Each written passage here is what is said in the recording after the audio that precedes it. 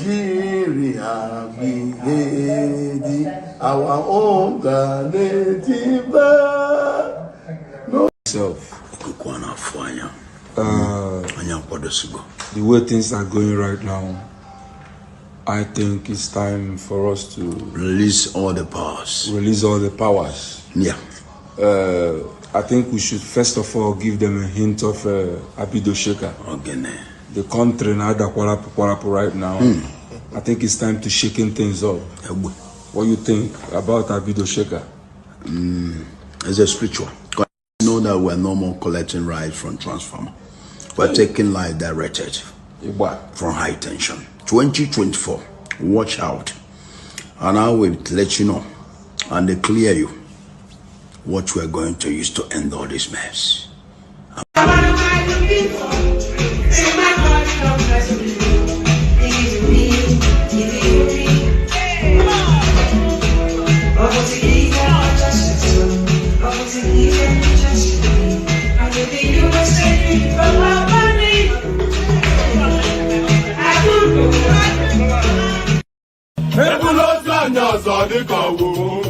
Okay now. To person between my pen. I see what I don't really forget. Okay. I'm going to film. One day, Mama Musi, I want it to go. Akana nwa mutelo mba, owe butike. Akanilu ne butilo nwanne m. Ọ̀tàgbẹ̀ wẹ̀kẹ̀ ya nígbà wáyà jọ̀gbà. Ẹ̀jẹ̀ mi ni ẹ kí n gbọ́, àkọ́bí ewé ayò, ewé tún méje, ìtún ló ní ọ̀tún ẹ̀ ṣe, ìfà ló ní kan fà ẹ̀ mọ́ra, àìbínú gbogbo àtàrẹ, gbogbo méjì ọkà bàbà, gbogbo mẹ́ta ọkà wáṣẹ́, orí ló túmọ̀ ẹnu, gbogbo ọ̀nà ní túmọ̀ ẹsẹ̀. Akọni ìmọ̀ tú ìmọ̀ ọjọ́, ìmọ̀ èmi ni wọn kì í dálẹ̀. Wọ́n bá lọ mẹ́lẹ́mọ́, wọ́n á fi jóye ẹlẹ́mọ́. Akọni wọ́n bá lọ gbé fèrè, wọ́n á fi jóye ẹrùkù. Bọ́wọ́ wọn bá tẹ̀lé, wọ́n á fi jóye aláre.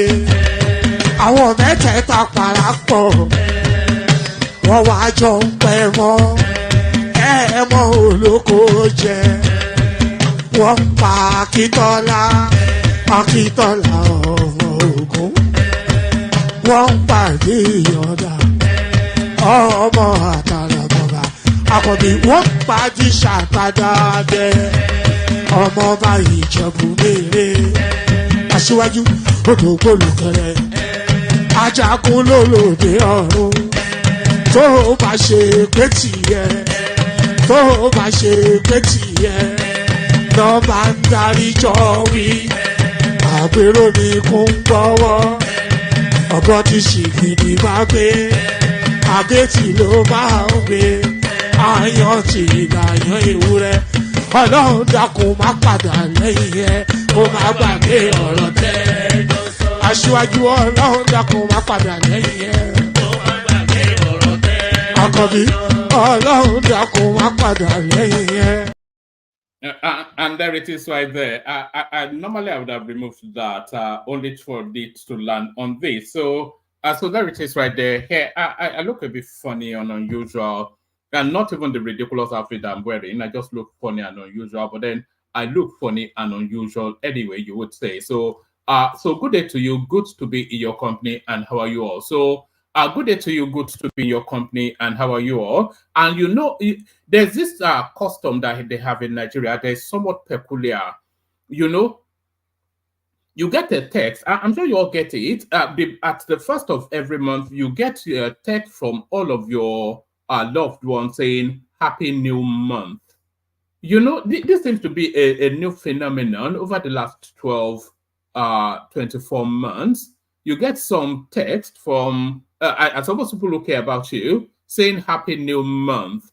I never even knew. And then it's escalating now to Happy Monday, Happy Tuesday, Happy everything. You know, I suspect that the Nigerians think if they use the word happy enough, it will vest itself, it will self-manifest. But is it Happy Independence Day, or what day are we celebrating? Democracy Day. So we have that day of celebration. So happy whatever day it is, if it's of any significance to you. So all that good stuff. The usual protocol, click on the like button just as soon as you come in. Subscribe if you haven't done that already. And if you want to come join us on the screen, you know, we're always and forever canvassing for new voices. So if you want to come and join us on the screen, click on this. Let me send it now so it's immediate to hand. If you want to come and join us on the screen, click on that hyperlink that says StreamYard.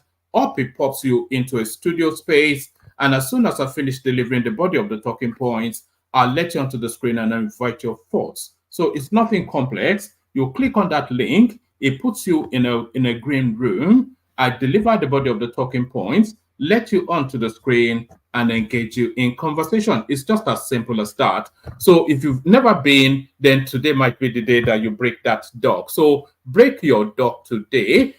So yes, click on like, click on subscribe. I've already said that. I said that routinely, but nobody seems to pay attention. But I'll continue because it's so important. That's why I say it. Click on like and click on subscribe. And then click on that hyperlink that says StreamYard. And then if you want to donate towards the platform, then click on the buy the coffee, not buy the coffee thing, click on the dollar sign at the bottom of the YouTube stream. So do all those. So click, click, click. So it's a whole mix of all sorts that we're going through today. So let's just launch into it and then we see where it lands us. So let's launch into it and we see where it lands us. Let's kick it off then with the, it's not on the screen. Let's kick it off then, and hopefully people can hear me okay. Let's kick it off then with the thorny issue of the Lagos-Calabar Superhighway. So this is the news that is, it's either the golden thorn or the golden, it's not a thorn, it's a golden thorn at the moment, it's a golden thorn at the moment, resting on Tinubu's head. It says, can I pay pounds? Whatever you pay, one Nigeria, it's never past two pounds, isn't it? You are one of those £2. I'm not quite sure if people super chatting the stream. I'm not quite sure if they're actually mocking the stream. You know, why do it at all when you're doing some derisory £2 or whatever it is? It's better don't do it at all than do some $2, £2. You know, but like I'm saying, the Lagos-Calabar Highway is a golden thorn. So if that golden thorn turns into a golden crown, or if it turns into a noose around the president's neck, only the short or mid to medium term would tell. So what do I mean? If this project fails, Tinubu goes down in history as a categorical failure. But if this project succeeds, then Tinubu, throughout the annals of Nigerian history until the end of time, sorry, who's texting me furiously? Hopefully people can hear me. Oh, look at that. Enemies everywhere. Look at this, Oluseun. They are trying to distract me. We can hear you loud and clear, one man.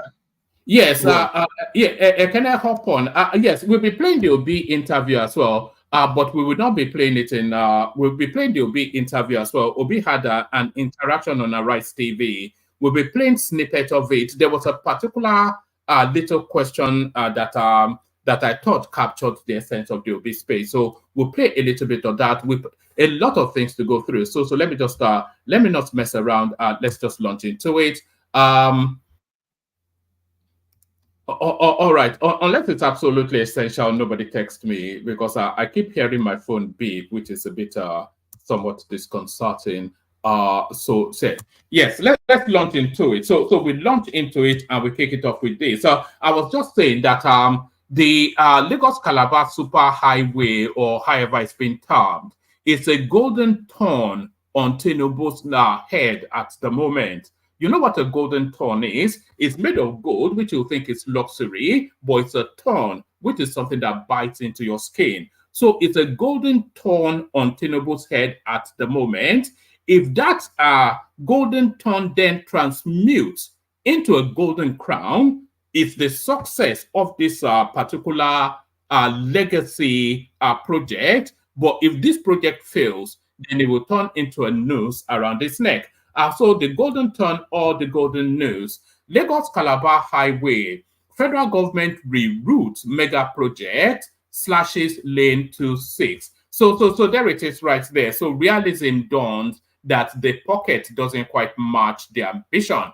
Realism dawned that the pocket doesn't quite match the ambition. Lagos-Calabar Highway, federal government reroutes mega project, slashes lane 26. So there it is. Let's get into it. The federal government says it has rerouted the Lagos-Calabar Coastal Highway path to avoid any possible damage to subsea cables belonging to telecommunication companies. So I think this was news a few weeks ago. So this is not news now. But what is news?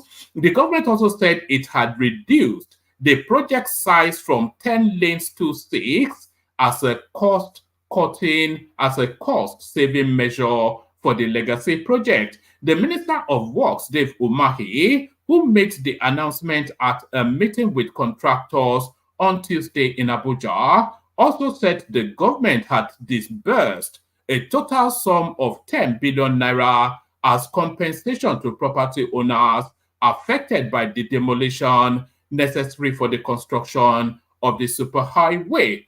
This was as it announced that the first 47 kilometers of the project would be open to public use by May next year. So there it is right there. So the success is immediate. I keep telling you that this is going to be essentially the cherry on the cake, of the Tinubu campaign 2027.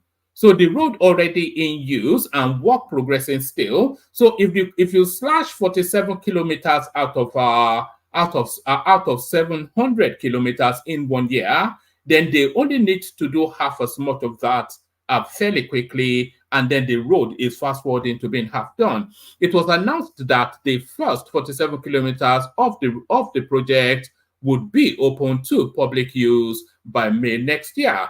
The government early this year began the construction of the Lagos-Calabar Highway, which is designed to extend through 9 states with 2 spurs, leading to the northern states using concrete pavement. So I think that's sufficient enough. I think essentially the news coming through here is to tell you then that they've looked at their monies again, and affordability has reduced the expansion. They better not reduce, because it needs to be an impressive edifice, and that 10-lane is an impressive edifice.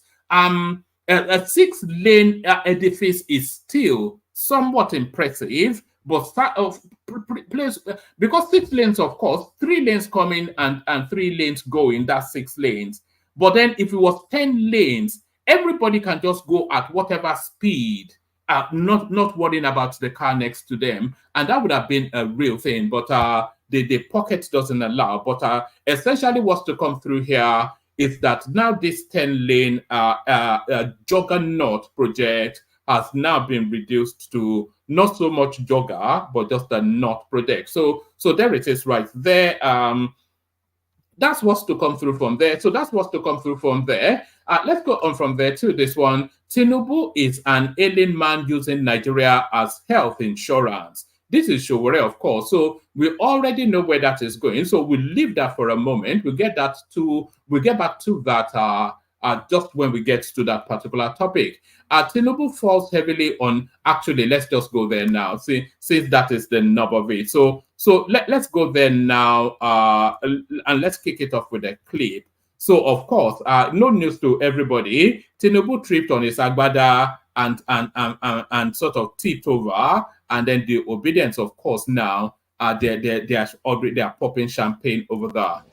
I'm telling you what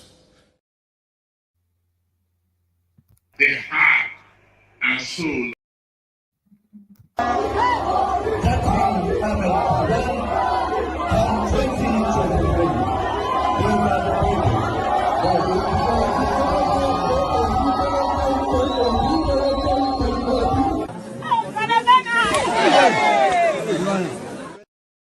So that first clip was to show you how young and sprightly Peter Obi is. So young and sprightly in contrast to this.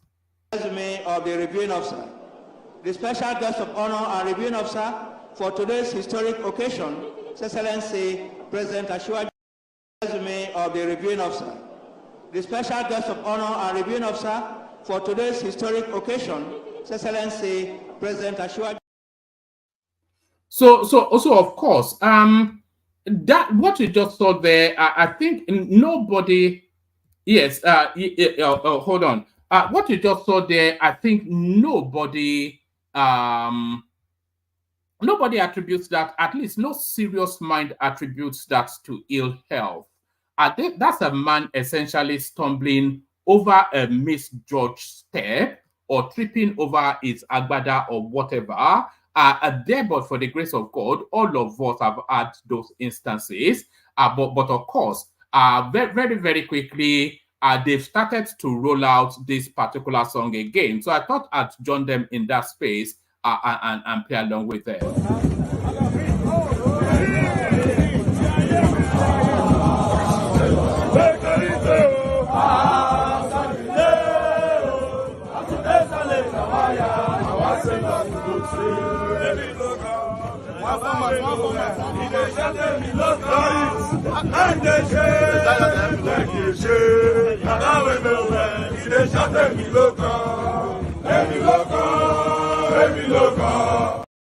So they've turned that particular incident into an Emilokon incident, Tinubu tripping over. But then, as I said, anybody, it's just a regular thing that happens to anybody. And just to prove that it's a regular thing that happens to anybody, here is an instance of the same thing happening to their Messiah, exactly as it happened to Tinubu.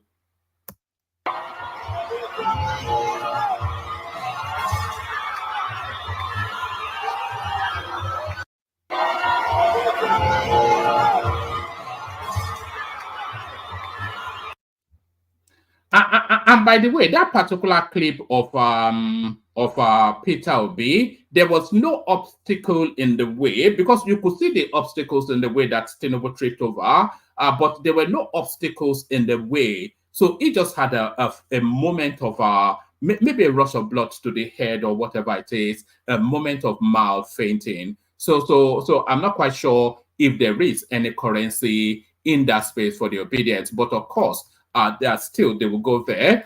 Tinubu is an alien man using Nigeria as health insurance, says Showore about President Tinubu's fall on Democracy Day. So there it is. Showore kicks it off, and they all then kick him in the head. It says, Revolution Now convener Omoyele Showore has said that President Bola Tinubu is an alien man who is using Nigeria as a health insurance. Showore, who said this on Wednesday, was reacting to how the president fell at the Eagle Square in Abuja whilst boarding the parade vehicle at the venue of Nigeria's 25th Democracy Day celebration, criticized the presidency and Tinubu supporters for comparing the incident with that of the US President Joe Biden. So I don't think they should actually be drawing parallels between what happened to Tinubu and Joe Biden, because of course, I mean, that's not a good example. So Joe Biden is in a vegetative state. So if you want to compare Tinubu with a vegetable, then I'm not quite sure that's the direction of travel. Speaking in an interview with VOP FM after the incident, Showore described the incident as no mere accident, adding that it is what we were saying when I was running for the office in 2019 and 2023. He said, Tinubu is sick, and there is no country in the world that should allow a sick man to lead them. So I'm not sure that there is a country in the world that is not being led by a sick man. By the way, Tinubu is not in the fullness of health. I think everybody knows that. I have said it, and I will repeat it here. I have no problem with old people, aging people, or sick people, because these are natural occurrences. But the moment it is established that they are incapable of running a country like Buhari did and held Nigeria to ransom for 8 years, step out of the way and let people who are fit, have capacity, and of great good health to run the country. So this great good health is, Showore has been doing a lot of marathon running at the moment. In all those marathon running, essentially inviting you to contrast his well-being against the well-being of the person that governs you. It says, there is no need to sugarcoat it. There is no need to compare Biden with Tinubu. Difference being that we know Biden's prognosis. We know that he is sick, and we know the nature and character of his illness and his old age. But nobody knows that of Tinubu. I think we know Tinubu's age somewhat. And I don't think that his condition debilitates quite to the level of Biden. Biden is vacant most instances. He doesn't even know where he is most instances. And then somebody excellently captured the other day that the United States is actually being run by the structure. If it wasn't the structure in place, it's just the structure in place that actually runs the United States. So completely vacant Joe Biden. So So I don't think quite you can draw parallels between Joe Biden and Tinubu. The former African Action Congress presidential candidate said, America has a great institution that can even run with exactly what I was saying. America has a great institution that can even run without a president, but Nigeria does not. Well, Nigeria ran for 8 years without a president. It didn't collapse. Yes, they brutalized the country, of course, but Nigeria ran for 8 years, the immediate 8 years without a president. So there are structures in Nigeria that runs even without a functioning president, because Buhari had no function. America has a great institution that can even run without a president, but Nigeria does not. Nigeria's fate is tied to the president's office. Every country's fate is tied to the president's office. It is a hopeless Unitarian system of government. We cannot be making that kind of comparison. By the way, if America is doing something wrong, so there he is. So he takes the first shot at that Tinubu situation. So from there to this, Tinubu falls heavily on Democracy Day. Nothing to worry about, says the presidency. So yes, we saw that he stumbled and fell, rather than a fainting swoon that we saw with Peter Obi. So there's quite marked differences. We played the clips however many times, but we saw that he stumbled and fell. So there's a marked difference between that and just fainting. He didn't faint, he stumbled against something and then he fell. The president of Nigeria, Bola Tinubu, had a heavy fall today, June the 12th, in Abuja, whilst attempting to mount the rostrum in the midst of several aides and security personnel. Footage of the incident, which has since gone viral on social media, showed the president missed the steps and fell across the open vehicle where he was supposed to stand to review the march past of military, etc., etc. President Tinubu had earlier in the day delivered a speech to mark. So responding to the incident at the Eagle Square, special advisor to the president on social media, Dada Olusegun, said that there is nothing to worry about. Olusegun, through the social media, admitted that President Tinubu missed his step whilst climbing into the truck. I mean, what's the news here? He missed it. I was going to invite if it has never happened to you, but I'm not sure there's a human being alive that has never missed a step and went face first to the floor. So still in that space, Nigerians react as Atiku sympathizes with Tinubu over democracy fall. So the mocking begins, of course. All of this, a lot of people flashing it up, only really to highlight it and then to inviting you then to draw concerns regarding his health. So Nigerians react as Atiku, that should say, sympathizes with Tinubu over Democracy Day fall. Former Vice President Atiku Abubakar on Wednesday sympathized with President Bola Tinubu over his sleeping as he attempts to climb the parade vehicle. I don't. It's just mocking words, isn't it? The sympathy has, however, generated reactions from Nigerians on social media. Following the incident, the People's Democratic Party (PDP) presidential candidate took to his Twitter handle where he stated that, "I sincerely sympathize with President Bola Ahmed Tinubu over this unfortunate incident as he was set to review the parade on Democracy Day. I do hope that all is well with him." So look at that. These people are wicked, man. It's unbelievable stuff. Yes, so reactions to that this isn't good coming from you. You can sympathize with him without posting the video. So he attached the video, of course. This is more like mockery, not sympathy. The table will turn. Atiku that can't climb down 3 flights of stairs. We saw him fall down 3 flights of stairs during the campaign. Tinubu is our president, and inshallah, you will never be president of Nigeria. Another social media user, Grandpa Frank, noted, however, that the fall was part of the parade plans, explaining, he said the fall has a divine message. It was part of the celebration. It was practiced. Nigeria will fall, but we will rise again. So that's the direction that all of that is going. So that's the direction of all of that is going. Let's move on swiftly from there. Let's go on to yes. There's too many storylines around that. So let's just yes. Let me bring you this one. This one is more of an in-house sort of storyline. So your friend of mine, Ijele Speaks, he has his day in court. Ijele Speaks leaving court today, June the 11th, bail ruling on Friday, June the 14th. I tried to call his number, but it's not going through. I think his phone might just still be with the authorities. It says, thankfully, it seems that Honorable Justice Aluko has seen through the shenanigans and their game, and obviously they are standing on nothing, like drowning man gasping for straw. So let's have a flavor of Ijele living at the court.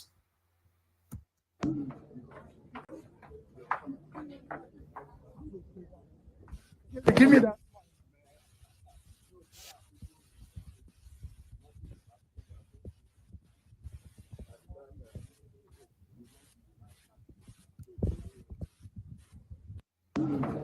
It looks somewhat contrite, actually. Maybe they have mellowed him down a bit. I don't know, but it looks somewhat contrite. But there it is. Let me give you let me give you a flavor. This is the Obi interview that a lot of people are talking about. Let's have a flavor of this. Firstly, after 1 year in office, do you think he has displayed the strength and the ability to tackle Nigeria's many problems? Are you impressed with mega projects, for example, like the Lagos-Calabar Highway? Well, you know, I've never made comment about 1 year in office. The reason why is simple. I would say that President Tinubu have kept to his campaign promises. Throughout the campaign, he consistently maintained that he will continue from where Buhari stopped. And that is done very well. I would say excellent. I'll give him an excellent pass mark. And it's very simple. Dollar was 460, is now 1,005. Fuel was 238, is now about 700. Diesel was 844, is now 1,415. A bag of rice is 35,000, is now about 80. A bag of beans was similar, 35, is now about 90. Gari was 27.28, is now 49.50. A tuber of yam was about 2,007 to 3,000, now is about 10,000. Tomato baskets is about 40,000, that is over 150,000. Electricity is 66 kilowatts, is now over 200. You can go on and on. Our debts, even bread, which is a basic thing other countries that subside, like Egypt, bread, smaller, medium bread was 450 naira. It's not 900 naira. The big one is 900, is 1,005. Our debt, like I mentioned, was 87. By end of last year, it was actually 97. The highest we've done within that short period. Now is about over 100 trillion. In fact, this year alone, the government, through the Central Bank of Nigeria, have issued and taken from the system borrowing of over 16 trillion naira. You can imagine the interest at almost 20%. It's about 3.2 trillion after 12 months. Add that last year, in a period of 9 months, we spent about 5.7 trillion servicing as debt interest on our payments. So add that. So overall, you've done well. Let's even go back to the overall of the economy. By the time he took over last year, we were still the biggest economy in Africa with $477 billion as our GDP, followed by South Africa, Egypt, Algeria, and Morocco. Today, we are number 4. South Africa is number 1 now, I think about $373 billion. Egypt is second, $347 billion, followed by Algeria, 266. And we are now 252 billion GDP economy.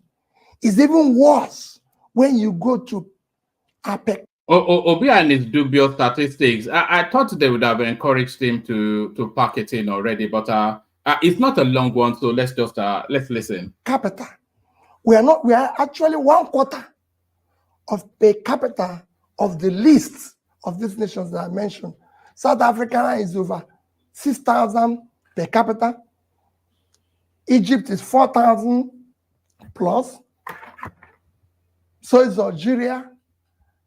And then Morocco, which among this is supposed to be the 5th, at 4,210, and we are 1,000 plus. So we actually gone low. We're coming from a low of per capita of 3,000 plus in 2014. So with every other thing have headed south. You see, insecurity is worsened. Well, let's corruption has worsened. Let's adherence to the rule of law has worsened. The country has been nepotism is at the highest. Let's look at one issue that you mentioned, and you came up with quite voluble statistics there, and that is the issue of the economy. The president, in the clip we played earlier, before our interview began, made it clear that he was aware of the fact that there would be pain before gain. I mean, if you look at every economy from Argentina to all the ones that have tried to reform their economies, there's always a bit of pain before the gain comes. That comes with putting in reforms, fundamental reforms that would eventually lead to an improvement in the economy. What I'm curious to know is, if you had become president, how difficult would it have been to govern in the current environment? Because you would have inherited essentially what President Buhari left for you to inherit. Because some have argued that whoever took over from President Buhari would have inherited a country that would have been very difficult to fix, with so much borrowing and debt and corruption and the fall in, you know, the currency and all the rest of it. Yes, you could argue that the government, that was part of what they said were their reforms. But in other words, you would not have been able to turn things around and deliver in 1 year. All right. I want you to pay attention to the question that Charles is asking there, because it's quite specific. But predictably and somewhat disappointingly, Peter Obi pivots to righteous indignation, and then he just goes to that space that he usually goes to. Because, of course, there is anyway, listen to what he has to say. Charles, the first thing you do as a leader who inherited a difficult situation is to lead by example, and it starts by your own style, by your behavior, your conduct, how you manage the resources. You cannot say that things are difficult when you're living in conspicuous consumption. The things you don't do. Nigeria today is a country with the highest amount of people without homes.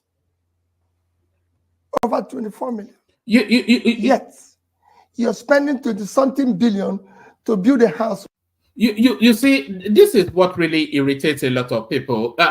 So the guy describes that, look, the situation on the ground necessitated what the government is doing at the moment, and you are unlikely to have done anything differently from what is being done now.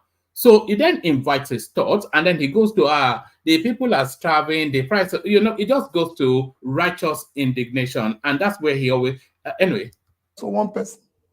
Mr. Johnson, are you saying that a vice president of Nigeria cannot live in a 4-bedroom house? You live in the UK. 10 Downing Street is 3 rooms. That is an economy that is almost 10 times our economy today. And the prime minister lives in 3 rooms. So that's where you start.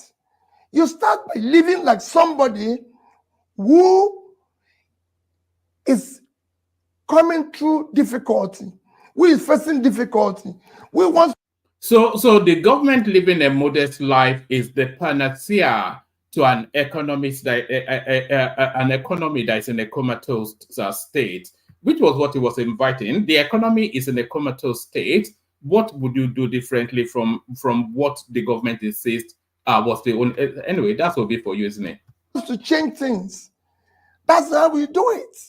You don't engage in what we've been doing, buying vehicles, partying and everything as if things are normal. When you say there's difficulty, you need to deal with the issue of cutting the cost of governance. That's where you start. So you need to deal with the issue of massive corruption. That is showing that I am now, okay, things are bad. Just have served the system where I came in and found that things are bad. All right, so that's Peter Obi somewhat. I don't want to overlabor that because I want to play you a 3-minute cameo from Charles Soludo as well. You're not missing anything from the Obi something. It's only really saying, as he always does, we cannot continue like this. That's sort of thematic space, not anything substantial or fluff. But let's go to this space. This is a more nuanced sort of interaction. Charles Soludo. So it says, I pity Tinubu if he approves on sustainable minimum wage. So let's see what he has to say. Next question will be for Governor Soludo.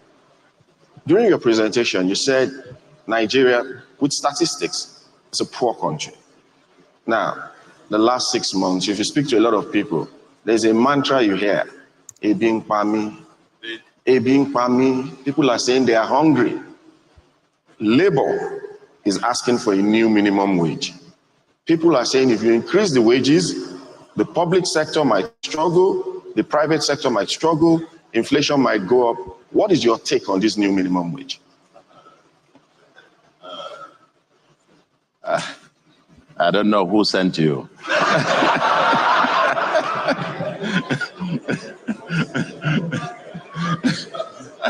I don't know. Whoever sent you, tell them you didn't see me. Comment on minimum wage, and as a sitting governor, that's like going to roast corn and on a petrol station. You know, because what are you going to say?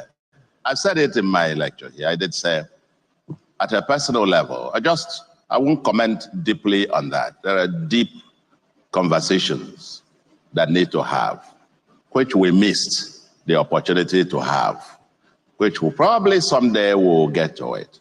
You know, discussion about minimum wage is a very emotional thing. The worker is saying, my wage can't take me home. And there's a numerous what he needs. Nobody is talking about productivity. Nobody is talking about ability to pay. Nobody is, and part of it, as I said during my presentation here, is the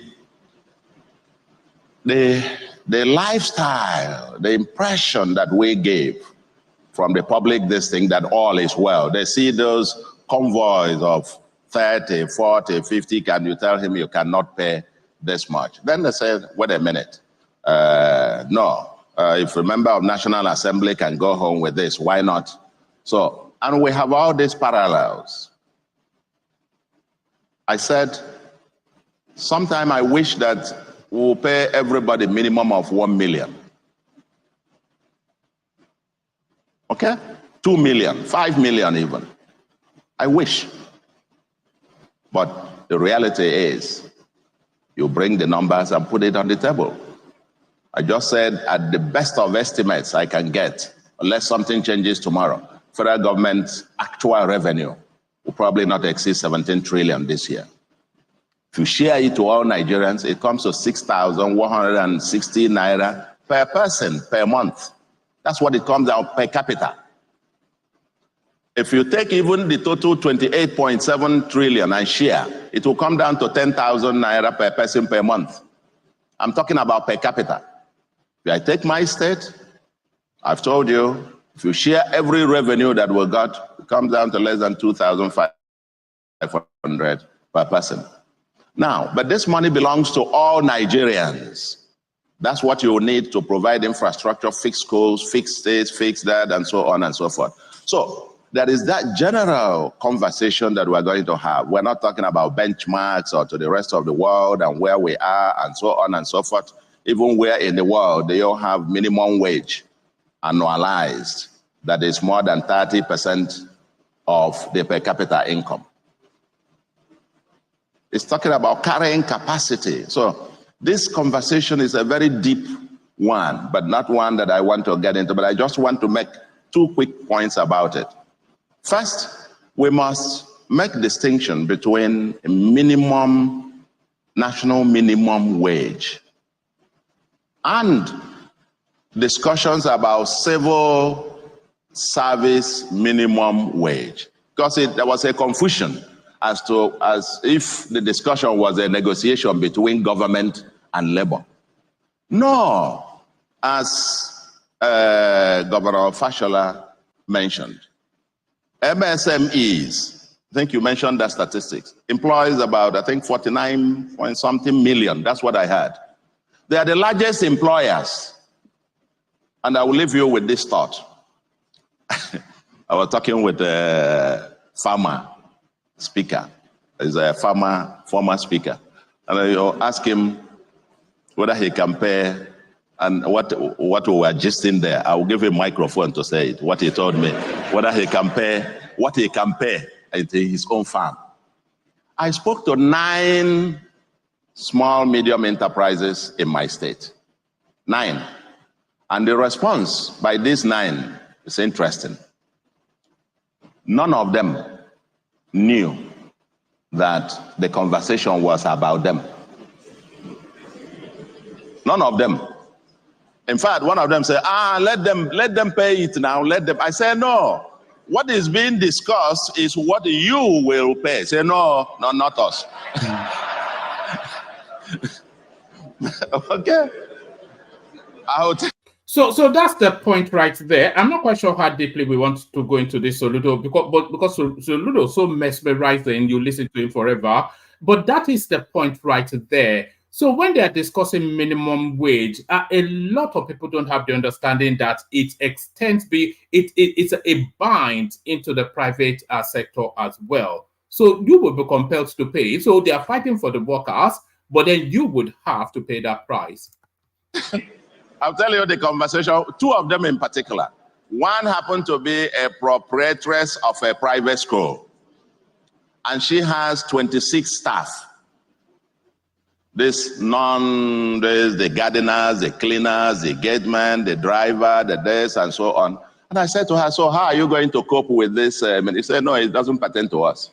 I said, no, that once it becomes law, that's what you must pay. And you know her response? He says, in that case, they can come and close the school. Or, he said, do I know how much she pays the head teacher of her school? They are talking 60. He said, in that case, if she raises the school fees enough to be able to pay that all the children will run away. Do you think now what the argument is? fighting for the workers, and they're bouncing off the wall like like a tennis ball. Not anybody specifically, but the counter argument. You know, the price of that minimum wage is inflation, is higher prices, as the school headmistress just explained to Charles Soludo. That's one. The second one happened to be one guy that produces some of this bottled water. And he has 33 staff. And you know, minimum wage applies once you employ up to a certain number, 25 or so. So 10 or there, about 10 or 25 or whatever, it's mandatory. You will be prosecuted if you don't. So I said to the guy about him, he said, no, it's not for them, it's government. When I tried to convince him that it's also about him, what he's going to pay, his response was very interesting. He says, now, after buying diesel at the cost he's buying, that he's actually thinking of laying off some of the workers. That's an additional consequence of this minimum wage conversation that people don't factor too often. If they compel that minimum wage to round about a bracket of 100,000 naira, there'll be mass job losses because the system, both at the private sector and the governmental space, simply cannot afford it. That the margin, because there is a limit to which he can increase prices. So the only thing he will do is to lay off some. He said, well, if they come and force me, then I close this place. Now, it's important that we understand that we're discussing the minimum which everybody will have to pay. The churches, the schools, the roadside bakery, the farmers who employ a certain number, everybody. Those SMEs that employ the 49-point-something million, they must pay this. That's what it is about. Once we understand it, no problem. That's the point. It's a very important thing that we understand, because we're not discussing civil service minimum salary, because they make it as if it is government versus us. Government versus, it's not government. Put it what it is, and then if I receive what I got in a month, I put it on the table, then you got to ask how many staff can I pay? I have just recruited additional 8,115 teachers. For comparison, the Labour Party in the UK is proposing that if it wins the next election, it will recruit additional 6,400 and something teachers for the entire UK. In Anambra, in 2 years, I have recruited.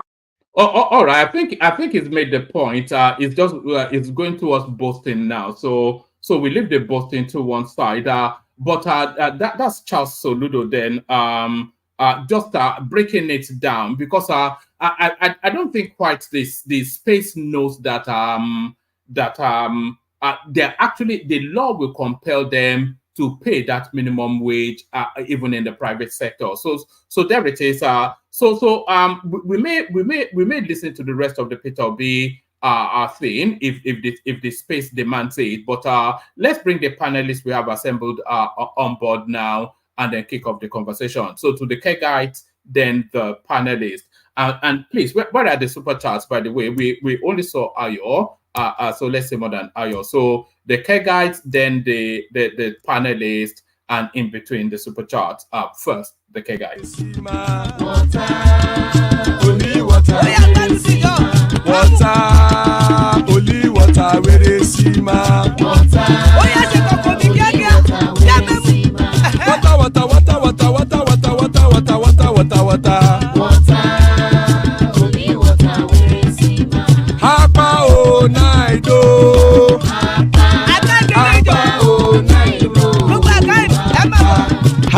You don't come home.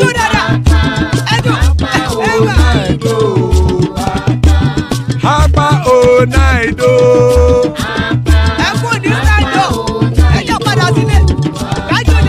Oro keke elemu ye o. Ibe shodi ya keke Master kẹ̀kẹ́rẹ́ lẹ́mùrè o.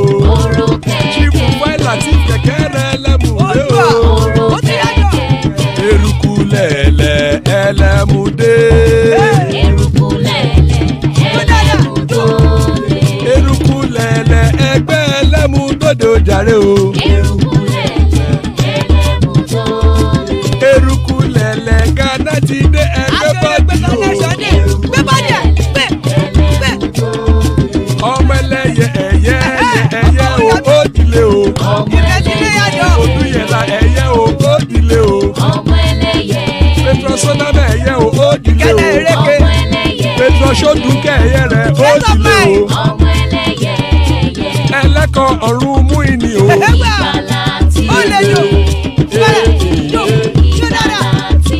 Àkùkọ ọ̀run méjìkọ.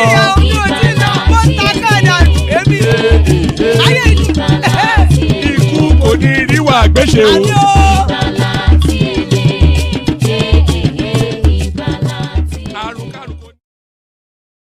And there it is right there. Akoko Onrume come, the cockroach of the heavens don't crow yet. So amen to that on behalf of myself and you, my friends, are joining us, the elegant man of prestige, always a delight prestige here. Babati in the house, always a delight. BT, father of the bride, Ajanle Koko, there he is right there. Ola comes in under a different name. He will explain that in a moment. Isaac, I think, is making his debut on the space to make things run smoother. Thomas in the house, Baba, of course, and there's a Kenneth joining us from Ojo right there. So good to have you, gentlemen. A real delight. BT, you said you wanted to say something quick, but yes. I missed it in the readouts. But yes. Let's have it. Yeah, good evening, everyone. Oh man, what's up with the wife beater, man? You go I don't know. Is it a show off or like? No, I'm mimicking Prestige. He always comes on with all of these things. So I thought maybe I'll mimic Prestige today.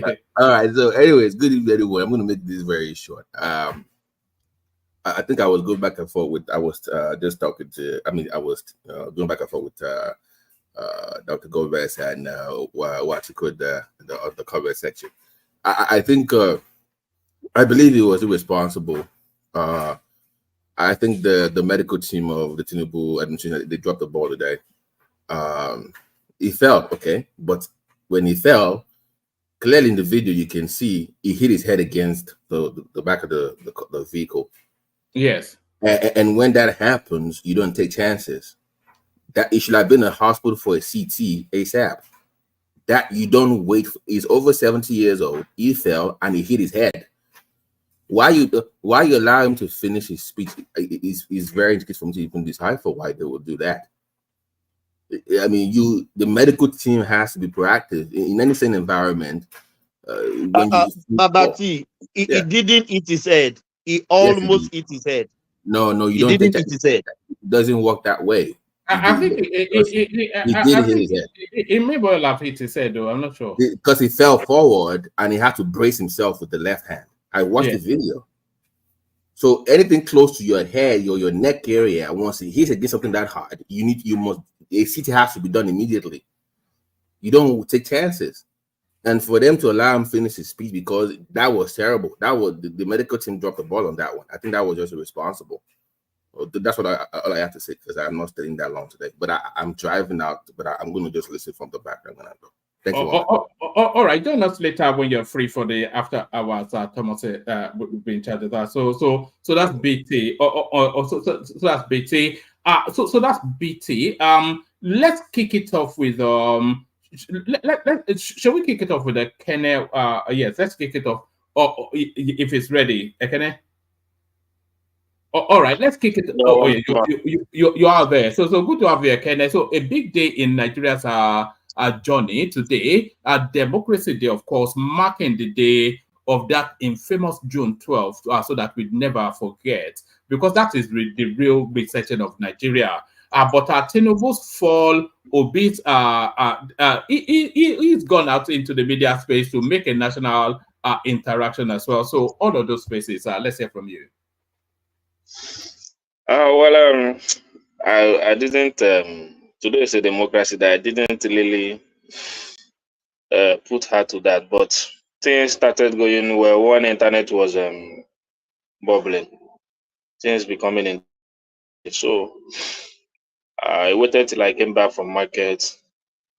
I go through the internet. I saw what happened to Mr. President, and I'm very sorry about that. Though many people might not like him, but he's quite pathetic. He's an old man. So if my father has fallen like that, I know how I will feel. It can happen to anyone, Shia. It has happened to me, though I was carrying a load when such thing happened to me. So, but it can happen to anybody. I don't see it as maybe because he's ill or whatever, but I think it's maybe that Abada is too much for him. They would have been making it too short because I felt that maybe his leg matched the other one. I was just saying he should. I was just saying, Canada, he should not even be wearing Agbada anymore. Just wear up and down. You know. Yeah, he shouldn't be wearing Agbada. That thing is too much. That Konkosa is too much. So maybe they should find another design for him.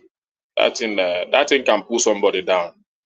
Is there? But the issue I want to bring out there is that you left him. The people that attacked him and you are attacking Obi and Atiku that even No, I spoke about that. I spoke about Atiku the most. I didn't speak about Obi at all. Obi, okay. Everybody had a little bit of it, but it's fair enough though. It's politics now. It's not even anything. They had to use the opportunity to say, look at it now. So yeah, of course, it's fair enough. No, it's not. It's not. It's not. Everything is not politics. Everything is not politics. To this extent, it's not politics. So anybody that takes it as a politics, that person doesn't know what he's doing. So it's a very ugly situation, even to our nation self, because BBC carried it, the video. It's a very ugly situation to our nation. So, and the article tweeting in a bad manner like that doesn't show an elderly statesman that he is. It shows that he has some that kind of, and they attaching the video to it. It's not a good image for him, but a lot of people, and I was expecting people like Reno, Daniel Buala to speak against his action. But I was surprised that Reno was busy posting Obi video when Obi nearly has such an incident. And that shows you their hypocrisy. And these guys are very foolish in my own eye. So, but their master, they know their master is to it. They couldn't speak against him. They were busy posting a Obi video saying all manner of whatever they want to say. And that's why when people like a lot of people praise Ronnie Omokre than Obara, I laugh at them. Why is your integrity? Well, you're aligning your thoughts with such individuals. It's very bad. But that's their way of politics here. And it's a more interesting day when I heard that Obi was going to speak on Arise today. And it's a very big interview, very interesting, one of the best for a very long time, whether you like him or not. He gave a very, very good response to Soyinka. I know you couldn't finish the video. It's a long video though. Maybe if you would have get that side that he responded to Soyinka, it would have been a nice one. Even responded to Charles Soludo, who said that his 2 years or 3 years in office is better than Obi 8 years. He responded to him perfectly. You go by your campaign promise. Obi was boasting, and we are boasting about him, that everything he campaigned for in Anambra State, he delivered.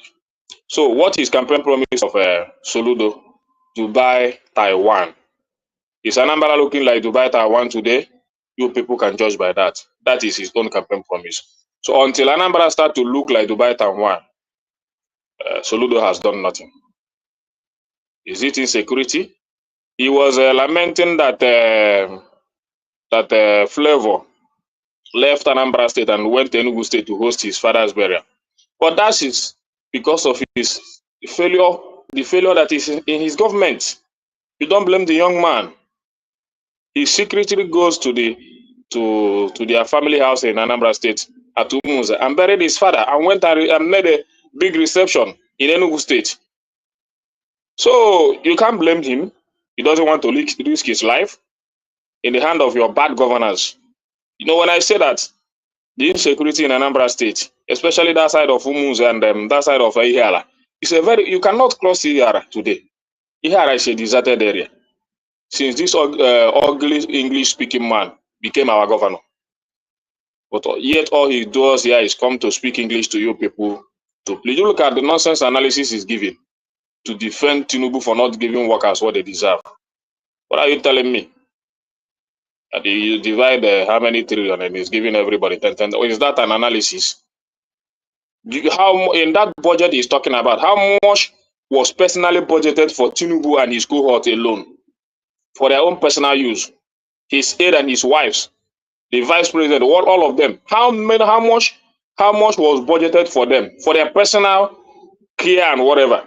You have their hardship allowance, you have their wardrobe allowance, you have their vehicle allowance, you have all these things in that budget. And even in that same budget, you are secretly paying subsidy. And this uneducated professor will come here and be saying rubbish. You think we are fools in this country? Are we fools? It's for the people that want to be fooled. It's not for me. If you're not competent, you leave. So sorry, are you saying that Charles Soludo does not know how the economy works? Or he doesn't know anything about the economy. Economy is not about English speaking. Yeah. All right. It doesn't know. When you remove all this, when you remove all this money attached to Tinubu and his aid and his where are they? Wardrobe allowance, all these unnecessary allowances everywhere, and the budget padding, included the budget padding, and all of that.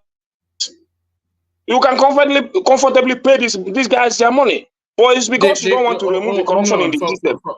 Forget all of that now. The former CBN governor is telling you how when they hold on. When they crunch the numbers, the minimum wage at the anywhere near the level that the labor union is agitating for, it's going to cost the country about at least 3 trillion naira. So the economy cannot insulate that level of wage, and that level of wage even leads to inflation. That's what Soludo is explaining. So you can do what they say, and then they buy SUV, and then that it's not about that. How much did they buy SUV? 30 billion. That's not anything to do with the minimum wage.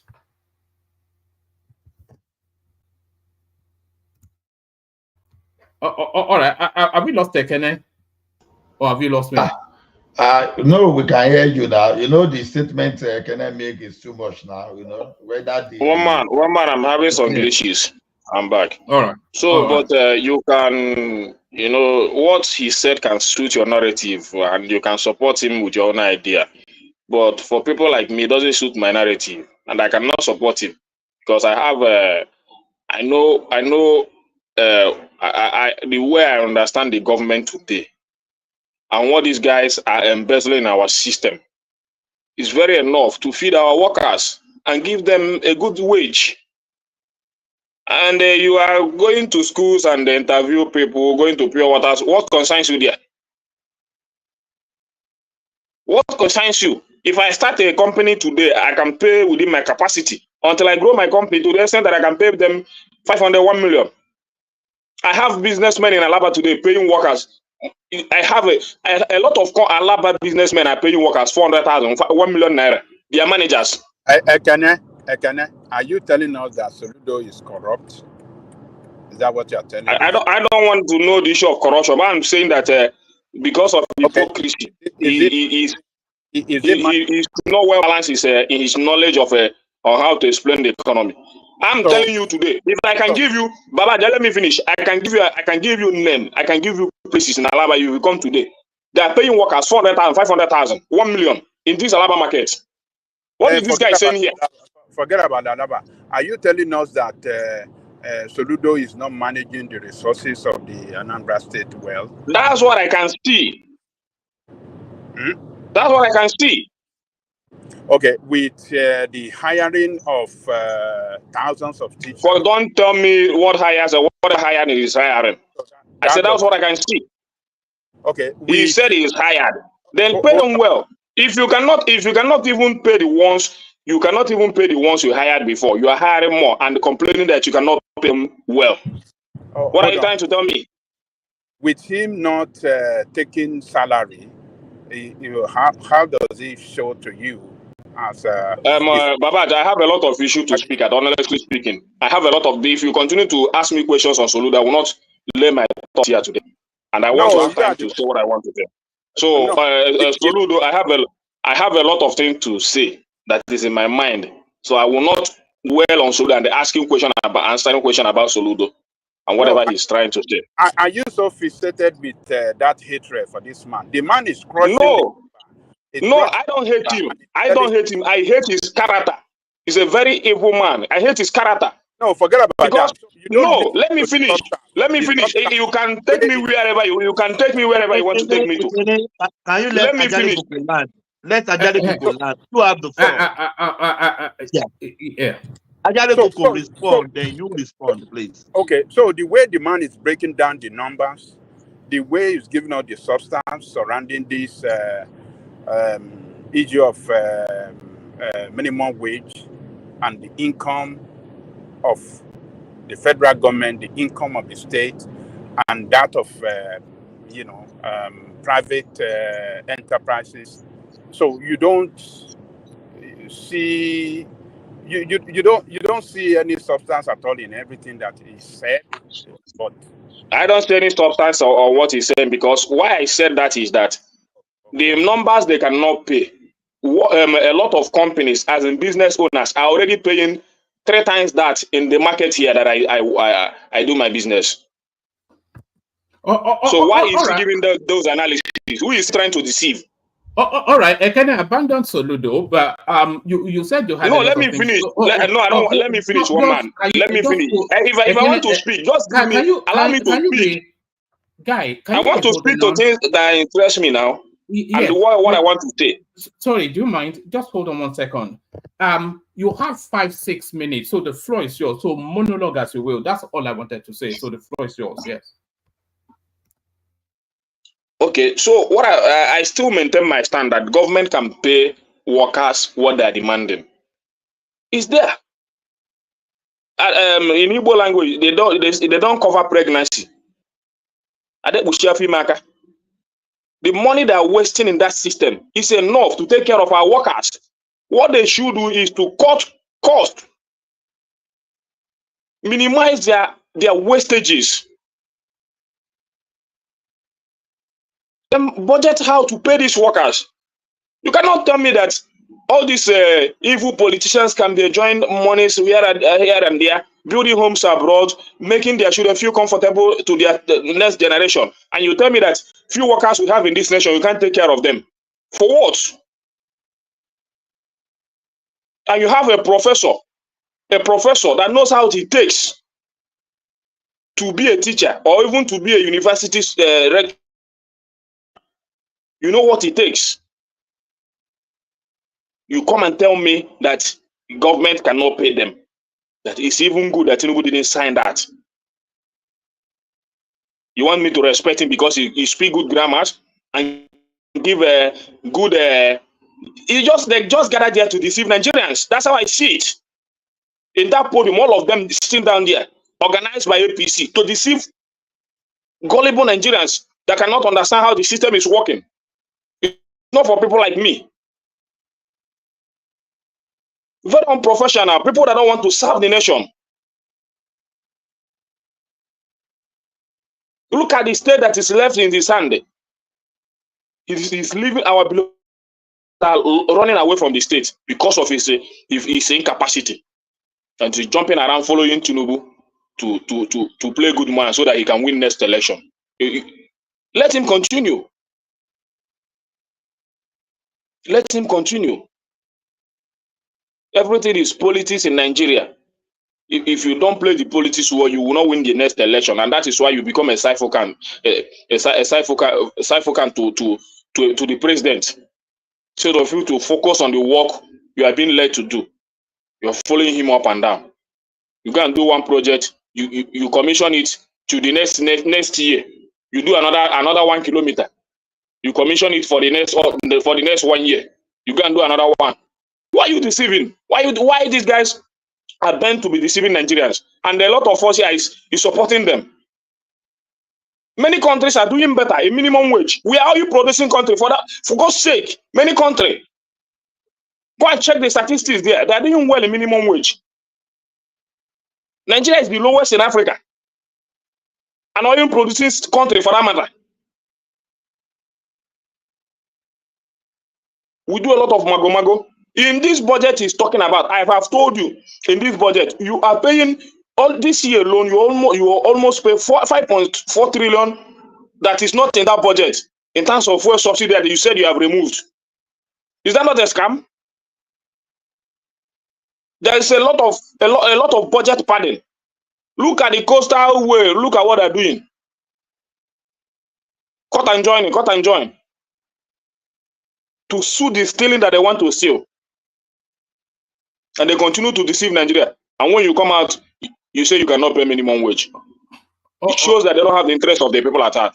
So for me, whatever that is happening, I commend P2B for coming out today to make that democracy day very interesting one for people like me, not for you, not for you one man, not for Tamos, not for a lot of you guys, for people like me. He made it interesting for me.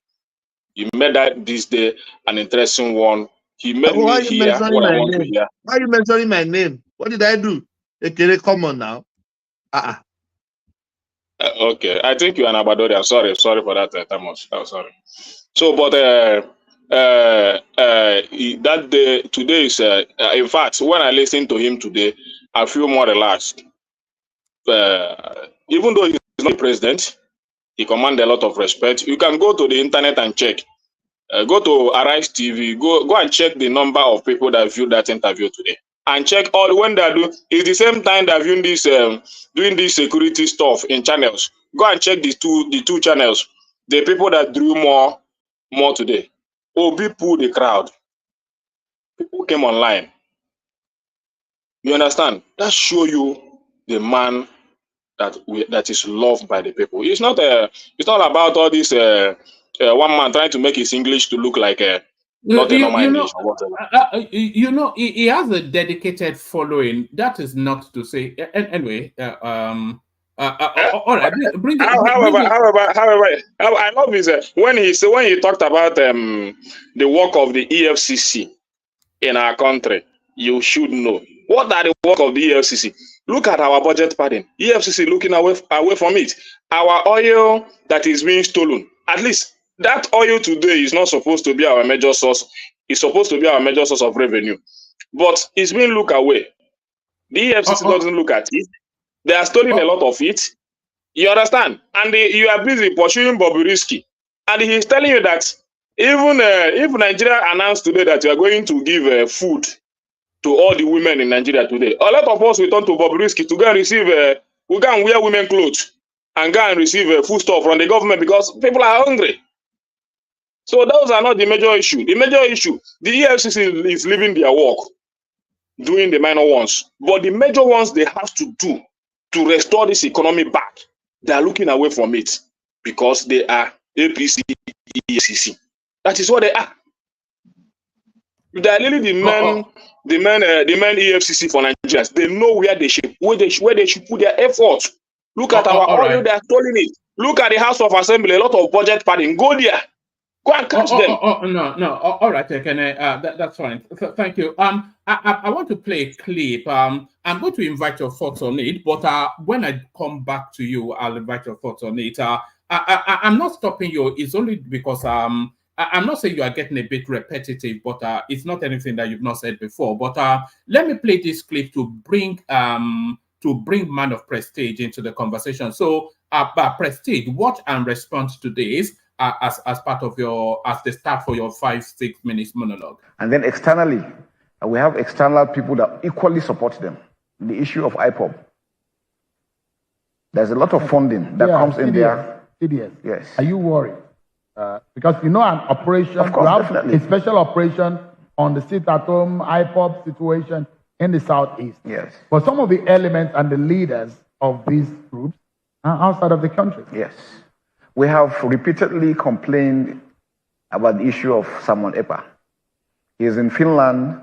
The Finnish government are giving him all the support, and he's doing what he's doing. Comments he's making, people are being killed, and nothing is being done. And this is democracy. If the European Union is the one supporting democracy, and this is happening, and they're not taking action, then they don't mean well for Nigeria. We have said that in clear terms. We need to diplomatically find means of getting him out of whatever it is that he's doing. He must be arrested, he must be prosecuted. Look at it from the other way. Assuming he is in Nigeria and he's doing that to the Finnish government, you think the European Union will allow that happen? They definitely will not. So why are they allowing him to do what he's doing? And people like him that are doing such things, trailing the funds is very critical. I know a lot of the First Central Bank, the NFIU, are doing a lot in tracking down how the funds flow. And this is part of what we call the oxygen of terrorism, is logistic, leadership, and funding. Your ability to be able to tackle those things and trail them and deny them the ability to operate will kill terrorism with good governance. Now, you can see the statistics that came in, political will. And political will is not from federal government alone. The states are critical. For me, if I look at the aspects, what do we need? Let's look at solutions. Do we have a comprehensive database as Nigerians? If you go to Chad, Cameroon, and Niger, once you enter, they know you are not a Nigerian. And they have this duty as citizens. Once you speak, the man knows you are not a Nigerian. The next thing he tells you, if he's a taxi driver, he tells you his vehicle has a problem. He's calling the gendarmes. Before you know it, the gendarmes are coming to ask you, what are you doing in our country?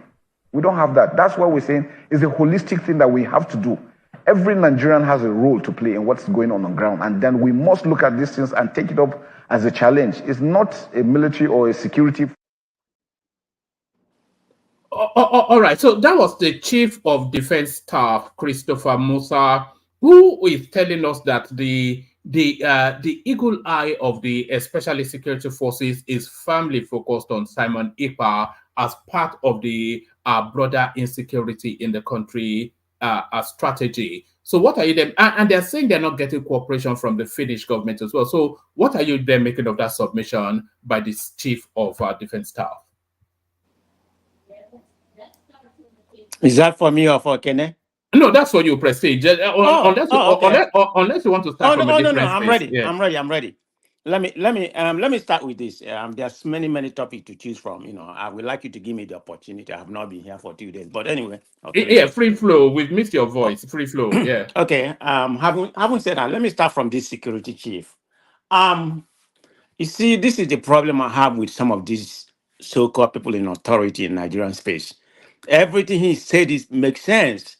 But if you're going to come here and complain about not getting the intelligence, blaming the Swiss government and everything, I mean, the military has the highest budget. Look at the budget of the military.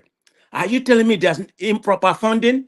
They're supposed to try to track where this money is flowing from. That's part of the intelligence. What part of the intelligence are we developing? You can't even track how all this money is flowing into Nigeria through the banking system and other thing. And you come here and complain to us. I mean, you don't have the power, you don't have the will, Even at all you have the will, maybe corruption embedded in it. That's part of it. Then they may budget the highest. This past budget has the highest ever in Nigeria, in Nigerian military. Okay, where's the funding going? I mean, if you have the capacity and the manpower to go and extrapolate Nnamdi Kanu from Kenya, why can't you do what I consider to be a little bit minor, intelligent? That's what it did. That's what it does. I mean, I'm against Eba. I mean, I wish he died. If he's the only one, probably other people perpetuating the whole thing. This is supposed to be tracking, even I thought there are some people in the southeast, whether governor or whatever, because I don't even believe anything that come out of that country, even the governors, they're all liars, corrupt, even the ones in the southeast. Why can't you, see where this is coming from? All this sit at home. Are you telling me all these guys, let me talk about, exactly what he's talking about. I'm not gonna make it broad, about whole Nigeria. Let me talk about the southeast. All this sit at home nonsense, and who is funding all these guys, that myopic in their thinking, they don't think, they just give them, I don't know how much naira they give them to go and perpetrate all this crime. Look at what happened in Aba yesterday, and there's one that happened in Imo. I think it was 2 police that is shot. I don't know if they die right now. No, I don't know the situation up there. I think it was about 2 days ago. So this keep on happening. It gotta be something lacking in that Nigerian military. I mean, you have people. You have you have Nigerian military station from like about half a mile is police checkpoint. I mean, what are they? What are they sitting there for? Like like a dumb bear, lame dog. They are not doing nothing. I mean, look for intelligence. Find the right logistic to tackle this crime going on all over Nigeria, not just in Southeast, but this Southeast in particular, is very deplorable. I mean, we should the situation should be subsiding right now, but I don't see any situation subsiding. So, I mean, I think he's being very disingenuous. If he come here, and blame everybody. How about yourself? Are you not the chief in commander of the military?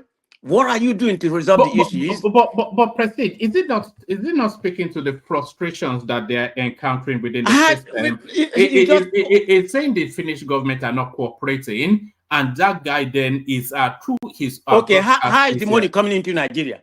That's the point I'm talking. How are they funding all these people? Let's stay in the Southeast. How are they finding all these jobless idiots? Is it not part of it? They don't have job. Believe me, if anybody with intelligence and have a job, they won't be perpetuating all this crime. They are perpetuating the Southeast. I'm not saying because you don't have job, you can't go find job. I'm not making an excuse for them. But they put themselves in this condition because they are, they are willing, they are willing to buy whatever some other, co-conspiracy, is doing. It cannot be the intelligent is not working in that country. I mean, that's my situation. It's a very delicate one, Prestige. If the government goes all out very, very, very quickly, it will become a tribal narrative. No, one man. It doesn't have to be heavy-handed. Believe me. Heavy-handed is not going to stop the problem because it can't kill everybody in the Southeast. Heavy-handed, it's not going to stop the crime. That's not what it takes. It takes a very simple logistic intelligence. I mean, it doesn't require heavy-handed. What had heavy-handed resulted in the Southeast, maybe to a minimum. Okay, look at the North. All this Boko Haram. Did they let him flow? We're trying to what? No, he can interrupt me, but let's be civil our conversation, okay? I'm not here to. Go ahead and interject. I don't have any problem. All right, let him come in. But before you come in, Jide, let me just set this as a golden rule. The interjections has to be only just a snapshot infusion, not a long. I still have more way to go. Yeah, not to you specifically, Jide, but for the stream in general, because the interjections has to be just a short infusion into the. So Jide, the floor shows. Yeah. Okay, thank you, woman. Man of Prestige. I think what woman is trying to put across to you is this: that don't you think that if they are trying to track the finance, you understand that is coming into that region, they would be also, locking down on innocent people that want to send money back home to their people for development, for whatever it is, upkeep and things like that.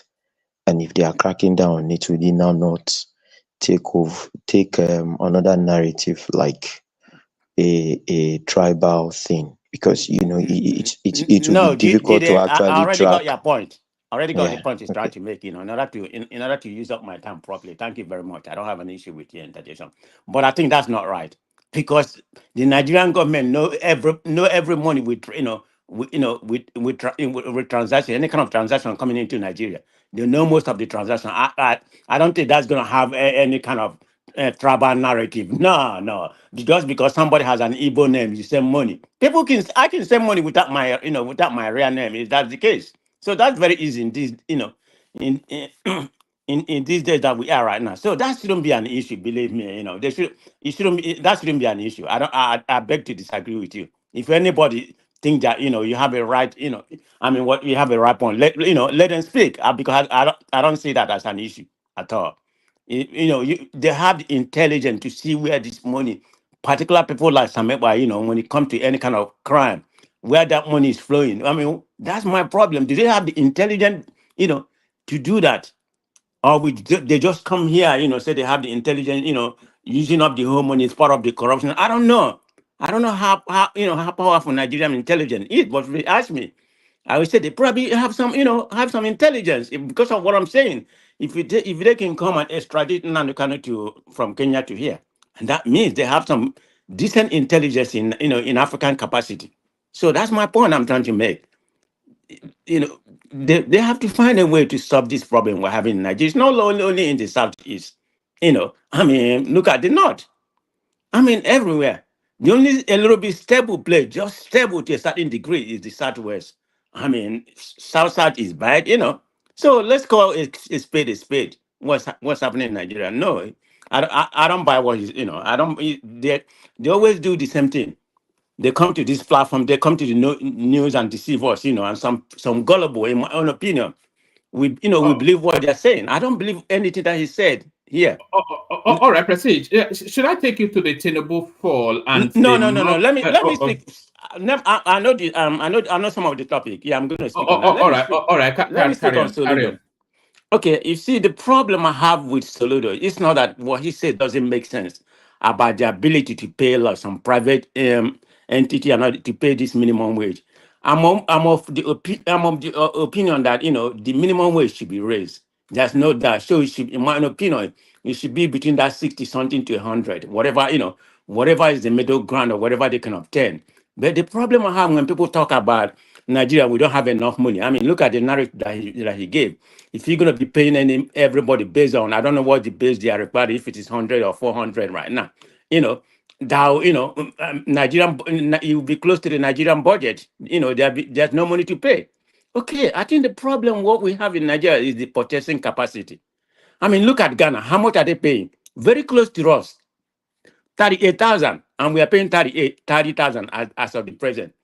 But they are not complaining. So it has to be the purchasing power. No, Ghana is probably more expensive than Nigeria, but they have a lot of things working for them, like electricity and something like that. I don't see them complain. Maybe they do complain. I've not been to Ghana space, but they are not as loud as what Nigeria are complaining right now. Are you going to tell me? Look at the I have a friend who lives in Abuja. About this increase in electricity. He has some business. They have moved him. He used to be in Band B. Now they have moved him to Band B without him knowing. He wasn't informed, just to pay this high bill. They say it's working right now. According to what he's telling me, it's not working for him. It's still the same thing. Nothing has changed. He's receiving the same, what he was receiving him, when he was in Band B. But they want him to be paying. Well, he's paying it. He has no choice because he's a business person. So, but anyway, let me go. Like Soludo was saying, the problem I have with Soludo, what some of the things that he said makes sense. Yeah, minimum wage. When you say minimum wage, that has to be the base rate, and everybody has to pay that. Whether let's assume it's 100,000. Yeah, true. Some of the private people or whatever, I don't know. Maybe they can reach up. I don't know what kind of business they can do. I know it's trader, so maybe he can afford or he can not afford it. A lot of business is going to go bankrupt, or they're going to they're going to fail, but they have to be a benchmark. So this minimum wage they are talking, is it just going to be the federal workers, which is less than, is that about 2 million or whatever? Is that the only people that's going to benefit from it? But that's not the way minimum wage work. When you have a baseline for a minimum wage, just say, let me give an example of America. Sorry, I'm not sure if you listened to what Soludo was saying. No, I heard what he was saying. Let me just he was saying that the minimum wage actually by law compels it as a baseline level payment to every Nigerian in every sector. So your school proprietor, your beer parlor, madam, and your organizer, even they all have to pay it. And this is the point that it's because a lot of people actually think that the minimum wage is just for the civil servants. No, it compels the entirety of the country as a baseline a baseline level of payment. Yes, Wama, you are not having the same point we are trying to make. I agree with you. That's why I was speaking to American, baseline, 700, 750 as minimum wage. In California, now, we are paying about, $20 an hour. In Florida, where I'm right now, we pay now about $11. That's just the baseline. Depending on state, they can pay. But if you say 400 like now, you are requesting. I mean, that one is insane. I don't even know where that request come from.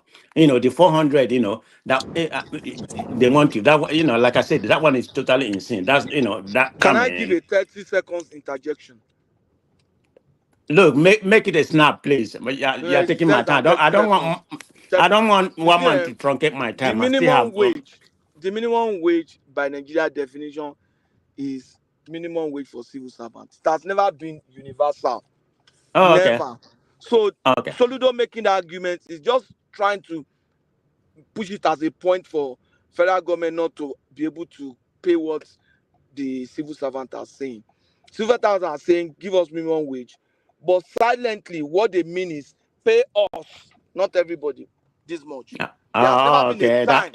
There has never been a time in the history of our negotiation of minimum wage that they've paid that has applied to private sector. No, never. Okay. Thank you, I'm not Patoski. You prestige. work in Nigerian system, so you are very familiar. But Man of prestige, let me say something. Hold on. Let me say something.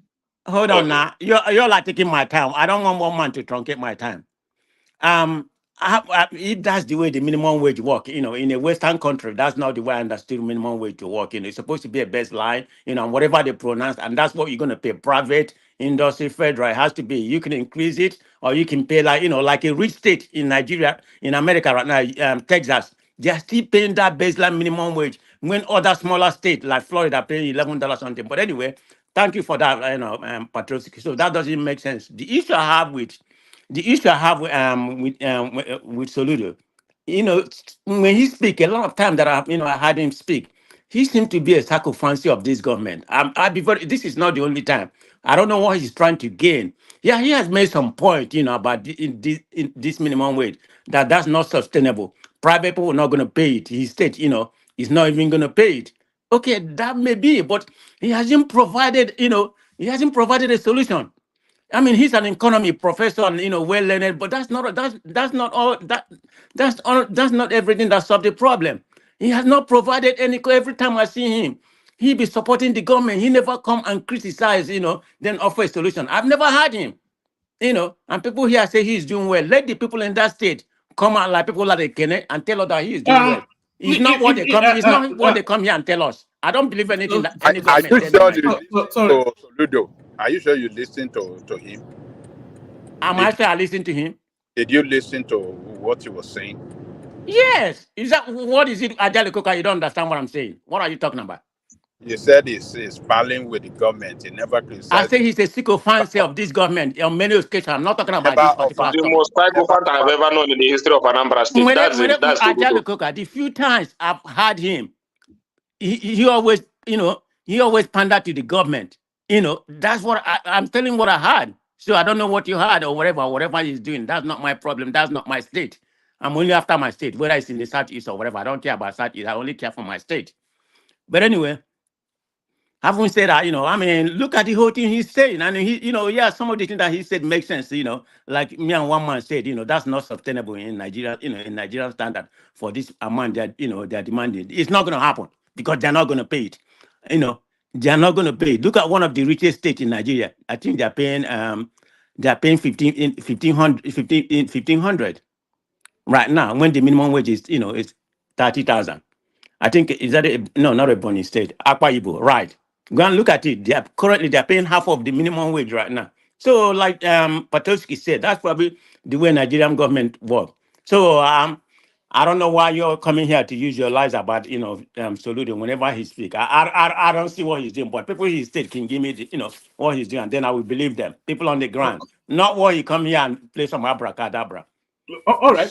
Can I take you to another topic just to manage the time? Yeah. Let me go ahead on the Tinubu.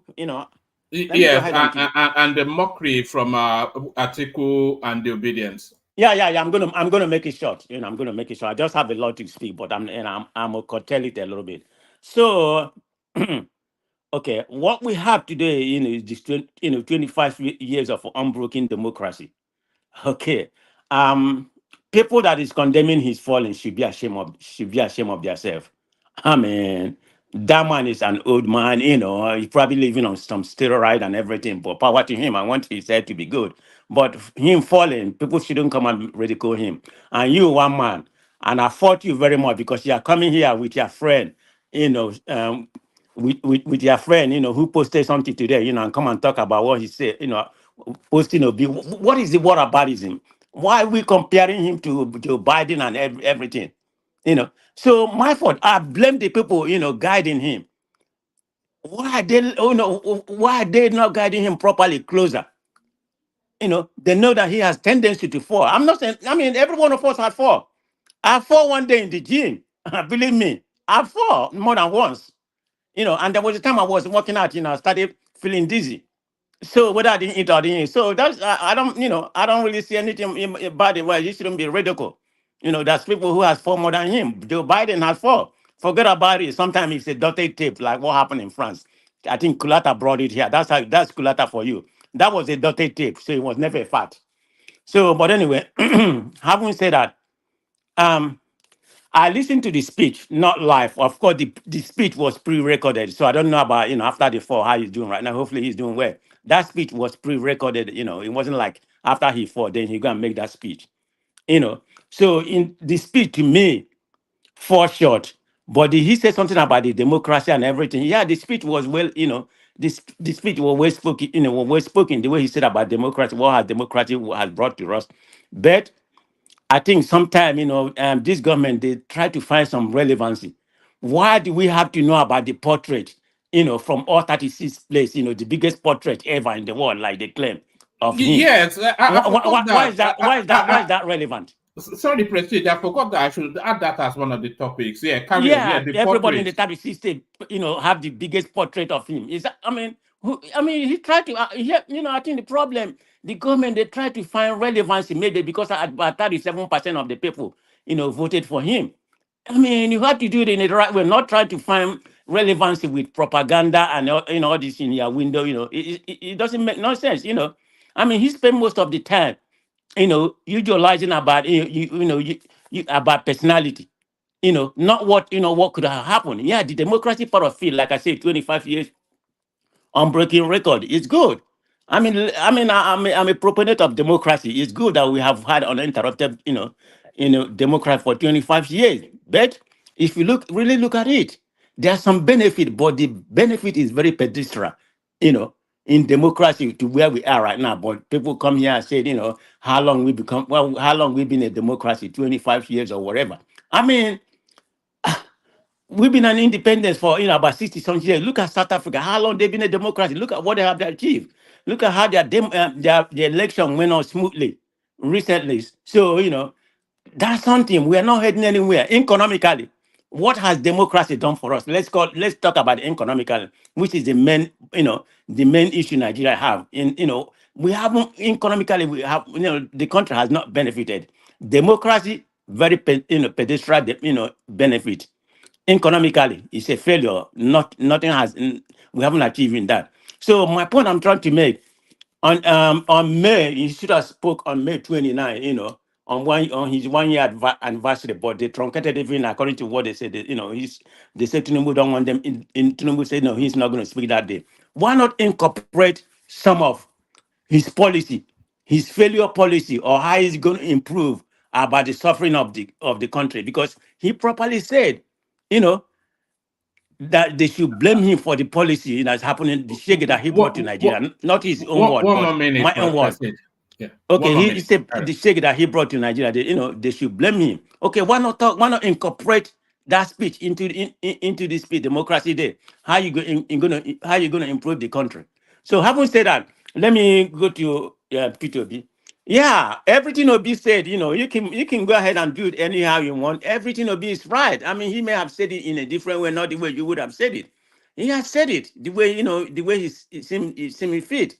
And if you look at it, the right minded people is gonna, is gonna look at what he said as something favorable, or it's only you and some of the Aguados here, may look at it negatively. But even at all, some of you believe it, but I think sometimes you're just do it for traffic purpose because you don't know what that man is saying is right.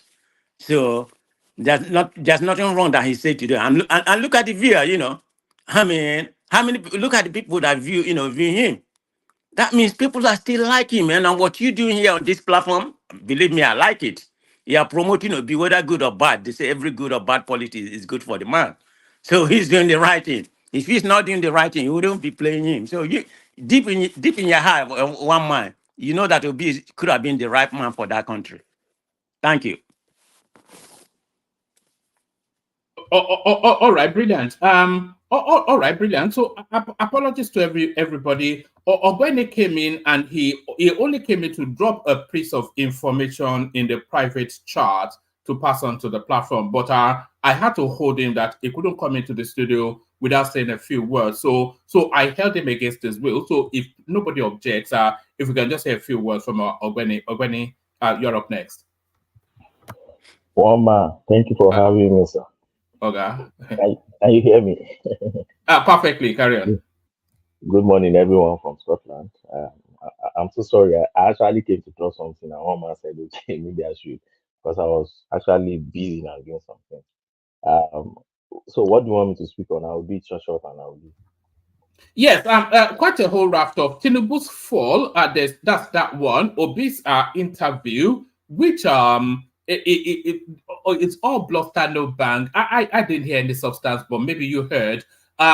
Variations in the Lagos Calabar super highway. They are condensing it from 10 lanes to 6 now as a cost cutting measure.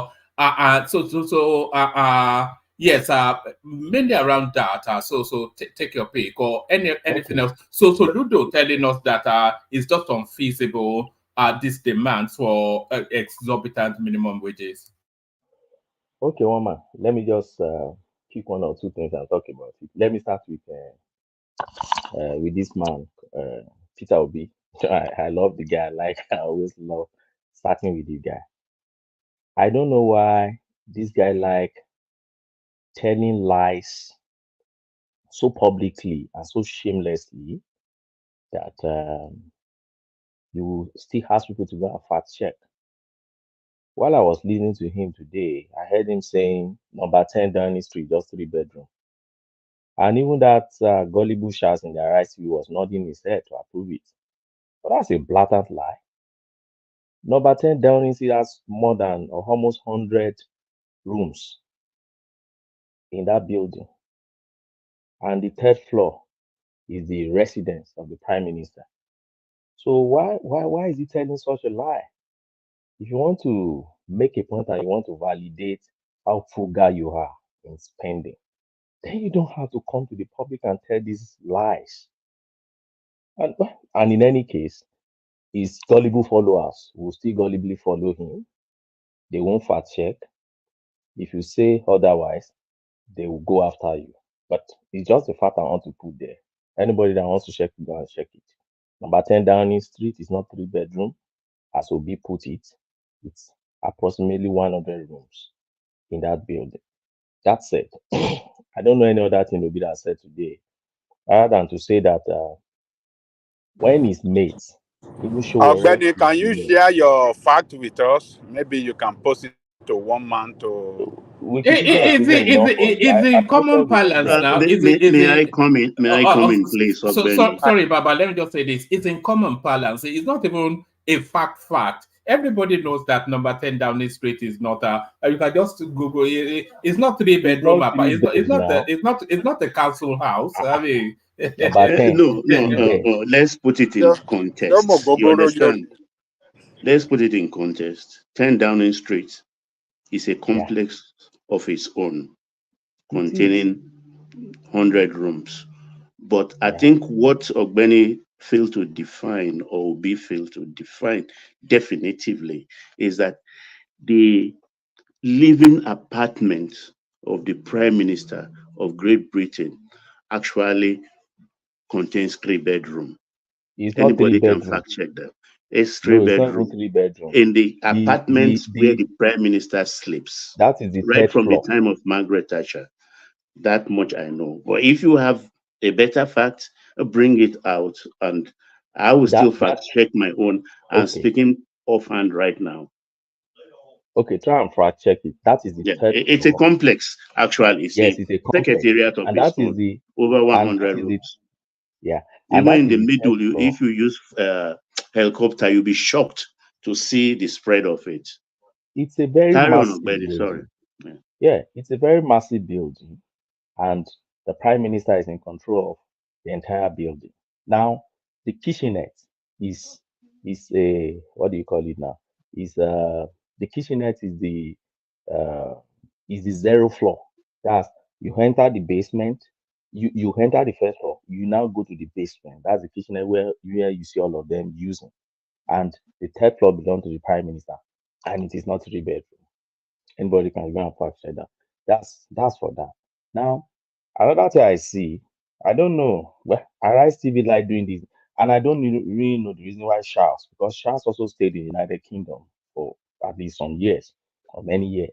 I don't know why Charles cannot ask such a question at least to clear all these things, and you allow a public figure to throw such lies outside there and people celebrate. That's for that.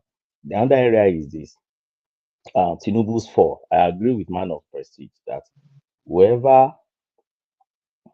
is making mockery of Tinubu is just being, I don't know how to explain it, being a sadist. He's just being somebody who enjoys people's shortcoming or weakness. What is it in sleeping and falling? Yeah, anybody can fall, like Pastor Man of Prestige said. So why do you have to be happy that your president fell or sleep? But I don't know, I don't get that. But like I always say on this platform, we have come to manage and understand how to live with how the Gen Z now think these days. You could imagine somebody dying and they will bring out phone and start. That's the first thing they will do in this generation now, before they will even try and rescue the person. So from such a generation, you should be expecting things like this to happen. Now, about Tinubu's broadcast, for me, Tinubu has every discretion to choose what he wants to put in his speech on a democracy day. Every president has the discretion to put what they want to put in the speech. I've listened to at least speeches of some few presidents. Putin in particular, I love listening to Putin's state of what do you call that speech? Nation speech. I love listening to it when they transmitted on Press TV. And I think the last 2 ones I listened to, he just picked EU's on their side. And that was what he addressed throughout. So it's nobody's business. It's his business to determine what exactly you want to talk about on a democracy day. So I don't know why all the noise about, why is he talking about portrait or not, this thing is so disappointing. Yes, it's discretion to choose whatever I want to choose. That's for me on that. And then sorry, I heard sorry, when not to break your flow, but what are you making of this rather ridiculous portrait? Are we turning into Kim Jong-un? Are we South Korea? We are not. Are we the Middle East where you have to do all this grotesque, sort of behavior? This will be Abuja, I guess, right? Yes, the biggest, you know that's on canvas, the biggest in the world. What's this is a sycophancy on steroids. Yes, it doesn't make any sense at all. And don't forget, they did the same thing for Jonathan. They did the same thing for Buhari. I don't know why our leaders should never learn from all these things, because people will always come and psychopathically. Ogbeni, 1 minute, please. 1 minute, please. Yeah. This portrait was actually put together by the National Council of Art and Craft, wherever. These people always want to do something to probably surprise the president or something. The president might not even know about it. So we just need to tread carefully when criticizing some things. Let me tell you, well, you always have something to support this your everything that people want to criticize. You always have. I didn't come for you. You didn't come for. Not come for you. I didn't come for you. People are even talking about this thing. You must have something to back up your the evil agenda you guys has laid on Nigeria. Continue to support them. Ogbeni, continue. Ogbeni, please let me just say something. Let me say something. Somebody as small as the GO of a top ministry in Nigeria will be visiting his parish, and you will see what those parish people will go and put together. They will necessarily not tell him. They will put it together just to surprise the man. This is the president of Nigeria. He is not the first person they will do it for. It is the Ministry of Art and Craft. You can fact check it. I'm not saying anything that is outside. Is it not supposed to be Abiola there? Is it not democracy there? Why didn't they do it for Abiola? You have everything you support, everything you support, because you know how to support. Go ahead. Just a second. Ola, okay, I respect what you said, but come on now. This is his biggest day, Democracy Day. Don't you think everything, that has to be put up, has to pass through the president? He has to sign everything they pass through. They can't just put something to surprise him or disgrace him. Come on now, let's be a little bit realistic. So it's everything that the president will ratify. Don't you think they have organizers that are in charge of these things? How do you even think the presidency works? Okay. So he will if you believe what he said, that's okay. Hold on, Jide. They will have to ratify something this big. The biggest portrait in the world. They have to ratify that. I don't think so. Woma. No, when you want to surprise someone, so no, who is ratifying? Because I'm interested in knowing. Do people think Nigerian president? You think presidency is just like a chairman of a local government? It's a whole institution on its own. The presidency. Tinubu may not even be aware of this thing until probably he got to the Eagles chair. Well, who is the president thinking about one portrait they want to put somewhere? No, I don't think so. I think that would be too simplistic of explaining the functions of the president. The president deals with better and more serious issues than all these issues will just be dealt with probably by a Minister of Information or maybe that board that deals with don't the box stop with the president? I mean, this is the appointee.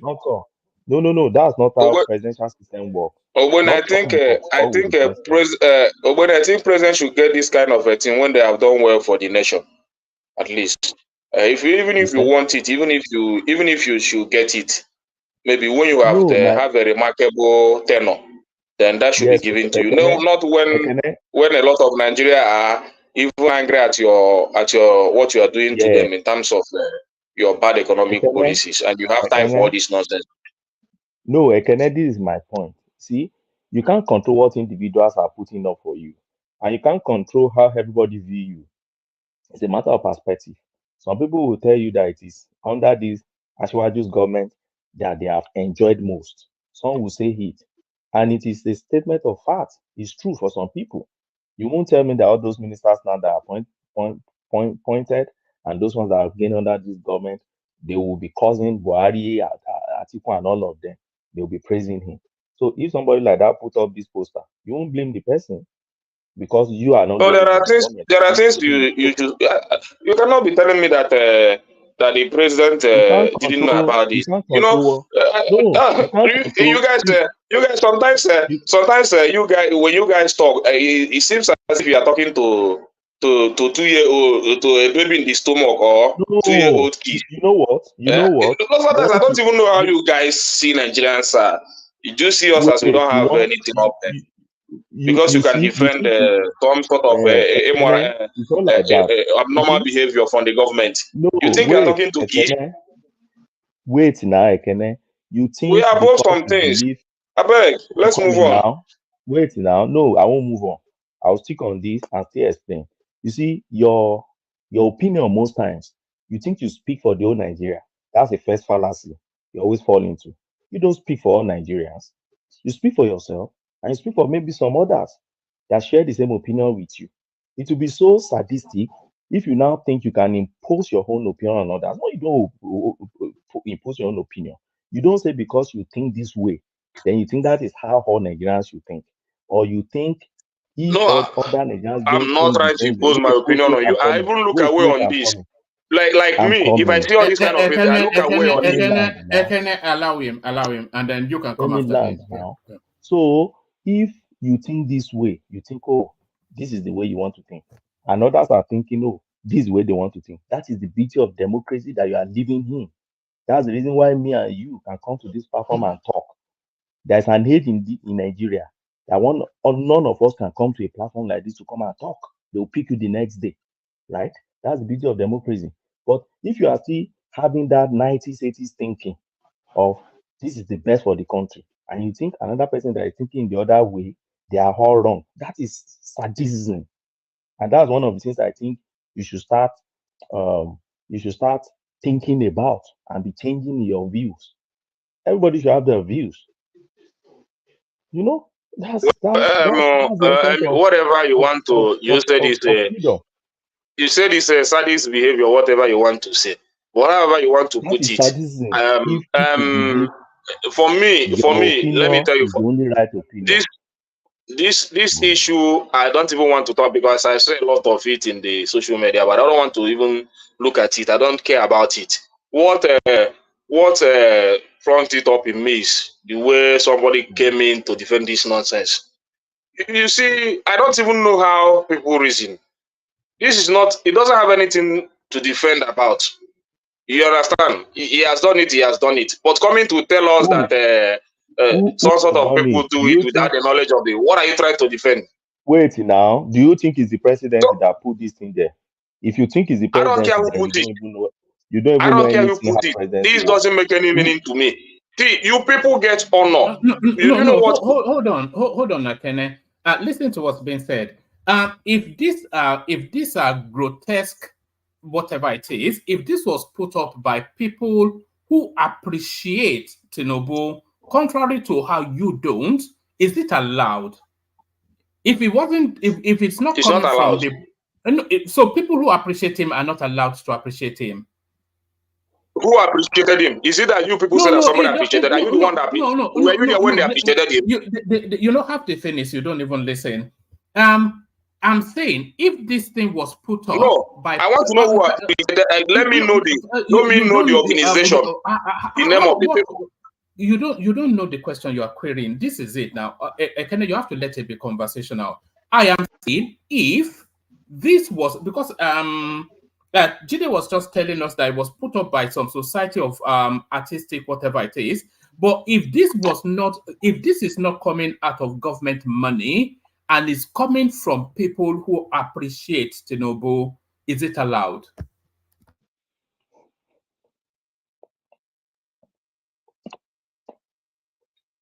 One man, don't over-labor this issue.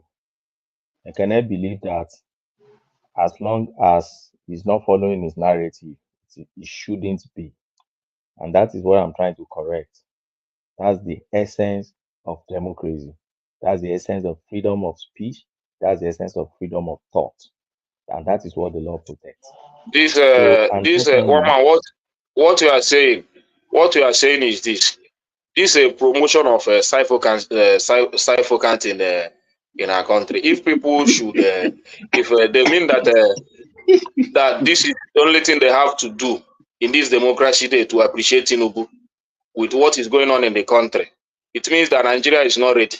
The people that did this must be filled with a lot of cyphocant and all manner of praises and whatever to their oppressors. You understand? So, and the people supporting those character are also in such behavior. So, for me, I don't regard it. You are doing this when people are facing a lot of trouble in Nigeria. People should get praises when they have done well for the nation, especially our leaders. So, all these things are nonsense. I don't care about it. But you have to also pay attention to what Ogbeni was saying to you. Ogbeni is saying to you that views are subjective, you know, and views, your subjective view is essentially your worldview. So you cannot say your worldview has universal. Anyway, I think you understand what's being said, but Ogbeni, back to you. One man, Ekene understands now. If you read he understands. But the point is, because Whatever it is, Tinubu must not be celebrated by anybody at all. 200 million Nigeria. And whoever celebrates Tinubu is a psychopath. That's the summary of what Ekene is saying. And I'm saying the summary of what you are saying is just you should be living in a communist state. You shouldn't be living in a democracy. Because democracy does not encourage what you are doing, your attitude towards things. No. The attitude democracy brings in is that you share your own thought. You believe this man is a bad man. Another man believes he's a good man. And that is it. So not everybody will believe that a man is bad. Not everybody will believe that a man is good. To some people, it's good. To other people, may be bad. So that's the point. So, and another thing is it will be too simplistic of anybody to think that the president will be the one to put this thing here. What do you take? President of federal government, have you ever been to the Aso Villa before? President, what does he? He doesn't. These two minor, even minister may not even know anything about this. Minister of information. We should go and die because he's president. He lives in presidency, all of us should go and die. All right, okay. Let Ogwene and then Ogwene, do you want to take us to one more conversational space and then we move on? Just one more before I go, and I think it's on Soludo. One more. Maybe we were here a few years ago when we were hearing Soludo solution, Soludo dissolution, Soludo dissolution. You see, Soludo EU started from the fact that he criticized Obi. And that is another, and that's an attitude of sadism I see talking about. Soyinka call it fascism. So it's now solution. I see it as Soludo the sadism. problem. No more solution. Yeah, Soludo the solution. now it has become Soludo the problem just because of a single man. So whatever Soludo does now, Soludo is not doing fine. If you like, Soludo is not, as far as they are concerned, Soludo should just complete his tenure in that place and leave that seat. Why?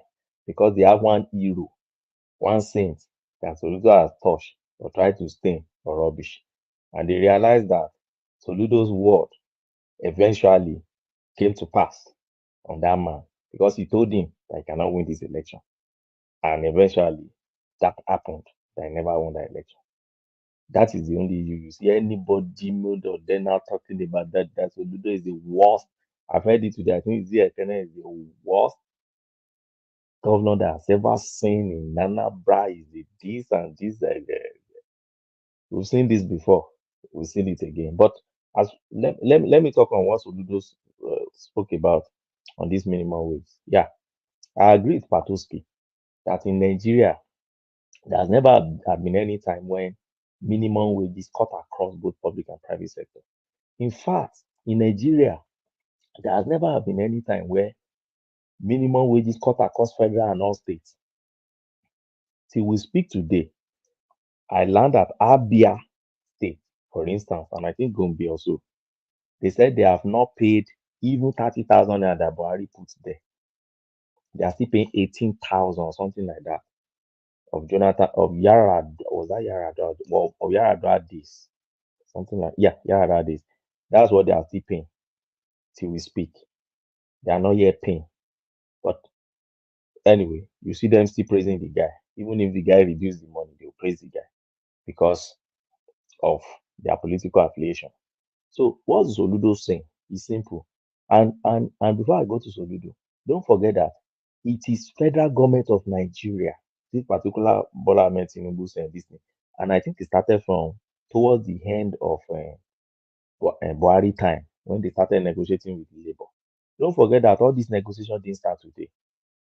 When Naira issue, don't forget that this inflation thing didn't start today, and that's why sometimes I wonder how we are consistent in terms of our memory in Nigeria. Austerity measures and all these things started from Buhari time. We're managing it, we manage it into Tinubu time. And with all the harsh policies Tinubu brought, it escalated it further.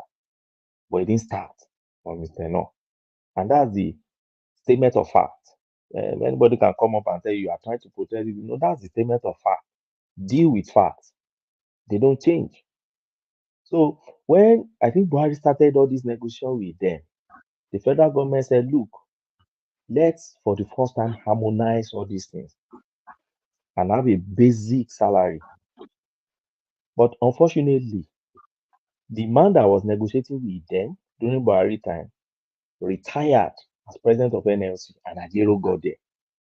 Unfortunately, again, Ajero happened to be a politician. Ajero is a member of a Labour Party. Ajero had a candidate in that election. And to date, don't forget that the private sector has agreed already. The private sectors, they've already said we can pay 60,000 already. Remember in that news, they said they can pay. The only two area that we have problem with now, state governors and then NLC. We understand NLC. NLC is playing politics. We all understand that. Ajero is a member of Labour Party. But the state governors, I think, is something that we should talk about more. Why is it that the state governors cannot pay? And woman, let me draw your attention again to 13% oil and gas derivative fund that some states in Nigeria, I think about 10 or 11 of them are collecting. Abia is one of it. Let me emphasize Abia again. That same Abia that is paying 18,000 or so. He's oil and gas derivative, he's collecting oil and gas derivative fund. And what is oil and gas derivative fund? From every money we gain in Nigeria on oil, revenue, from the source, federal government deduce 13% of it, even before federal government starts picking his own and others, before they share. They remove 13% of it and give these few states for being host community for oil and gas facilities and resources. And I wonder, why is it that those states cannot even pay 2 of that minimum wages we're talking about within their own space? Chebimanos President just told us now that in America, I don't even know that's how it works until he said it, that they have various minimum wages per state. That's not the arrangement in UK. UK has one that cut across and it's per hour. But look at US, for instance, which is our 2 more minutes, Ogbeni. 2 more minutes. Okay. Karen. And don't forget our federalism, we pattern it after USA. Each state has its own minimum wage. But the question I keep asking is this, and that is why recently I've refocused my energy now when it comes to criticism and look at this on my state governors more. What is my state governor doing? If you're collecting oil derivative fund every month and runs into billions, before you now collect your regular allocation, where is the money? Why can't you get a percentage of it to take care of workers? When they are not transparent about it, is the 10th member of that 13% group, which is Lagos, who told us last month that he got 3.8 billion of that derivative funds. Yes. Baba, do you know that when Wike was building all those bridges everywhere around the rivers, he told us that the money he was using was just derivative money, not his regular allocation. Yeah, and one secret fund they gave all of them to. Wike said it. Yeah, and I remember then all of them shocked came out. He said, "Where's Bayelsa? Why are you not spending your own money? Where's Delta? If you go to Asaba and Warri, you will cry for Delta State. In fact, you won't think Delta State is oil producing state. If you go to Abia, you will cry for Abia and it's oil producing too. And it's collecting that 13%. So, so in all this, for me, I'm not an economist. I know Patoski, Kulata, and others, they've enlightened us so much on this. But to just summarily dismiss Soludo's Ogbeni, I beg, before you go, I like asking you a question. I have a brainwave that Tinubu will go to the National Assembly and key his own minimum wage as federal wage, that all states can do their own. Is that correct on point of law? If you have not checked it, go check it. Tomorrow you may come if you have the time. But it's something that is nagging my mind. Yeah. Please, thank you. I'll check that, but if he does that, this is correct too. Say? In the spirit of federal character, I think that's even the right thing to do. That's what he's going to do. I have the brainwave. Anybody can quote me when he does it this week or next week. So this is my thinking on it. It won't be a good optic for Tinubu's government, since the private sector said they agreed on a certain amount which federal government is okay with. I think they should carry the private sector along. But you see all those state governors, all those state governors, the Tinubus allow those state governors to do whatever they can do. Let me tell you, some state governors will be paying 10,000. Those governors are so useless. They will be paying 10,000 naira. Because I keep asking, if Edo can pay 70,000, that's how it's supposed to be. That's what we want. but it's not too good. And they don't I'm not an economist. I'm not an economist anyway. But the reason why I'm just saying it's not too good. Patrick, we can barely hear you. I'm not sure if you're on a hand-free or whatever it is. Okay, can you hear me now? Yeah, a bit better. Can you hear me? A bit better. What I'm saying is that if the other states, if some states can pay, then let them pay. Those states that cannot pay, then let their workers go on strike. Instead of everybody suffering now. If a state like Lagos State or Edo State can pay, why will you deny the people of Edo State the benefit of the service, healthcare, and everything that their workers can give them, even when their governor is ready to pay? So that's the point. Let everybody, those who can pay, let them pay. Those who cannot pay, let their workers go on strike. At least we have isolated the problem. In addition to Patoski, we are saying we want a real federal system. So we want every state to evolve and use whatever resources they have to develop their state.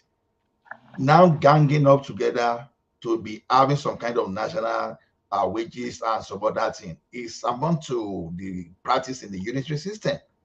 So let every state go. So everybody, every labor union within the state should go and carry their weary to the state governor. So don't grant the entire country. It's the best way to go. All right. Use your response to round up Ogbeni, and then we move on. Okay, thank you. But at the same time, this is the way I look at it. If you look at UK system, for instance, where they devolve power also to the regional level, despite that fact, they still retain some powers at the federal or at the central, which is one of it is to determine all these minimum wages thing. They determine it and they increase it, and once they increase, they make consultation anyway. But once they increase, then it flows down. Everybody adjusts, including private sectors too. They adjust, they send your letter to you to adjust your salary. If it's going to reduce, they send to you to reduce. So for me, I see one of the reasons why we should do that in our own space is because our governors are too heartless. If you allow them to go on that, it will still affect the federal government eventually.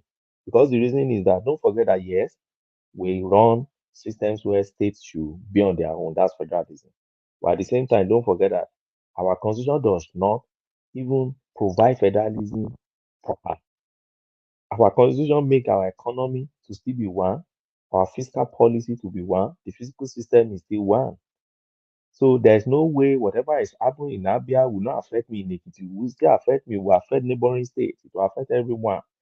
And that's why I think the federal government is trying to be very careful in all this. But like I said, in conclusion, I'm not an economist. I will leave that to economists to do that. But if Soludo, former CBN governor, economist par excellence, he has all this record there, he's saying something. I don't think it's something that we should just sit here and just rubbish or dismiss what Soludo is saying. Soludo understand he has been there, and that's his field. So for me, I'll bow to his superior arguments on this issue. Thank you for the opportunity, Mama. All right, brilliant, excellent. So, before let me just do this bit. Ola then coming after me. It's just to fact check something we said earlier. I think Peter Obi may be somewhat broadly right with his Downing Street reference. So we've got to fact check it. It says Rishi Sunak, who lives in a 5-bedroom mews. He lives in a 5-bedroom mews mansion with 4, etc., in Kensington will now move to a 2-bedroom flat above number 10 Downing Street. So number 10 Downing Street is a complex, as you know, but the living quarters of the Prime Minister, which may well be what Obi was referencing, is 2 bedrooms, not even 3, like he said, but it's a 2-bedroom tiny little apartment. One so man, I sent Obi, a link to you now. You didn't open that link. Where did you send? Okay, let me check. I got a link from Baba, but I didn't get one from you. I sent one to private chat now. All right. Let me have a look in there. All right, thank you, Woma. That's Wikipedia now. Yes. Yes. You the reference on that now. They make a reference on that. Let me even look for the reference. Is it original number 10? I don't know. When you stop researching, you have failed. You have failed your exam tonight. I don't see it. So it's a long essay, so I don't know where to look. You have failed your exam, Guys, open it first now. No, it's open. Oh, sorry, it's not on the screen. It's open. Yeah. It's not on. So if you see it down, you see, it is over 300 years old. It's grade 1. Wait. It's grade 1, so, and contains approximately 100 rooms. Yes. Yes. No, that's what I'm saying. That you may be right on Downing Street as a complex, but the living quarters of the Prime Minister is a 2-bedroom flat. You see, Woma, Peter Obi told you number 10 Downing Street is 3-bedroom flat. Yeah, but it was referencing the living quarters now. Not the whole complex. No, we are here to help him to explain. What are you even trying to explain? You don't finish your submission now. Was that not what he said? That's what Peter Obi said. That was what he said. He said number 10 Downing Street is 3-bedroom flat. And I said it's not because you hate a man. You always this one has backfired on you. Benny, what point was he trying to make when he said that? When he said he was 3-bedroom, was he trying to compare it with Nigeria's? Yes, now. Nigeria?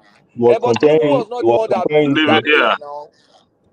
No, maybe Tinubu built that one now. So Tinubu should go and do you think? No. Patrick, it was comparing it to government excesses, not necessarily as Not was compared to government to. It was compared to the new government quarters. One man, let me say this, please. Ogbeni, please.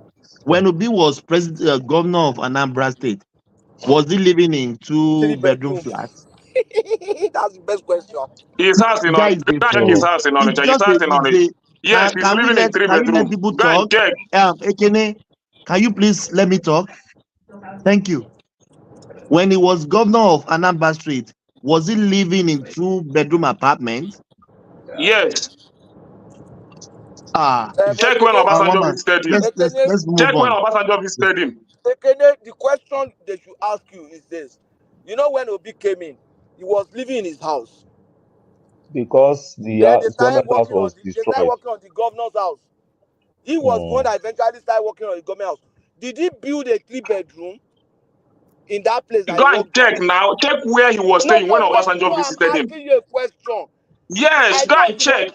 No, Ekene, wait. The thing is, Patrick, Ekene is not going to listen to your question because he just wants to say what he wants to. He won't listen. No, we must put it to him. Ekene, I agree with you. I've heard Obi say when he became governor, he was living in his own house at a point. You understand? But I also understand that he eventually built the government house. So even though he did not live in that house, the question I wanted to ask you, the government house that he built, was it a 3-bedroom apartment? Not the one he lived in, the one that he built. And the government house he built was not actually 3-bedroom apartment, but when where he was living, actually when he was a governor, so is in his 2-bedroom. Was it less than 3 bedrooms? Because let me because this this thing they used to call is it presidential lodge in a state. So when Obasanjo wanted to visit, they brought out a budget to build that presidential lodge. So he said that he cannot actually do that because there is no money for that. That Obasanjo should not visit, or she should stay in the one that is in Asaba. The one that is in Asaba, then he can from there came. Then at the evening he will go back. Or if he will manage his 2-bedroom apartment, he can pack out and stay in a hotel until he finishes. Is it 2 days or 3 days visit? And Obasanjo opted to stay in his own house.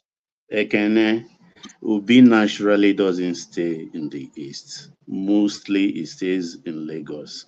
He has a house in VGC, and that apartment where they discovered 37 million that belong to DSS, he stays the next floor. He has 1 3-bedroom there also.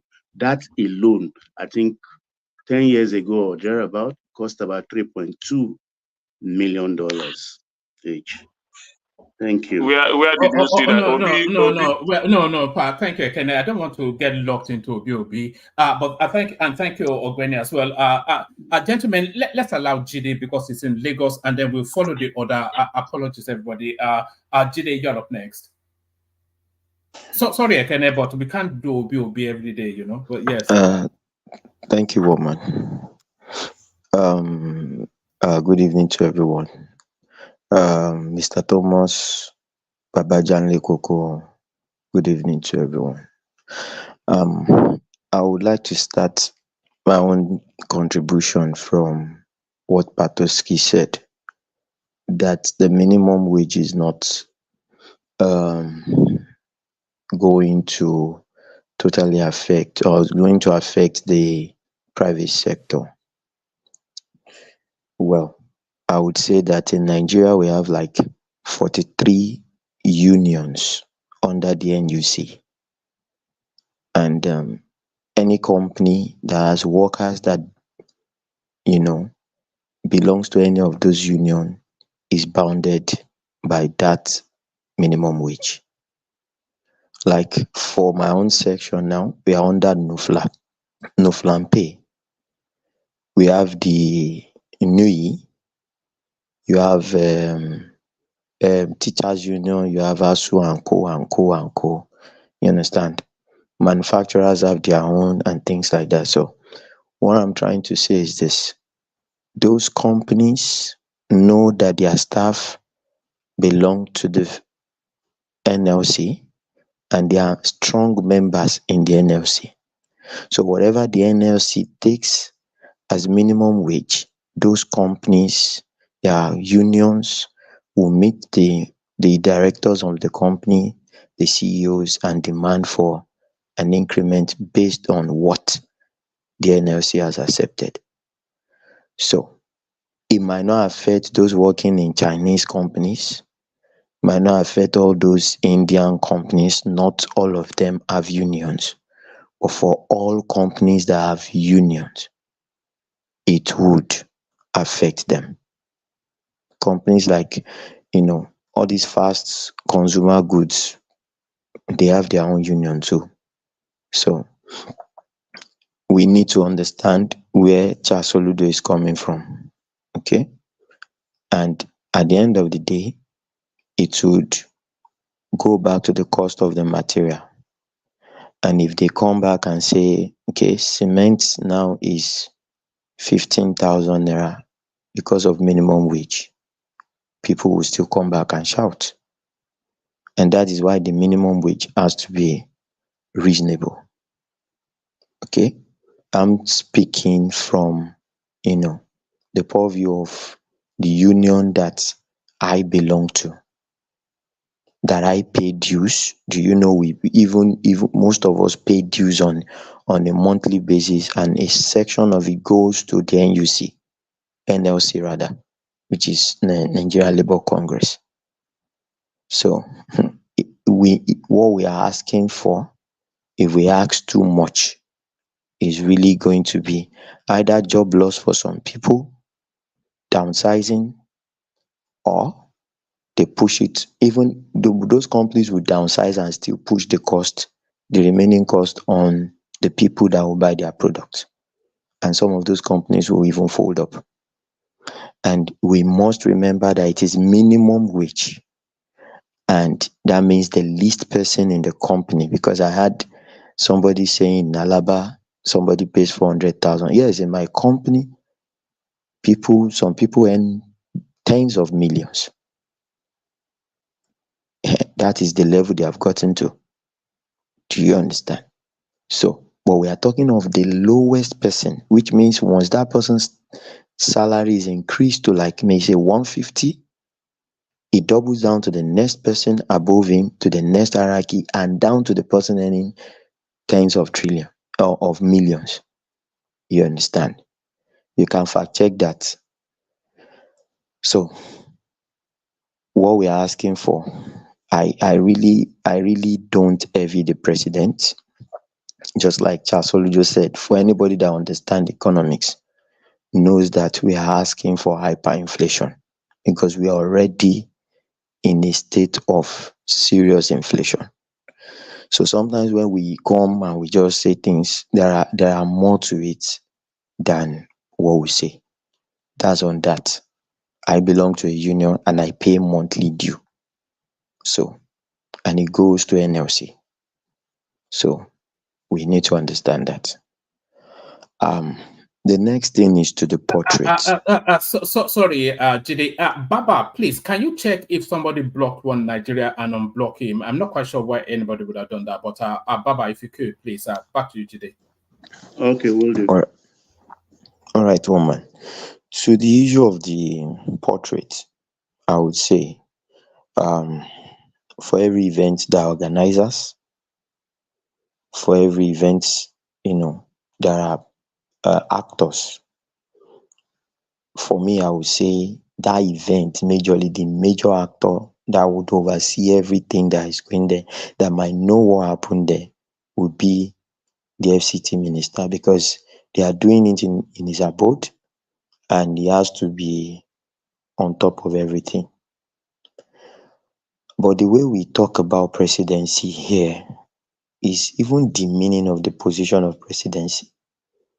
It's like you are saying that the president must know and must ratify the list of all military men that will be there to come and secure the Eagle Square. Does that make any sense? It doesn't. Somebody is the minister for defense. There is a chief security officer to the president and things like that. The CEO of Aso Rock and Co, all of them will come together, pick the list of people that will be there. The president doesn't need to know. He doesn't need to know. So if some people are happy, maybe APC loyalists, and they walk up to some people, National Council of Art and whatever, to develop a portrait to surprise Mr. President, what is the big deal in that? And sometimes we just talk. And that's why I would like what Soludo said. Nigeria is a poor country. We need to understand that we are poor.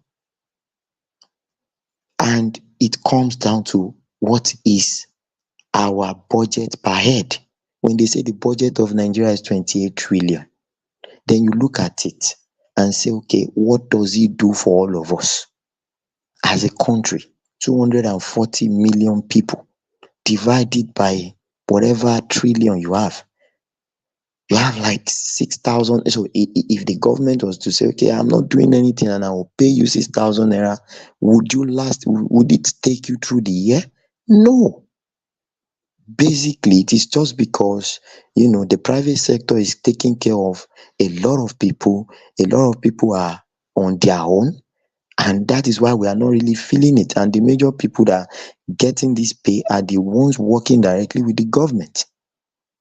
So when we look at it, we are a poor country because per head, our budget does not do anything for us.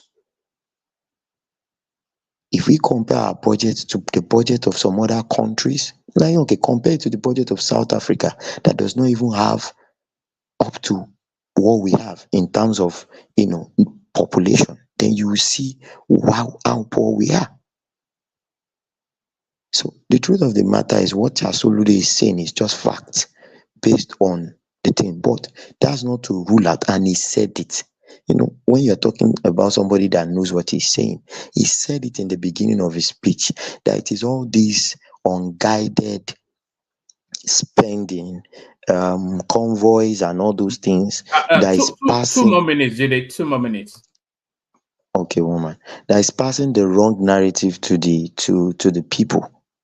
Yes, and all these somebody embezzled billion. Yes, corruption is bad. We all condemn it outrightly. We are all saying it is bad. It is a bad thing. But when you look at it, Nigeria is not a rich country. Yes, we might be blessed with all the resources on ground, but what does a resource that you have on ground does to you when you have not tapped it and is not influencing your life directly? So for me, the major thing that makes Nigeria rich is the human resources, which they have failed to tap into to be able to expand the country. And that was what we were talking about the other day, that when they had this money, they were busy saving Mandela from appetite, donating to Congo, donating to this, donating to that, which was nonsense. When a president opened the mouth and said, we have money, we don't know what to do with it in the past, then we have not invested in our future, and now the future has caught up with us. And we are stuck. That's just the basic truth. For me, to the issue of Tinubu falling, that man was climbing something. He must have stepped on his agbada, and while trying to raise himself up, the thing pulled him back. It could happen to anybody. It has happened to me before. I stepped on my own shoe myself and I slipped. Yes, it can happen to anybody. So anybody that is mocking the person of the president that he fell, well, is left to them. And if they have elderly people, I just don't know what our society has turned to.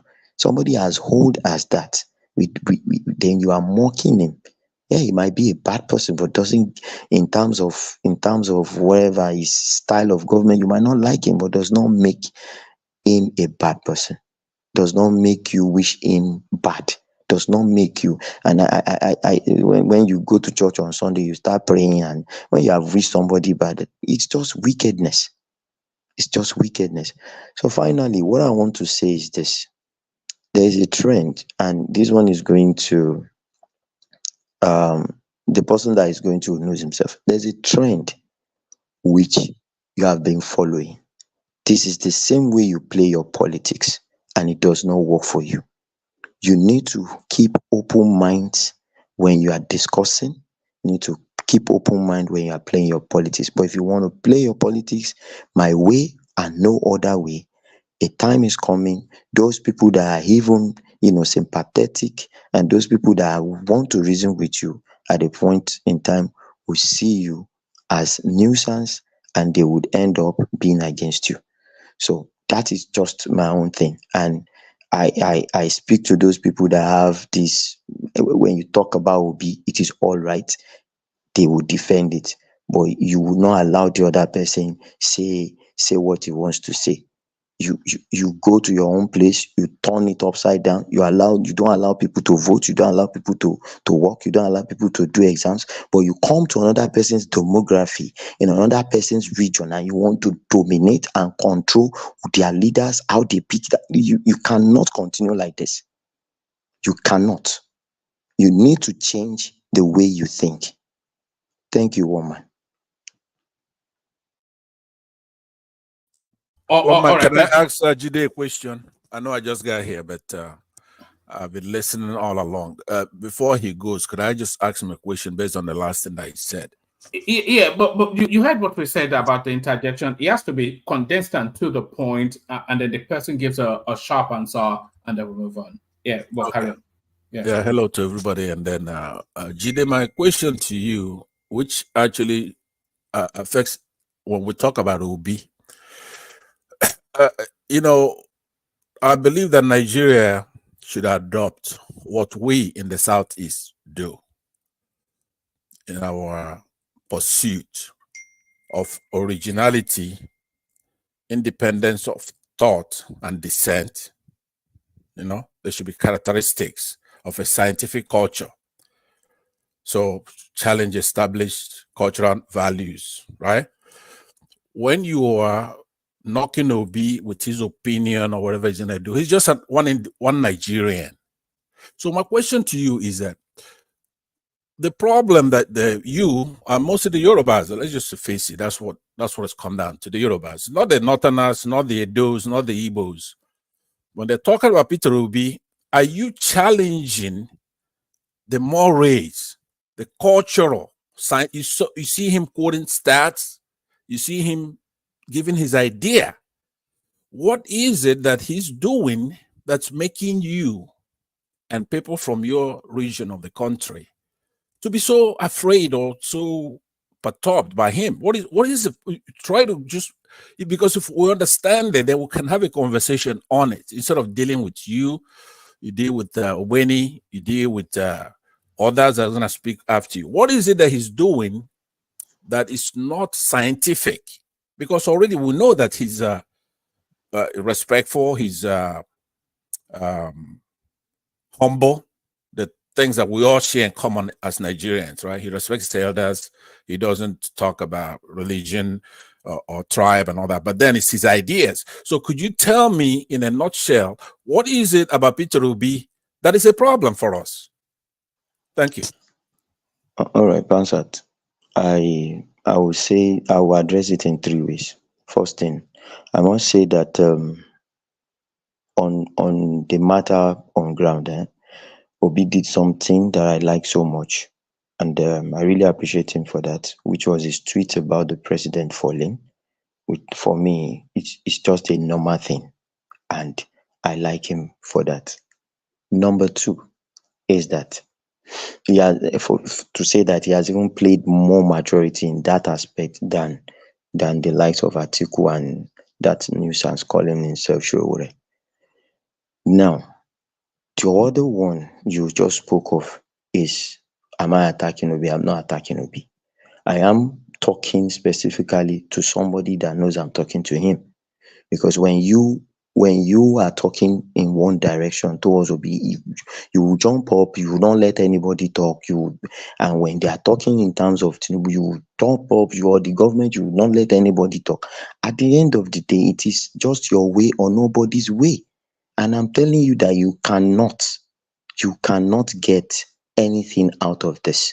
And for you saying that the strategy, yes, nobody wants to adopt the strategy of the Southeast because the strategy has not worked. And I don't see why you should adopt a failed strategy. If the Unzobu strategy is what every other tribe is going to adopt, then none of them will have produced the president or produced political leaders to a large extent. It is because the rest know how to play the politics, understand that there is room for shifting grounds, understand that there is room for collaboration, understand that there is room for dialogue. That is why they are where they are, or they have laid their hands on the topmost or the highest office in Nigeria. But nobody would never, ever go and do the strategy of the South. It's not a strategy that works. So if you are going to prove to me that something works, you must give us the result. Does Obi have Nzobu? No, I must say Obi is gradually, Obi is gradually learning and is gradually developing that skill. You understand? I know he has tried the Zobu way before and he failed, and now he's adjusting. No, but when and how many times have you produced a president in Nigeria anyway, aside from military people? Have you ever in your life produced somebody who is representative of the Yoruba people who went to school, who love the country, right? Have you ever produced a president in that country that is actually from the people? No, you have not. You have not. Hold on now, Jide, hold on. I ask you a different question, and then you answer with something that's totally false, right? But it's okay. Even with that, I was saying that Peter Obi, it's a model of all of us, north, south, east, whatever you are, Africa, humanity. Obi is that model of all person. right, you did this yesterday now, so No. Let me just say one more thing. He does it every day. He had not already just yesterday. finished. Hold man, on. let me land. He is an agent provocateur.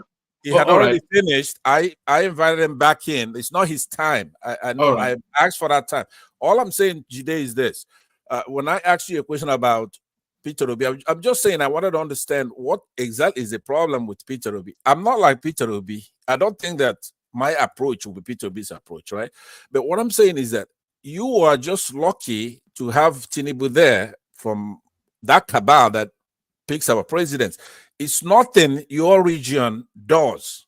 That you have never produced a president. You have Obasanjo, right, as a president. Then the next one would have been Abiola, right?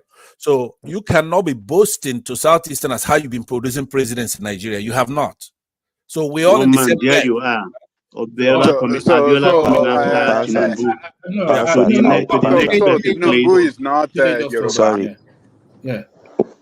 One man, let me just answer Pansat in one direction. One Yes, word. make it 1 minute and then we move on. Thank you very much. Your Pansat, your case is like Arsenal, arguing with Real Madrid on who has won Champions League. No, bring at least Arsenal you no, at least you could mention Obasanjo, you could mention Tinubu, you could mention MKO that won an election, and at least the South can mention Goodluck Jonathan. So you can see that your method is not working because we cannot mention one person from your end. Good night, one man. I don't want to engage with this. Goodbye. You guys should change this thing. Let's make this a good platform. Let's be real. One man take charge. One man, let's move away from this tribal jargons, Jare. Go to another person. One man till already freed. Thomas. No, I was talking away, but I was okay. No, I was saying to Vansat that we were in the process of making it a good platform until he came in, and it's just the ethnic whatever it is, it never ends. One man. Sometimes you like the ethnic comical to go longer than it's supposed to go. You need to try to curtail this platform, make it very conversational. I'm trying very hard to do that, but we would need everybody on board for that to happen. So we want to make it. But thank you. And by the way, stay there, Prestige, because I want to look round to you for Showore still. But let me do the rounds with everybody first. Let me, of course, we can't be talking about Showore without picking it up from Ajande Koko. So, somewhat of a protest in Lagos, which are a matter about nothing, as often the case with everything. One man, you can go to someone else. All right, Baba, pick it up then. The Showore protest that. Take your time, Aja. Yes, Baba. Yes, so the Showore protest that huffed and puffed but did not blow the house down. So it's somewhat of a tepid success, not even a moderate success, a tepid at the very most success. So what are you then making then of this feeble attempt at rebel rousing? Well, I'll come to the Showore matter later. Good evening, everyone, on the fellow panelists. Welcome formally. I salute your comment section, and our viewers, please click the like button. Very most importantly, let me first by stating a fact. The South African election is in court as we speak. Jacob Zuma has taken ANC to court. And one of the grounds is that they rigged the election. I talked particularly about the 2 hours when they shut down the, what do they call it, board. So anybody telling you South African election was perfect, like they've been saying, very, very wrong. That's a fact. When it comes to African countries being cheaper than Nigeria or earning more wages than Nigeria. Fine, they earn more wages, quite all right. But fact check me. In all of Africa, apart from Black Africa particularly, apart from Libya, they should tell me where a liter of PMS sells for less than 1,200 naira as of today's price. 1,200. And to make it easy also for them, if they can pick their call, have WhatsApp call, and make call across to somebody, either in Congo, in Gambia, or in Botswana. How much is Coca-Cola can? And check the price of Coca-Cola can. So they earn their wages, nothing comes out of it. So when they talk about let them. Apologies, Baba. Let me just quick. Oh, okay, land that point. Land that point, and then sorry, carry on. So in this, because every time I hear Ghana, it's not because I want to poo-poo Ghana or anything. It's just about facts. The water meter in Ghana is outside your fence. So they don't even need you to cut it. Your meter is outside. So also it is in Cote d'Ivoire. So they can cut your light anytime, whether you are in or not. Some of us have managed to put meter somewhere facing the street, but behind the fence, and maybe just dig in. So most of us don't entertain anybody in the house anymore. Like somebody will pick a phone and call, but I mean, I'm in Ghana, we'll the weekend, and we'll come to throw parties. No more that.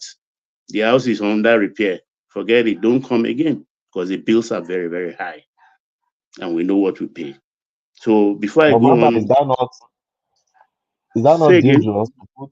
Is that not dangerous to put your water pipe outside? No, the metering device. Okay, the meter. Okay. The meter is a meter. Woman, do I go ahead? Yes, okay. Sir. What I want to suggest actually, Sorry, Baba. I just wanted to back you up on what you were saying about South Africa with this. Yeah. Pipe dream, no.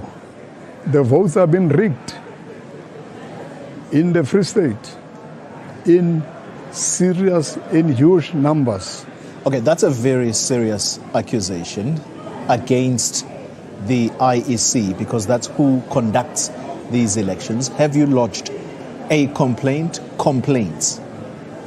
In terms of code of conduct, the rules of IEC, we have to lodge any objections, complaints before 9 o'clock today.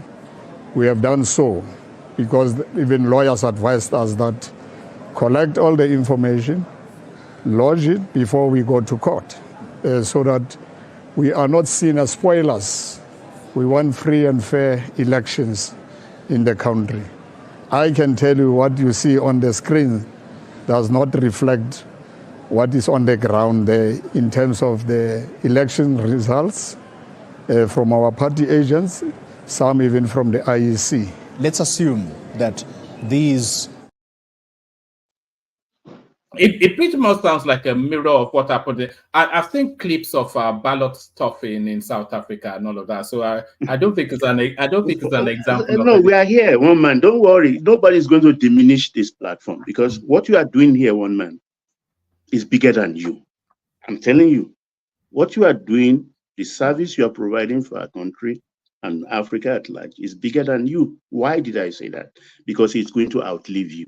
100 years today, people will be referencing this. Far long, your skeleton has become powder in your grave. So that is why we must put things in their proper That's hyperbolic, at least. That's a hyperbole. Right? Thank you, Pansat. So let me move ahead. Remember, you've taken part of my time. To help us, to help the importers, and maybe to shock the inflationary rate, to bring it down a little bit. I will advise the government, they should make the import duty payable at a fixed rate of 900 naira at least for the next 1 year. Because this 1.4 today, 1.3 tomorrow, 1.450 next tomorrow, it's causing a lot of problem. It's contributing also to the upward trend of our inflation. So the government should just fix it. If they can fix it, it will solve a lot of problem. It will even help them in, you don't need to hand over money to people anymore because prices will reduce. And because they are importing today, knowing full well that when that cargo arrives, maybe in another 2 months, it is 900 naira they are going to use to peg my import duty rate. So it becomes easy arithmetic. The buyer, the seller, the warehousing houses, and everything will know exactly what to do. That is for import duty. Then for ECPAS problem, I think government all over the world, particularly Nigerian government in charge of security, when they talk, oh, they are tracking the money. Money is not easy to track. It's the money you are careless with. Or look, in this ECPAS case, for instance, let me tell you how it works. This is for man of president, particularly. There is a trading house in China. There is a trader that buys goods from that place. ECPA takes the money, he receives money, and send that money to that manufacturer's account in China for that trader, let's say, who is in Lagos. Let's say, for the sake of this discussion, he sends 1,000 to that account, which that they will use to import things into Nigeria. The owner or customer to that manufacturer knows already there is $1,000, which is 1,004. Then he receives instruction, give it to Baba Ahmed for me, 1,004. Baba Ahmed goes to that trader, that importer, and collect 1,004. How can government track that? It's not possible. This is how they receive their money. So they're just deceiving themselves. They should just go through diplomatic means if they really need him. Tracking money on that's nonsense, as is bunkum as far as I'm concerned. So let's go to minimum wage. The minimum wage, I've said a bit of mine there by hinting at it while questioning or discussing it with our astute lawyer, Benny. I think the government, I don't even know how we arrive. We do a lot of things in that country that is funny. You understand? Money I give my household for feeding is not the money my next door neighbor gives them. Even if we work in the same office, we carry the same nomenclature. Maybe manager of this, manager of that. It's different. To every man his own. So why should federal fix a wage and make it national? It doesn't make Hello, sense. sir. Yes. Ekalesa. Yeah. Báwo. Salafian. Yeah. Yeah, Daddy, please don't forget to react on Soludo's on the minimum wage. If you listen to the video earlier on, please do. Well, I will. So I think he's going to play some form of rascality. That's why I want to know whether when he does that, will he be lawful? I don't know what the law says about minimum wage. You understand? But I'll be glad if he did, and then just say, okay, this is federal wage, so amount. So let all states start determining what they will pay. After all, in the organized private sector space, like Jide alluded to, everybody has their own union, millers union, textile mill union, this beverage union, and from time to time, they don't even want to know what's the minimum wage in the country. They call it, I think Ajanle Kuku used the word a few days ago, collective bargaining or something like that. They do, and they raise their own things and do their own stuff. The organized the organized private sector can take care of themselves. So it shouldn't be the responsibility of the government. After all, from time immemorial, they earn more than what the civil service earn. So they should just let everybody be in their own space and negotiate. And those who want to dare NLC, let them dare NLC, and they will see the repercussion. So the fight for NLC will not be a lazy man fight, confronting Aso Villa all the time, but they will take it state to state, state to state, so that the voters in that state will know if the government is their enemy or their friend. And it will also boil down to productivity. So I think it will help our governance. It will give every government the chance to even think outside the box. When your own people start to suffocate you and demand what is their right. So if federal government is your problem as a governor, when you go to the next state council meeting, put your case forward there. So I think it will help our democratic credentials if he does that. Now to Soludo, the thing I really, look, I will say it here, Nikki. Me, I'm not afraid of abuse. You can abuse me from it's like abuse is like skin tag. It doesn't stick. Baba, Look, can I interject you, sir? yes, Get my 1 minute. Aja, go ahead, please. Is it okay to interject 1 minute? Why not? Okay, all right. I think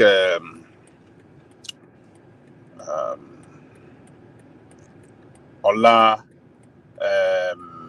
Patroski, Jide, and yourself, sir, Yeah. I've been saying one thing that I don't agree with. And what you guys have really emphasized time and time again today is that let the state go and negotiate on their own. The state should go and negotiate workers and negotiate their capacity. Is the same argument, would you have the same argument for the governor's pay and the assemblyman pay? Is it the state that negotiated their own pay? Is it not from the federal? The governor's pay and the senators and all the, what do you call it, assemblymen, national assemblymen representing each state, and the state assemblymen, are they not the federal? Is it not the federal government? So, I mean, sometimes when we are making arguments like this against the workers' interests, I don't know how I feel when I hear, Nigerians trying to, when it comes to workers, they have to be killed. Their interests have to be crushed, while the politician interests have to be well taken care of. So I just want to know if the same should apply to the politician as well. The federal must not negotiate, must not roll out their own salary structure, but then let come down to the state and let all of us together, the workers and the politicians, sit down. Okay, this is what your own pay will be. This is what my own pay will be. Is that do you see my argument, sir? Yeah, one man. Aja's presentation has taken about 2 minutes. Please take due cognizance of that, because I want to use my time. You have asked a good question. And if I remember correctly, it is not a function of law. What we are using at the moment for particularly the governor's remunerations. Because if it is, those governors who pay themselves fat pensions wouldn't have gotten away with it, because their pensions would have been fixed.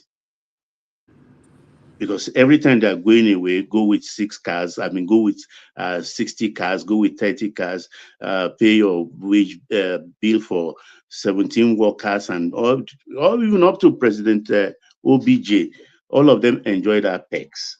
So I think something is not right there, because a lot of people or government functionaries or the state, they hide under the federal to commit a lot of atrocities.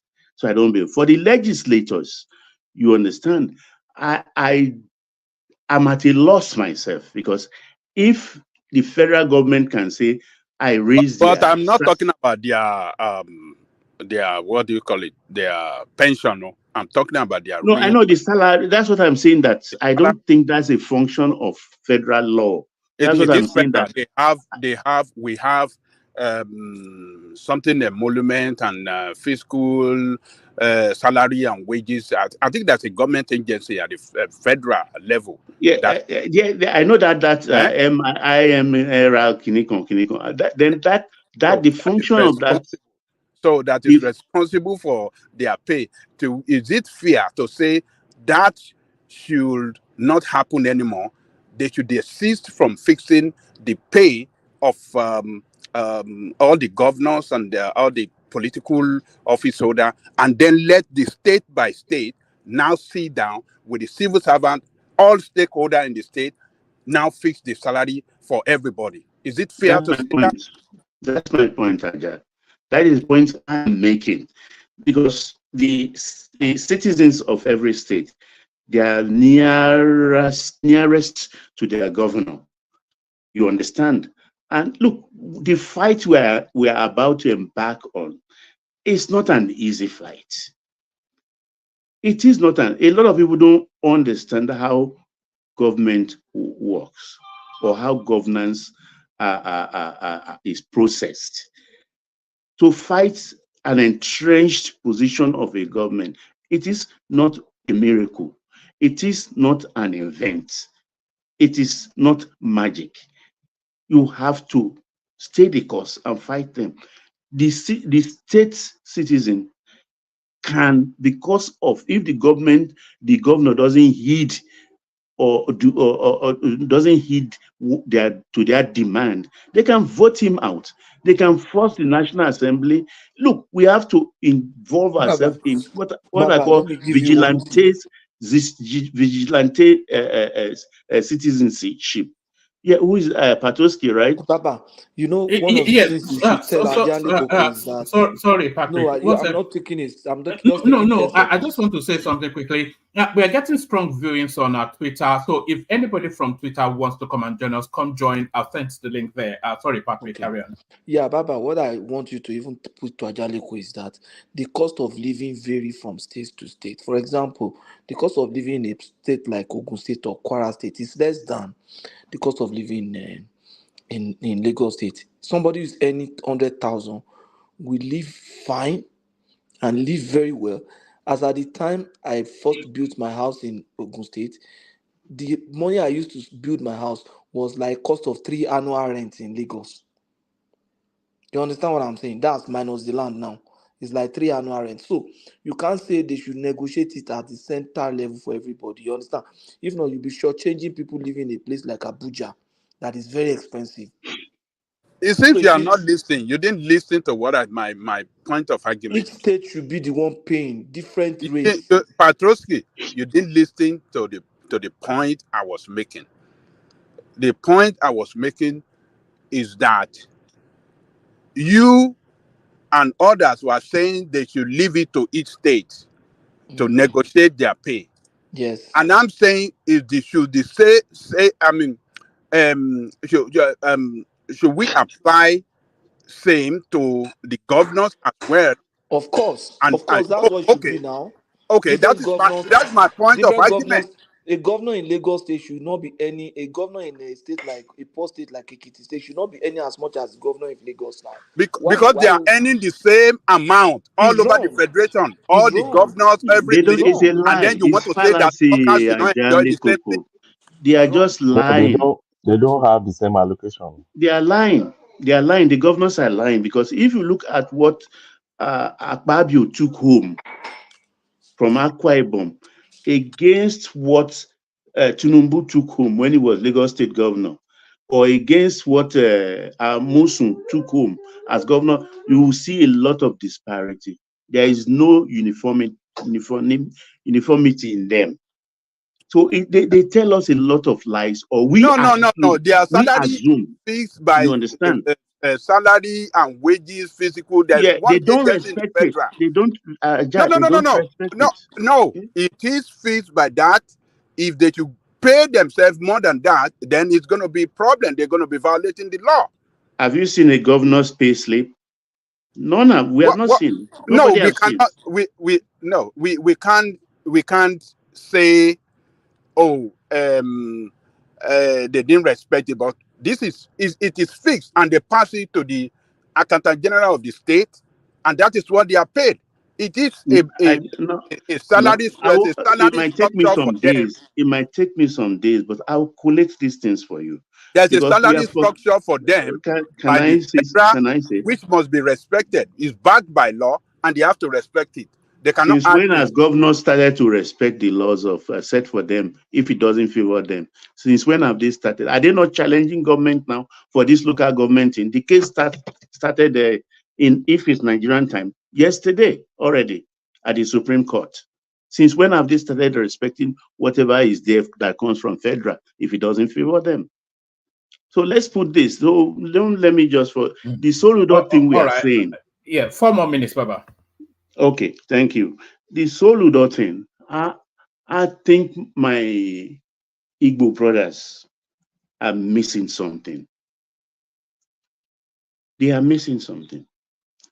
If they say Igbos today, bring your best 11, your first 11 as a team, political team, I don't think Soludo will be missing in that list as a forward liner or as a back liner or a goalkeeper. So don't let's, because of vexatious politics, let us kind of put him down all the time. You may love PO as much as you, but please take a listen to what he's saying. Does it make sense or it doesn't make sense? You can see an example he gave of the discussion he had with those medium scale enterprise and entrepreneurs. Some of them don't even know that this wage bill talks to their space.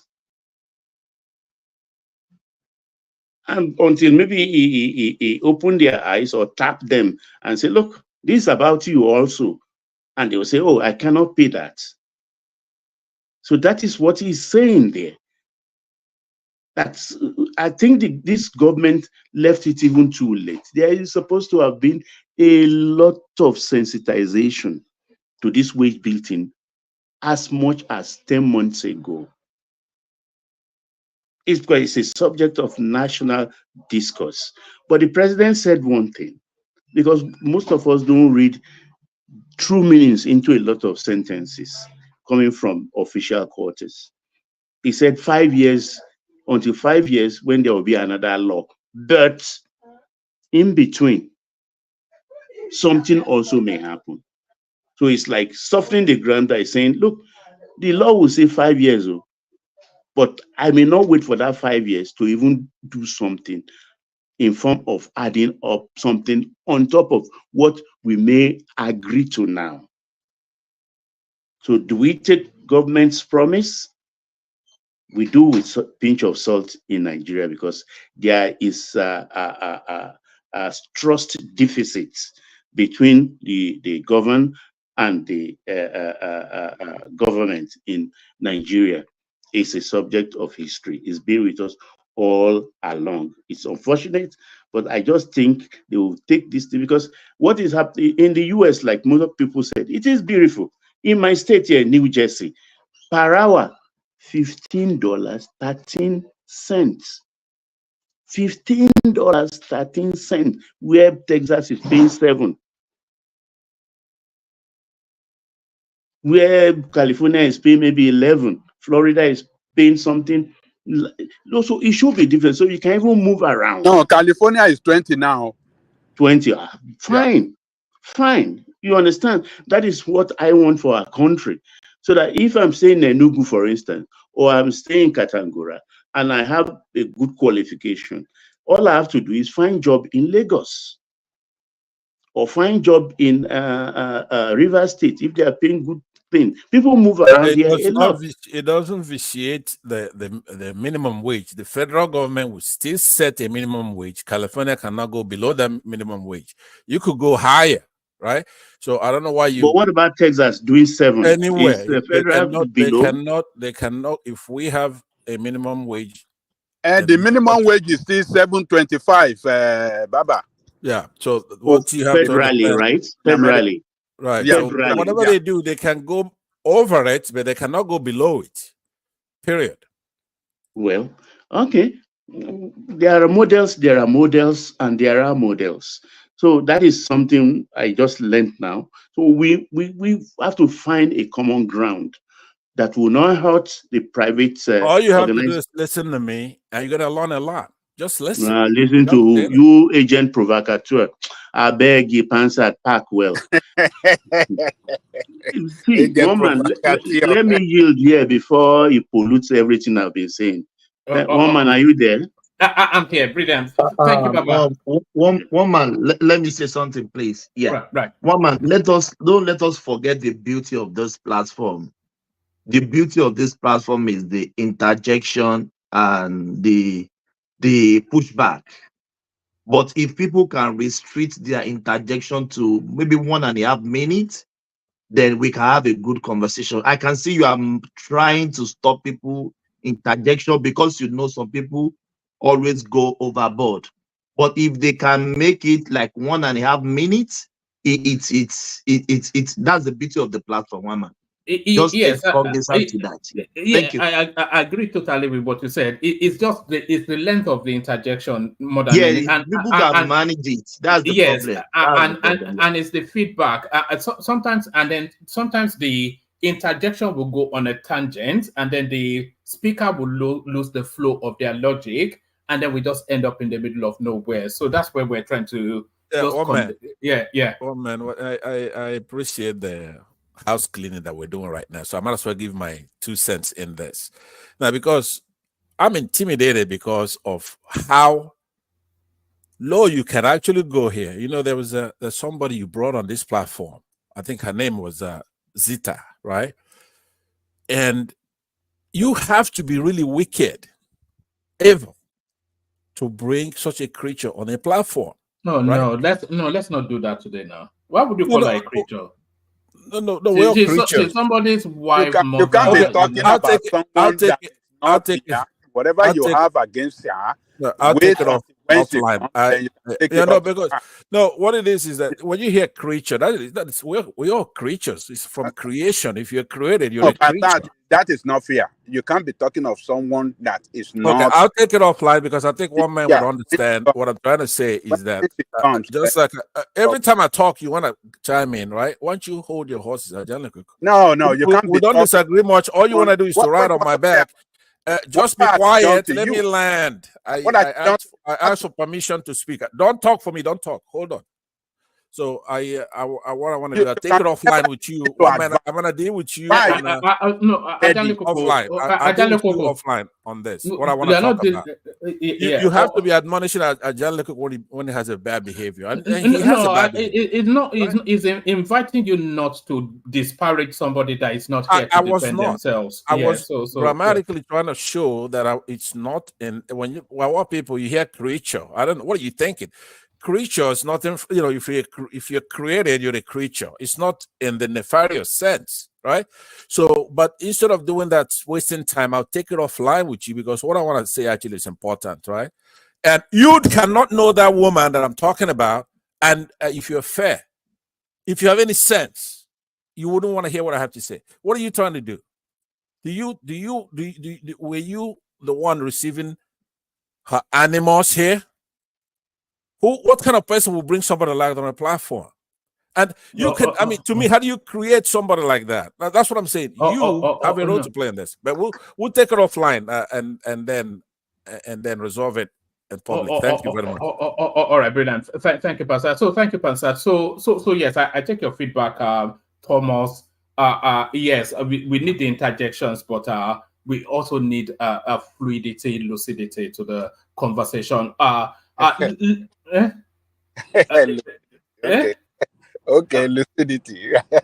Yes, sometimes the interjection, it will just take us to Kutu Wenji when we're headed towards Abuja, and suddenly we're just nowhere, and we just, but it's fun sometimes, but maybe we streamline it a bit more. Ajande Koko, you're up next. Ajande Koko, then Patrick. We want to try and get to Man of Prestige back as quickly as we can. So Patrick, then Pansart, and then the Majestic Uptown. Thank you for Yeah. giving me early start. I appreciate. Yes, all right, Ajale Koko, you're up next.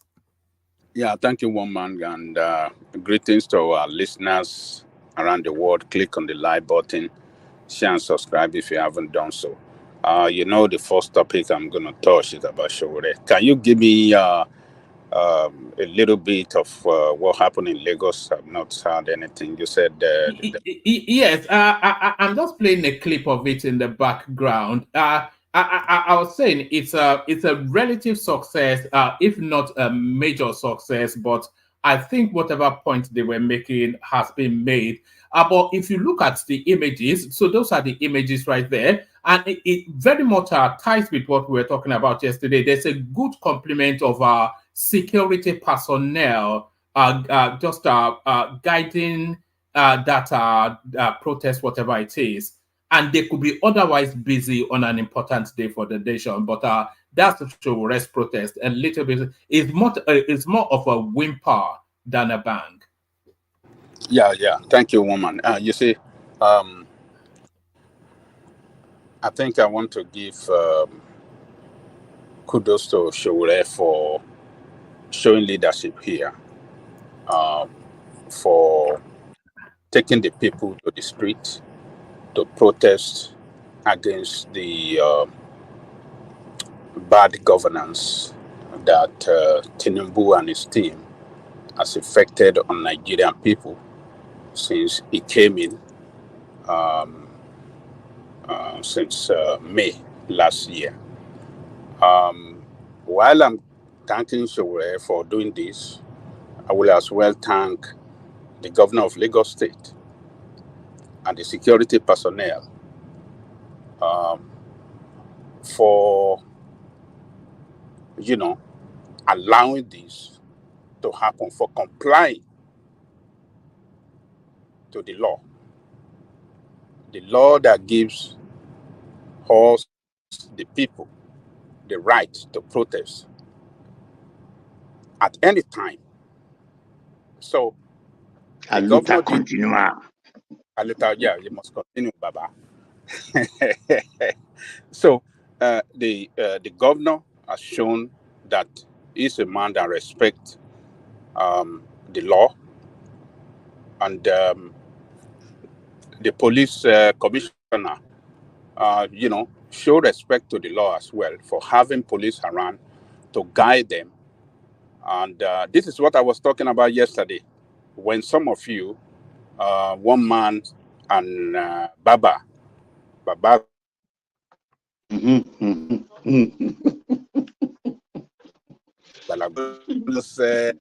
we're bringing, put more pressure on the can exacerbate kidney, So, but look, this is how democracy, a democratic society, this is the way it should run. When people want to protest, they should not be stopped from protesting. Protesting is a way of pushing the government, passing a message to the government where people are dissatisfied with their policy and the manner they govern the space. So I give kudos to her for showing courage, for never stop, never give up in that project called Nigeria, fighting for the people, the interests of the people. So I think, as you reported, is a success. The next one that we're going to have is going to be bigger than this. and we're going to have it across the country. So, a good strategy, indeed. They didn't Ajaliku, do can it I enough. put my own a little bit stop what you're saying? And Yeah. you can see when the security agents are there, nobody is there to hijack the process. They almost outnumbered protesters even. The protesters. So you can see, and that is what is supposed to be. The job of the security agent is to give them backup. If you tell them we are protesting tomorrow or 3 months ago, 3 weeks, they should give you backup. And you can see the security agent and everything went on smoothly. Nobody was kicked, nobody was slapped, nobody. Yeah, that's supposed to be. Go on, sir. That is it. That's how it's supposed to be. So they did very well.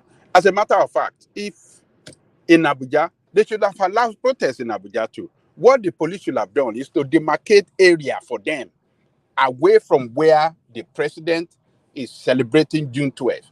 Demarcate some area for them. Let them have their protests and let them show their... Kọ́ lọ jù wọ́n sínú igbó àbí sínú ìgbẹ́. Kọ́ máa bá àwọn ẹranko fà á.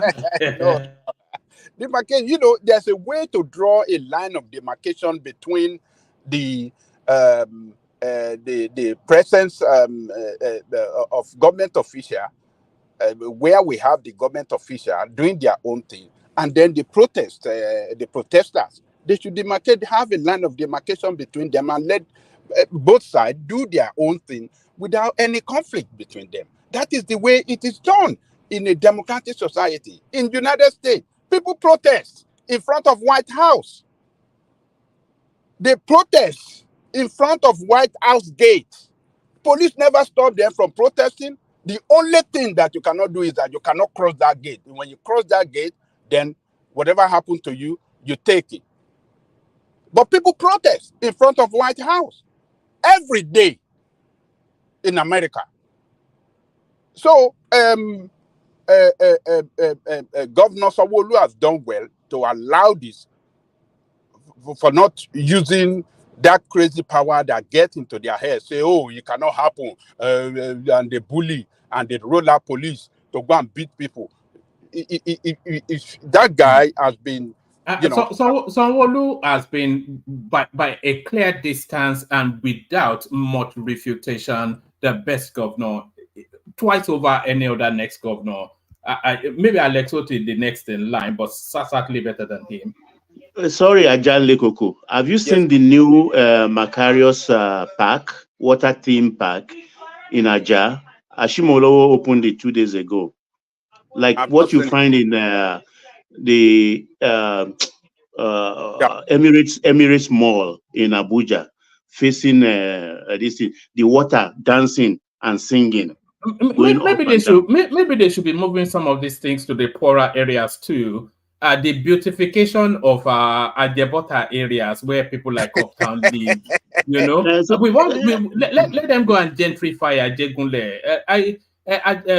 Small. Lekki is already gentrified enough now. Small. You will get, even most of the places we call Lekki today, they are not really Lekki. People who live in Badore will tell you they are living in Lekki, and a host of other places like that.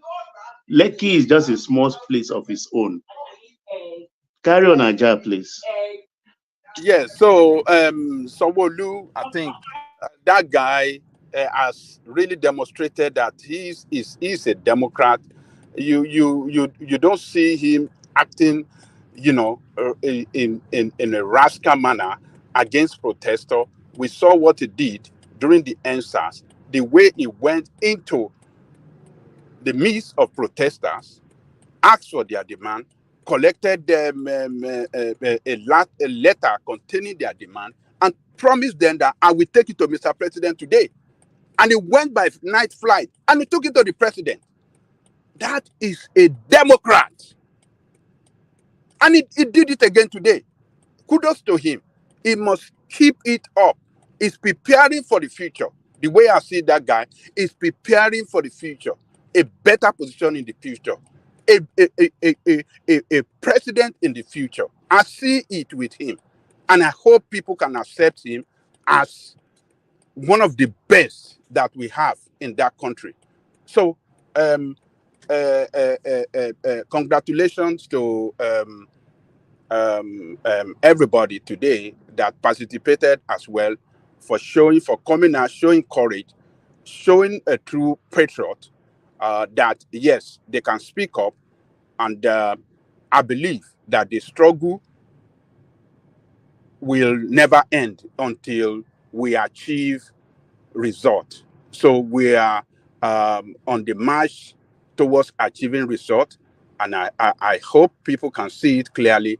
A new leadership in Omoyele Sowore, and I believe that, you know, it's a matter of time. It's going to pay off for him. It's a matter of time. It's going to pay off for him in the future. So he should keep doing what is doing.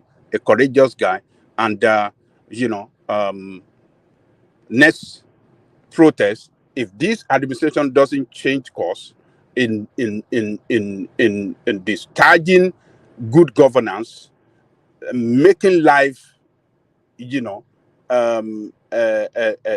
comfortable for Nigerian people, the next one will be bigger, and it might be nationwide. So Tinubu should try to, you know, get his team together and start solving problems, and not creating or adding more to the problem of Nigeria. What he has done for the past 1 year, he has added more to the problem of Nigerian people, and Nigerians are not happy with it. So what do I have? What do I have as the next thing that I can talk about? Yes, there is plenty. So look, we get had conversations around this. Variations at Lagos Calabar Highway, federal government reroutes mega project, slashes lanes to 6. So that rerouting is already an accounted for narrative. Is essentially taking it out of the way of submerged telecommunications in the subsea, whatever. So that there's that one, but the real story coming out here is that it's been reduced from a 10-lane superhighway to still an impressive 6 lanes highway. But the explanation essentially is money. So what do they make of then this over ambition being cut down to size by budget? Hold on, woman. So are you saying that from 10 lanes as projected, or as proposed, to continue down to 6 lane all Yes. over? From Yes, to 6 to lanes. Calabar, Yeah. Yes. all over to Calabar. I think so, yes. I think that does not make sense. It doesn't make sense. It does show completely that they are. It just show that they had no plan. They don't know what they are doing. How can you publicize, make too much noise, and then they are now coming back? Oh, it's going to be because of money. So you didn't know before that you don't have money to do 10 lane, but you escalating prices now. Escalating prices. What is escalating prices? It just shows that they don't know what they are doing.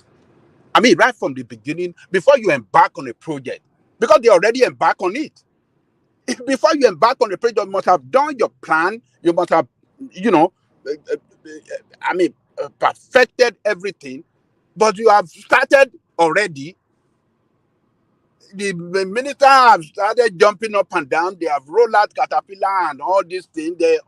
We are starting from Lagos, so you make too much now, and now you are telling us you are cutting that to 6 lane. 6? So it's going to be 3 lane to go, and 3 lane to come to Lagos. Is that the way, or is it? How does it look like? Or is it going to be 6 on one side and 6 on the other side? What are they really talking about, one man?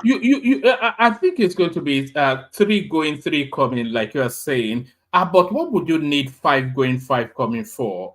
Even Lagos Ibadan Expressway is 3 going. Is it 2 going, 2 coming even? Hello? You don't need a 10-lane highway, do you? Well, one man, you think we don't need a 10 lane? What are we building for the future?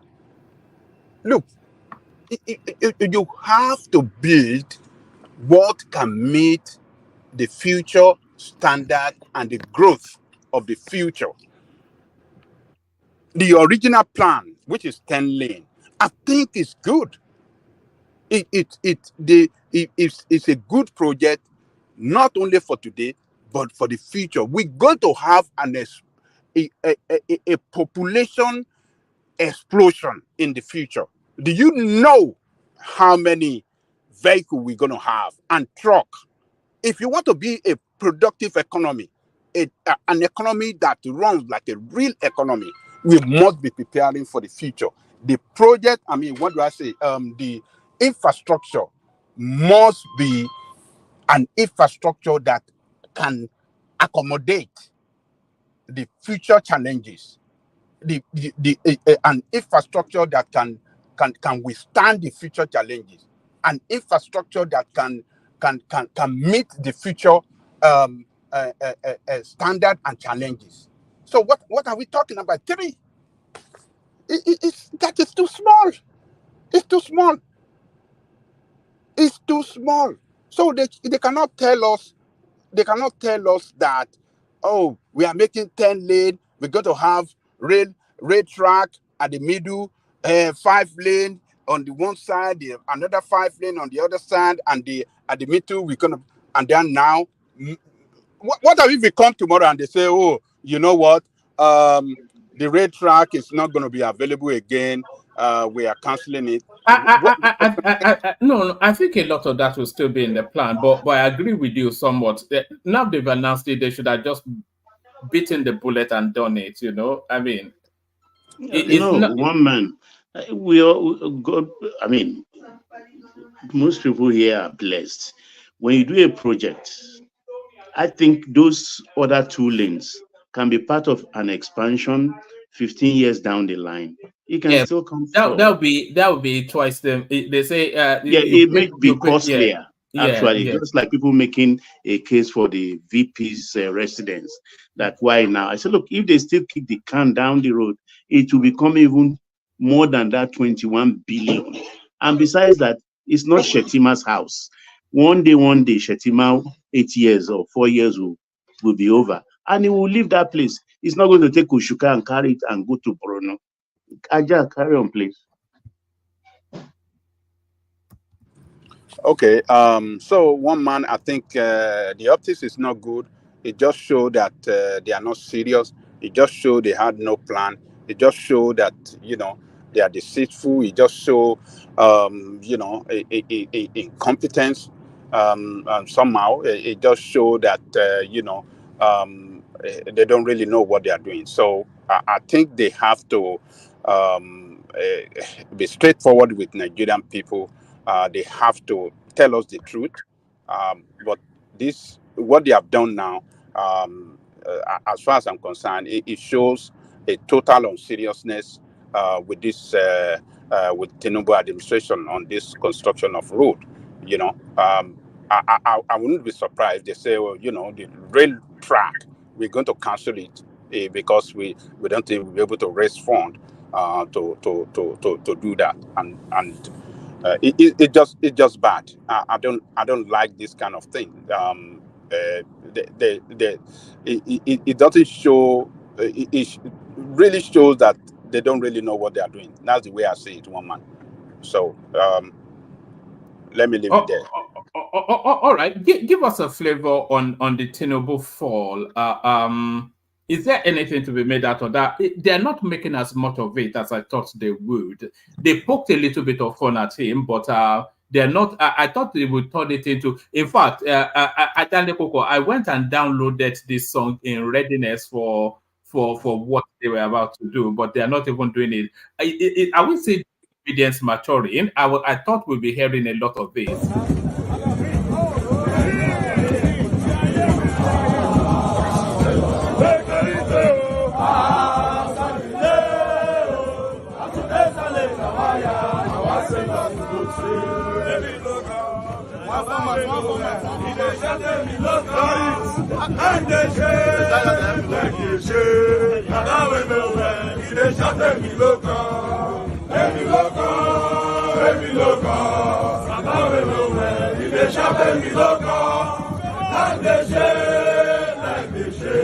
Baba we know where, he dey shout at me local. mi lọ́kàn. Ibẹ̀ ṣàtẹ̀ mi lọ́kàn. Láì lè ṣe, láì lè ṣe. Bàbá wẹ̀ ló wẹ̀, ibẹ̀ ṣàtẹ̀ mi lọ́kàn. Ẹ̀mí lọ́kàn. All right. I was expecting a lot of that, but I don't know. The obedience disappointed me today. I thought they would have done their usual thing. But the Well, Tinubu fall, yes. well, let me tell you, we have to thank God that bad thing did not happen to him. It will have been a disaster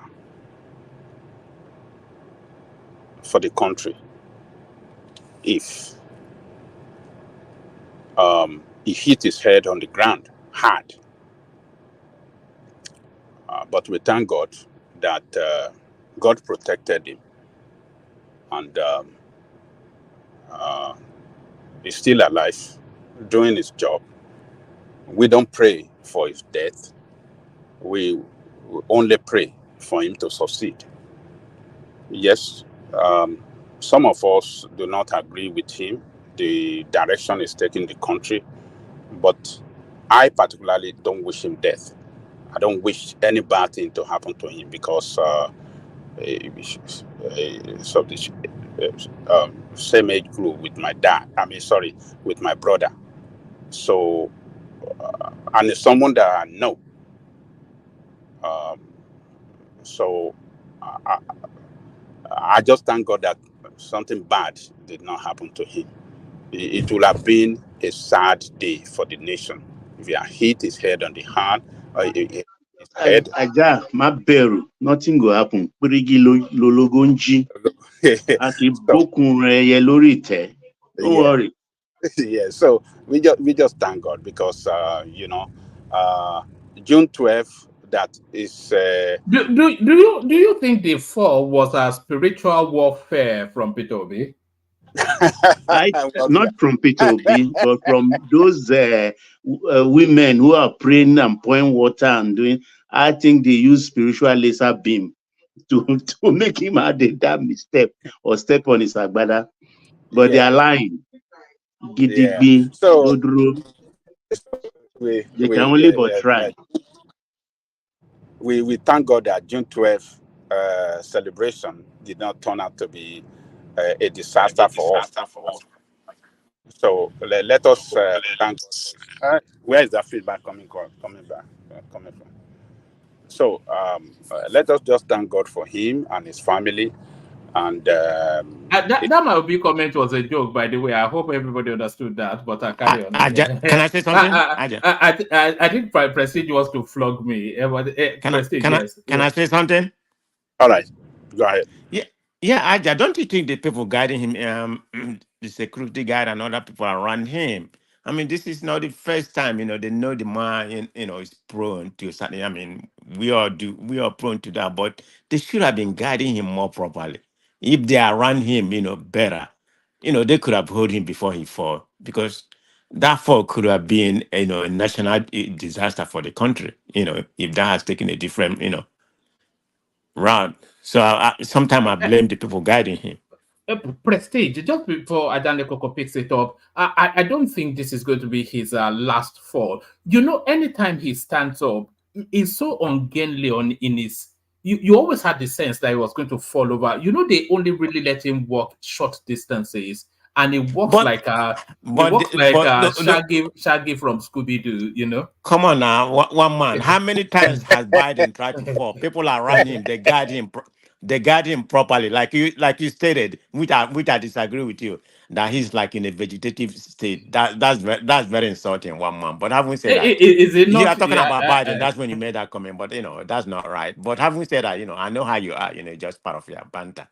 So having said that, they have to change their tactics of the way they guide him. Okay, I mean they're failing him. That's my opinion. You think they should somewhat semicircle around him? Well, not semicircle. They should be closer, guiding him, somebody like, a little bit in the front, maybe two behind, two by the side, very closer. Then one at the back. I mean, come on now. those people before he even moved, they should be able to hold him. I just thought, Man of they didn't do. prestige.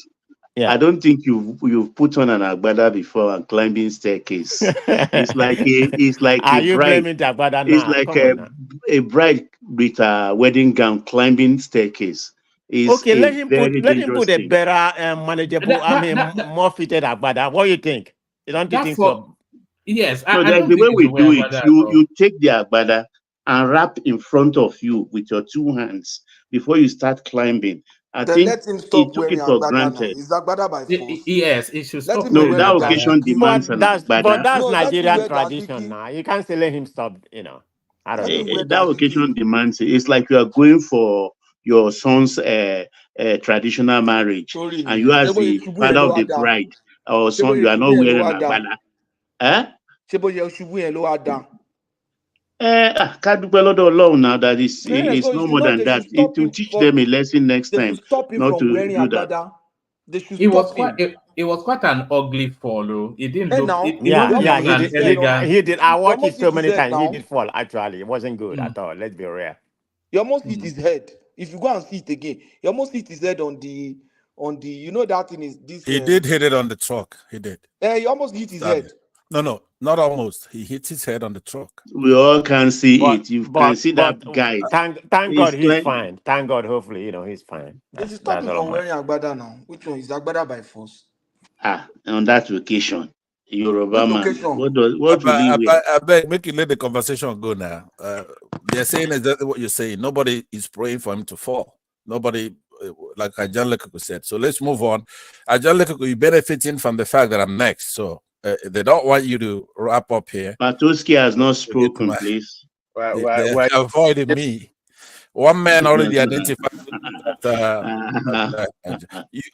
Baba, you already blocked me in the comment section. I can't comment over there. I would have been busy over there. Just ignore you. Me? Why is everybody Brother accusing me? Pansat, can I we never move on? block We are anybody wasting now. time. Everybody, Baba. I never block anybody. Man of prestige, I'm gonna beat you over the head. I don't know how you guys come about this, Baba, blocking you. Not me. So, as I was saying, we thank God that the worst did not happen. You see, the security men around him should know better. The man is fragile, and like man of Jesus is saying, they should be very, closer to him when he's walking, so that if anything like that want to happen, they can easily, prevent that. So I believe that today, what happened today, is to prevent, the worst that will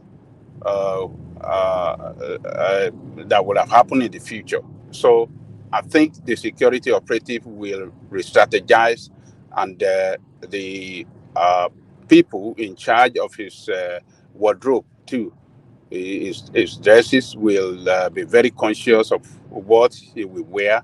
Maybe they won't let him wear a agbada or ballet again. Maybe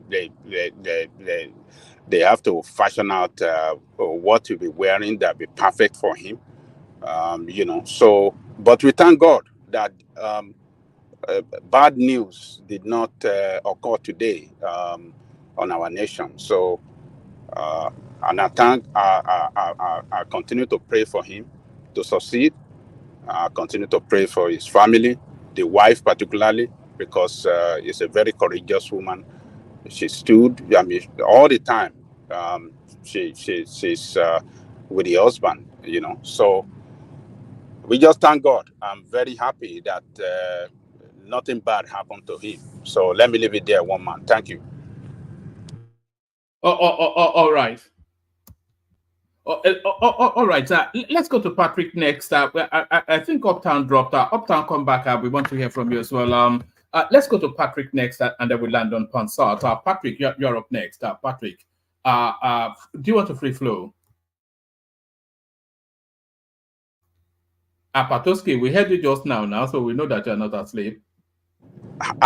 It's yielding to me. Patoski is a cultured man. He knows.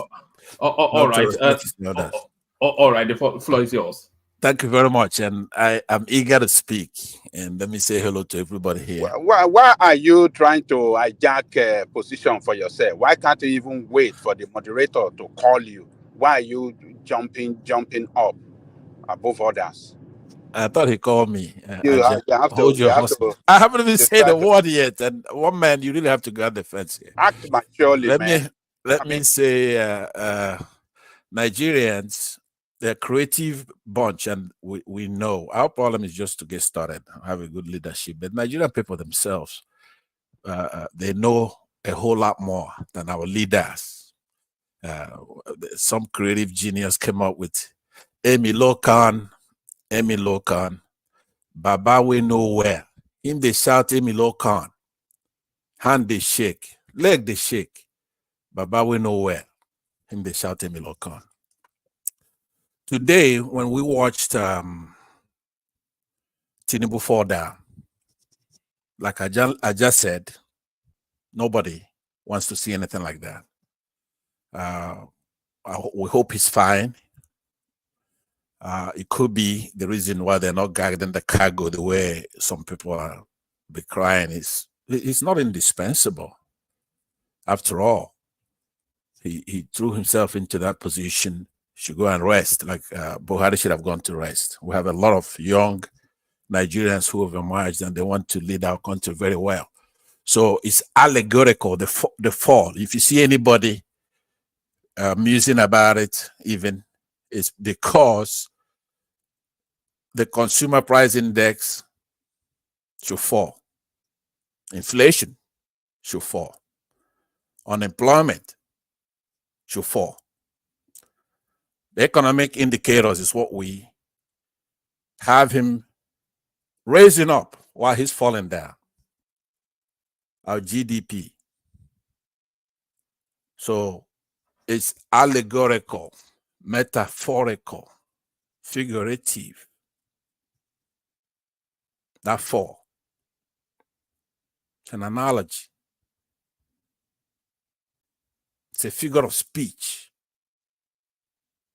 That's what everybody's heard. We know our mores, we know our people. They have respect for the elderly, for one thing. We know we're all gonna get old one day. But we don't carry it too far, still within the limits of politics. Things don't happen just like that. Nigeria is recognized by God. Nigerians are original people. Now, if he was rescued there, it wasn't God rescuing him. I could tell you for that. God has nothing to do with this man. We must move on, though, and pay particular attention to the ills we have in the society, because without him, we'll be on the way to recovery. That is for sure. There's nobody here who would doubt that. Anybody else that ran in that last election would have had empathy. They would have been available. They would have gone into the countrysides, into the big cities, and see what's ailing the people. They would have made themselves available to the press. So that is my preamble. So go ahead, one man. Let's go step by step on this. All right. Do you want to kick it off with the Soludo submission on minimum wage, obese interaction with the Rice TV, Tinubu's grotesque portrait? It looks like. Do you know Dorian Gray? Do you know the Oscar Wilde's Dorian Gray, the portrait of Dorian Gray? Yes, I do. Yeah, it looks like something from Dorian. It looks like a portrait of Dorian Gray. Or also rest protest that was all blustered bang, or just take your pick and then launch at it. Okay, today I'm going to make it quite brief, but not before I say one other thing. I'm happy that Tinubu got up from that fall. Let me just say that. I don't know if it was helped or, but he got up, and he should get credit for that. It's not how many times you fall, it's how many times you get up. And at least he retains that spirit that will resolve our people. We can fall down, but we always get up. So we're gonna be okay in the country. We're not doing very well right now, but at some point we're gonna do very well. So he did show that I didn't see any ambulances coming down there to pick him up. He was able to get up. So kudos to him for doing that. So now let me go. I'll be brief today. I will attack a lot of those things by looking at Ajanle Koko's conclusions. He used the word when you were talking about the highway. Say they don't have competence. He even said they don't have capacity.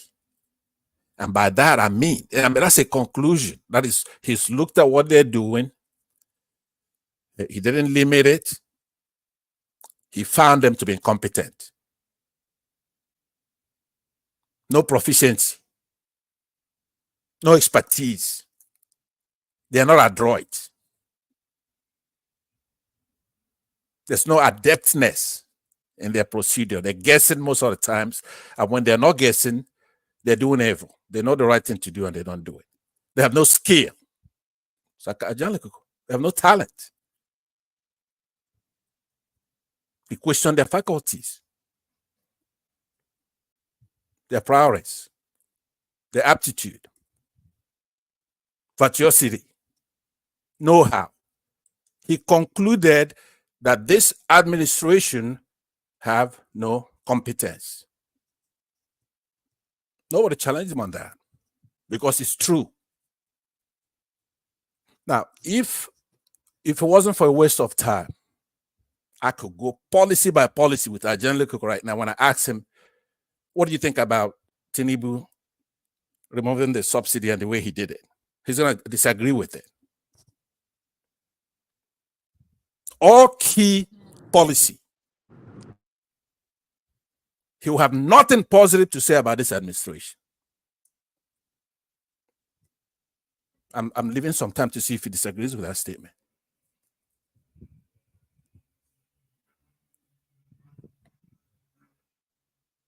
Okay. If it doesn't disagree, that means he agrees. That's how we'll do it. Yeah. That's right. Are you asking me a question? No. Okay. I made a statement that I believe captures your spirit, your state of mind, and your position about this administration, because sometimes we come here, it looks like there's such a vast difference between, say, myself, a critic of this administration, and you. And I've just boiled it down. There's no daylight between our position on this Tinubu's administration. I speak and I give some time, see if you agree or disagree. Having heard none, those who come here, they block people in the comment section, they interject people they agree with here on the panel, vehemently disagree with objective participants, even before they speak. And they show there is a camaraderie between Ajanle Koko and them, where there's nothing, they have nothing in common. Because sometimes we're distracted with tribe and religion when we're talking about substantive issues that have nothing to do with that. Yes, maybe by blood, they're related to Ajanle Koko more than I am. I'm a Biafran from the Southeast, 100% Igbo man, 100%. No dilution whatsoever. From my ancient forefathers to me, I'm a pure Igbo man, deep inside. I'm not a Lagos Igbo man. I don't give a damn about Lagos. It's none of my business. What if you do your DNA and we find some percentage of Yorubas in your Something DNA? is wrong with the test. The test will be faulty. So what I'm saying is that when we were here though talking philosophically about our economy, about our politics, Ajanle Koko and I are one. And anybody who disagrees with me disagrees with Ajanle Koko, no matter how they couch it. He said accurately that this administration lacks competence. That is a serious indictment. If I'm a Tinubu person, who am I supposed to fight? I'll be fighting Ajan Lekoko. Now, I've said here that the divisions we have in the country is not only tribe. We do have that tribal then, but we shouldn't be condemned for it. Almost everybody have that problem. Chinese have it, the Brits have it, they have Scotland, they have what is it, Northern Ireland, and other areas that they are occupying, right? United States will have it here. Come in many names. We have that problem. We're divided by religion. We have Muslims, Christians, and those who don't give a damn about each one, and some who combine both. I've got a clip for you when you land, just regarding what Ajan Lekoko just said to you, but carry on. Okay, thank you. Are we also divided by wrong and right? There are people who are wrong about the way we're heading, and there are people who are right about it. And this particular third division here is no less than tribal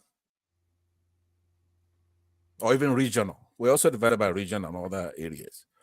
So I want those who come here and they want to be like a pack based on tribe or whatever, or region. And that's how you pick your friends on this platform.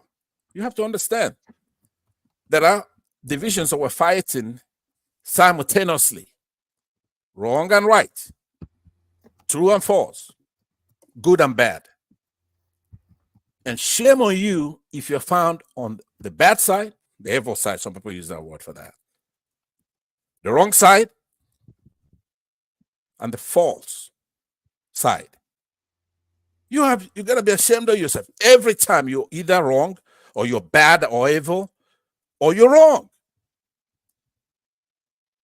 Nobody wants to claim you as his brother. Now, those who are right, they will stand with the truth, and they want progress for our country. Those are our brothers, and there's plenty of us.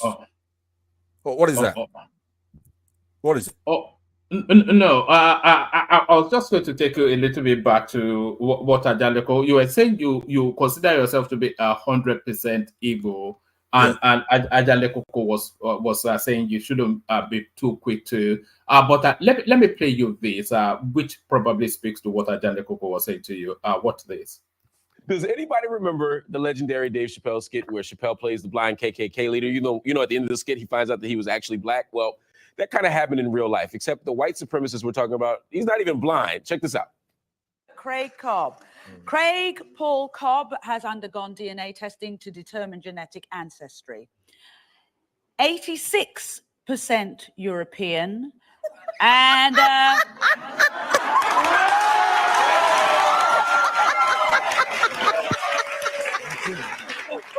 Give it to him. Give it to him. 14% sub-Saharan African. Wait a minute. Hey. Hold on. Just wait a minute. So, this is called statistical noise. Sweetheart, you have a little black in you. Listen, I'll tell you this. Oil and water don't mix. So, hey, bro. No.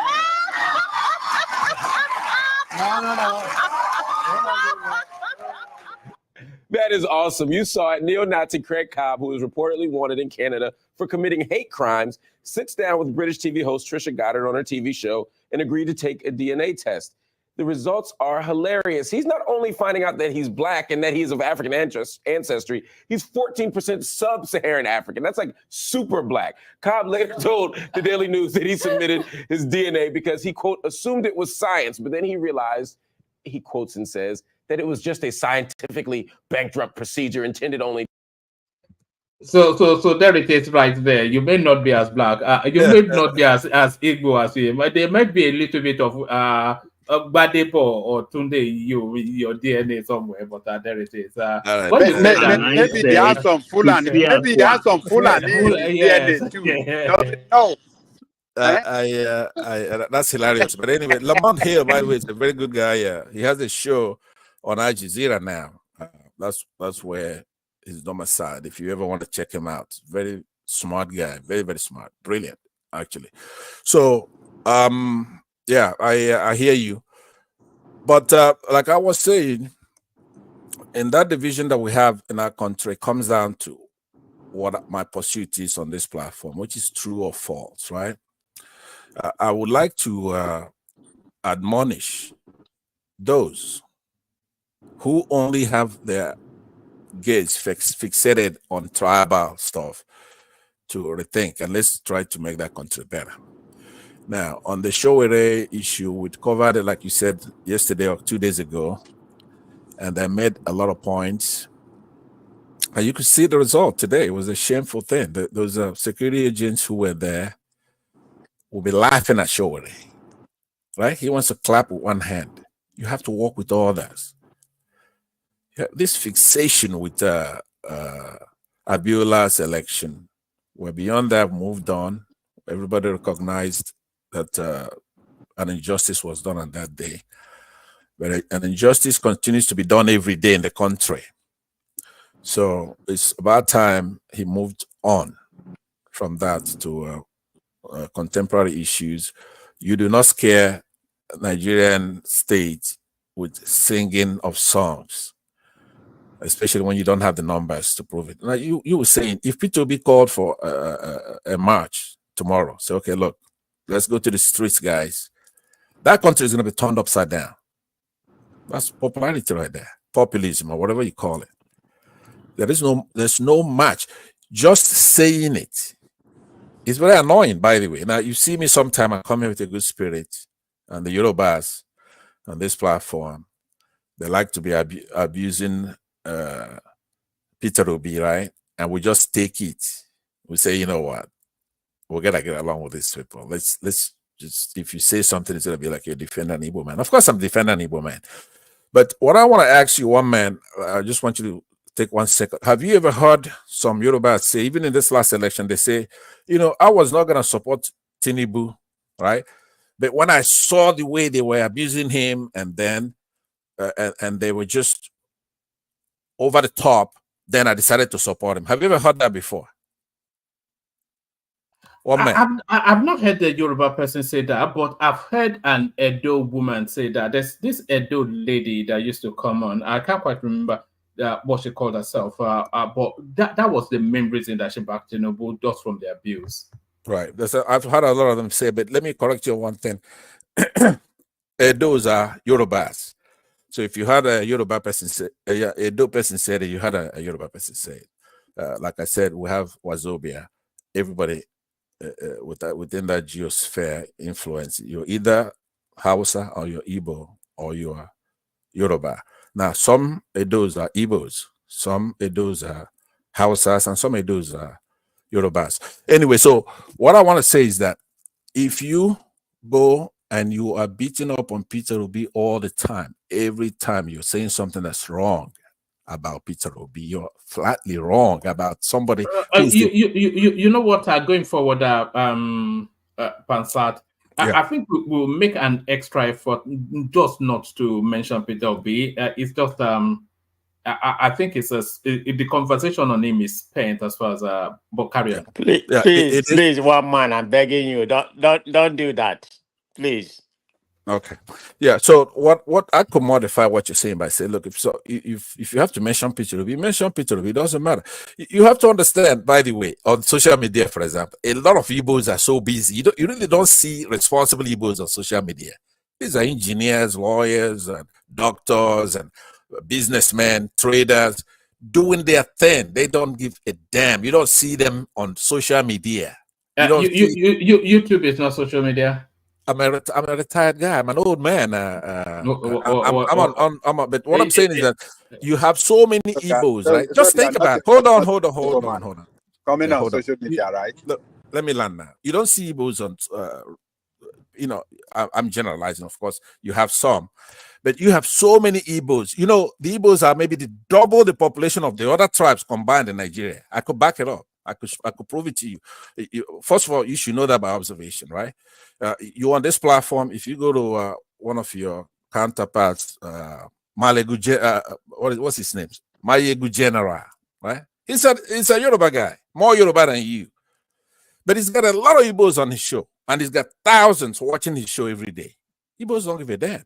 If you want to do a Mateka, like I said yesterday, Igbos will support you. They want a Mateka.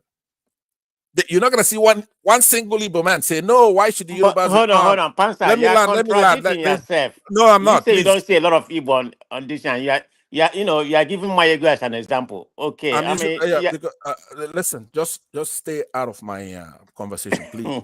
So, Okay. like I was saying, these people get it. When I talk, it's a matter of speech. They understand. I'm not saying there's no Igbo man. I'm on this show. I'm the pure Igbo man, the most Igbo man you ever met. Sorry, Pansat, you still have the floor. Yeah. But what do you make of? I suspect you don't watch it much, but I think maybe Prestige might consume a little bit of it. But I've never really given it. I see it in the backdrops, but I've never. What do you make of this? That's Mayegun something or the other. I thought it was. I used to think it was a skit or some comedy something, but what's going on there? Yeah, what's going on there is exactly what I was proposing for you here to reorient this channel. Mayegu is a Yoruba man, right? And he's telling the truth the way he sees it. That's all.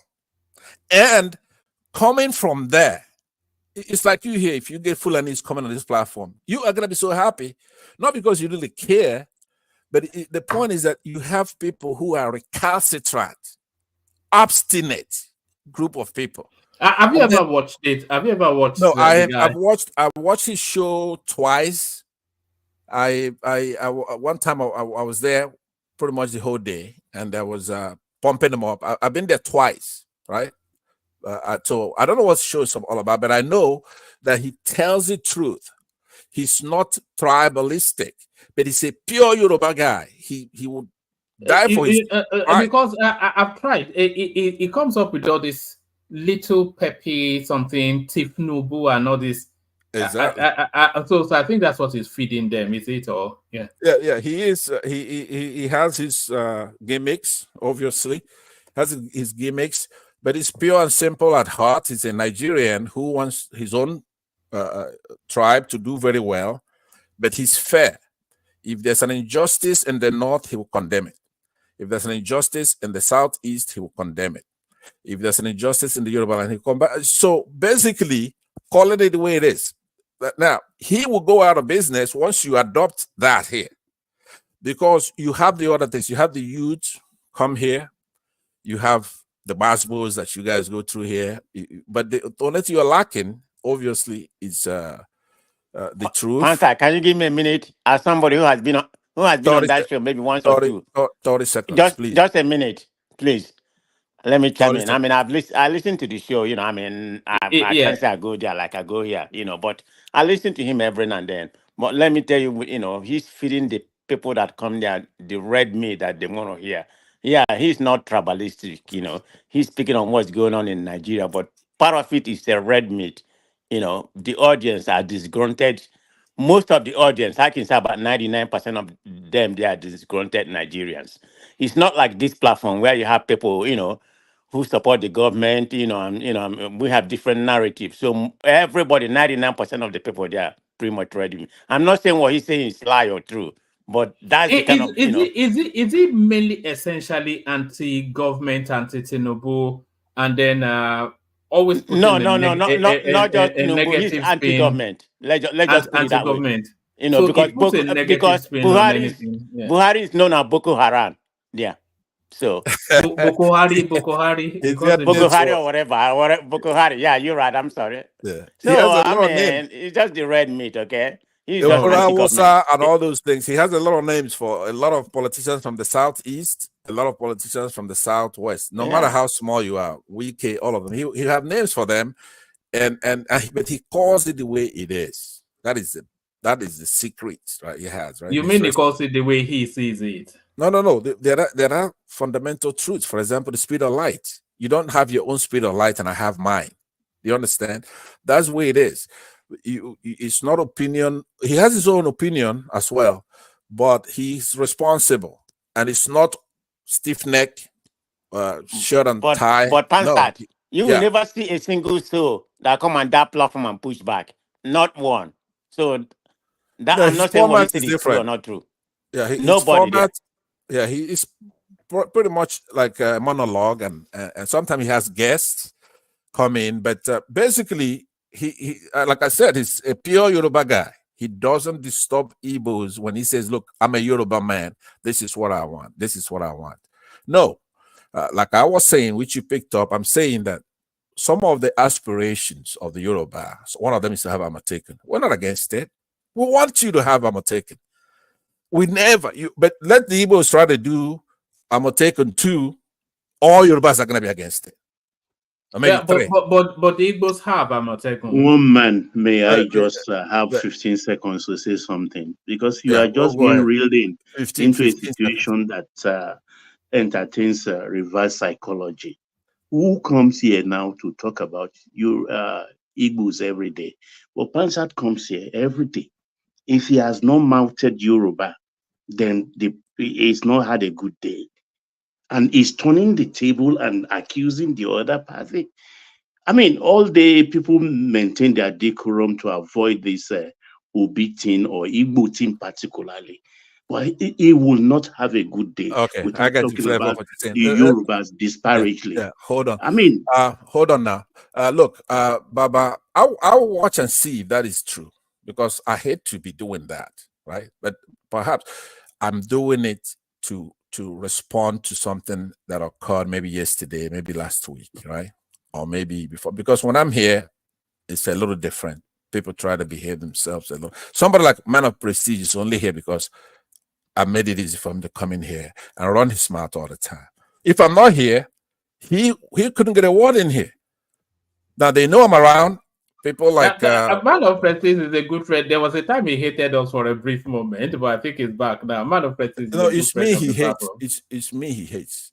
No, there's time he hated us. He These thought people from Owerri, I don't know if it's in their DNA or whatever. These Owerri, I mean, they have to really, like their governor over there. It's me. He goes to Dr. Damages. Me. Who make it easy for me? Even at Dr. Damages, they have corporates that take it over, and they were knocking Igbos all the time. I'm the one of them clean that up, right? And I take the spares, I take the insults. But he doesn't understand. If I'm not here today, people like you saw Enigmatic, he ran away once he saw me here, right? Hold on, So Pansat. I don't hate you or whatever. I don't even know you. The only issue when I have with you when you come to any platform that I met you, Dr. Daija here, when you start, spooning some, bigotry narrative, it doesn't matter who it is. I'm going to challenge. I'm going to push back.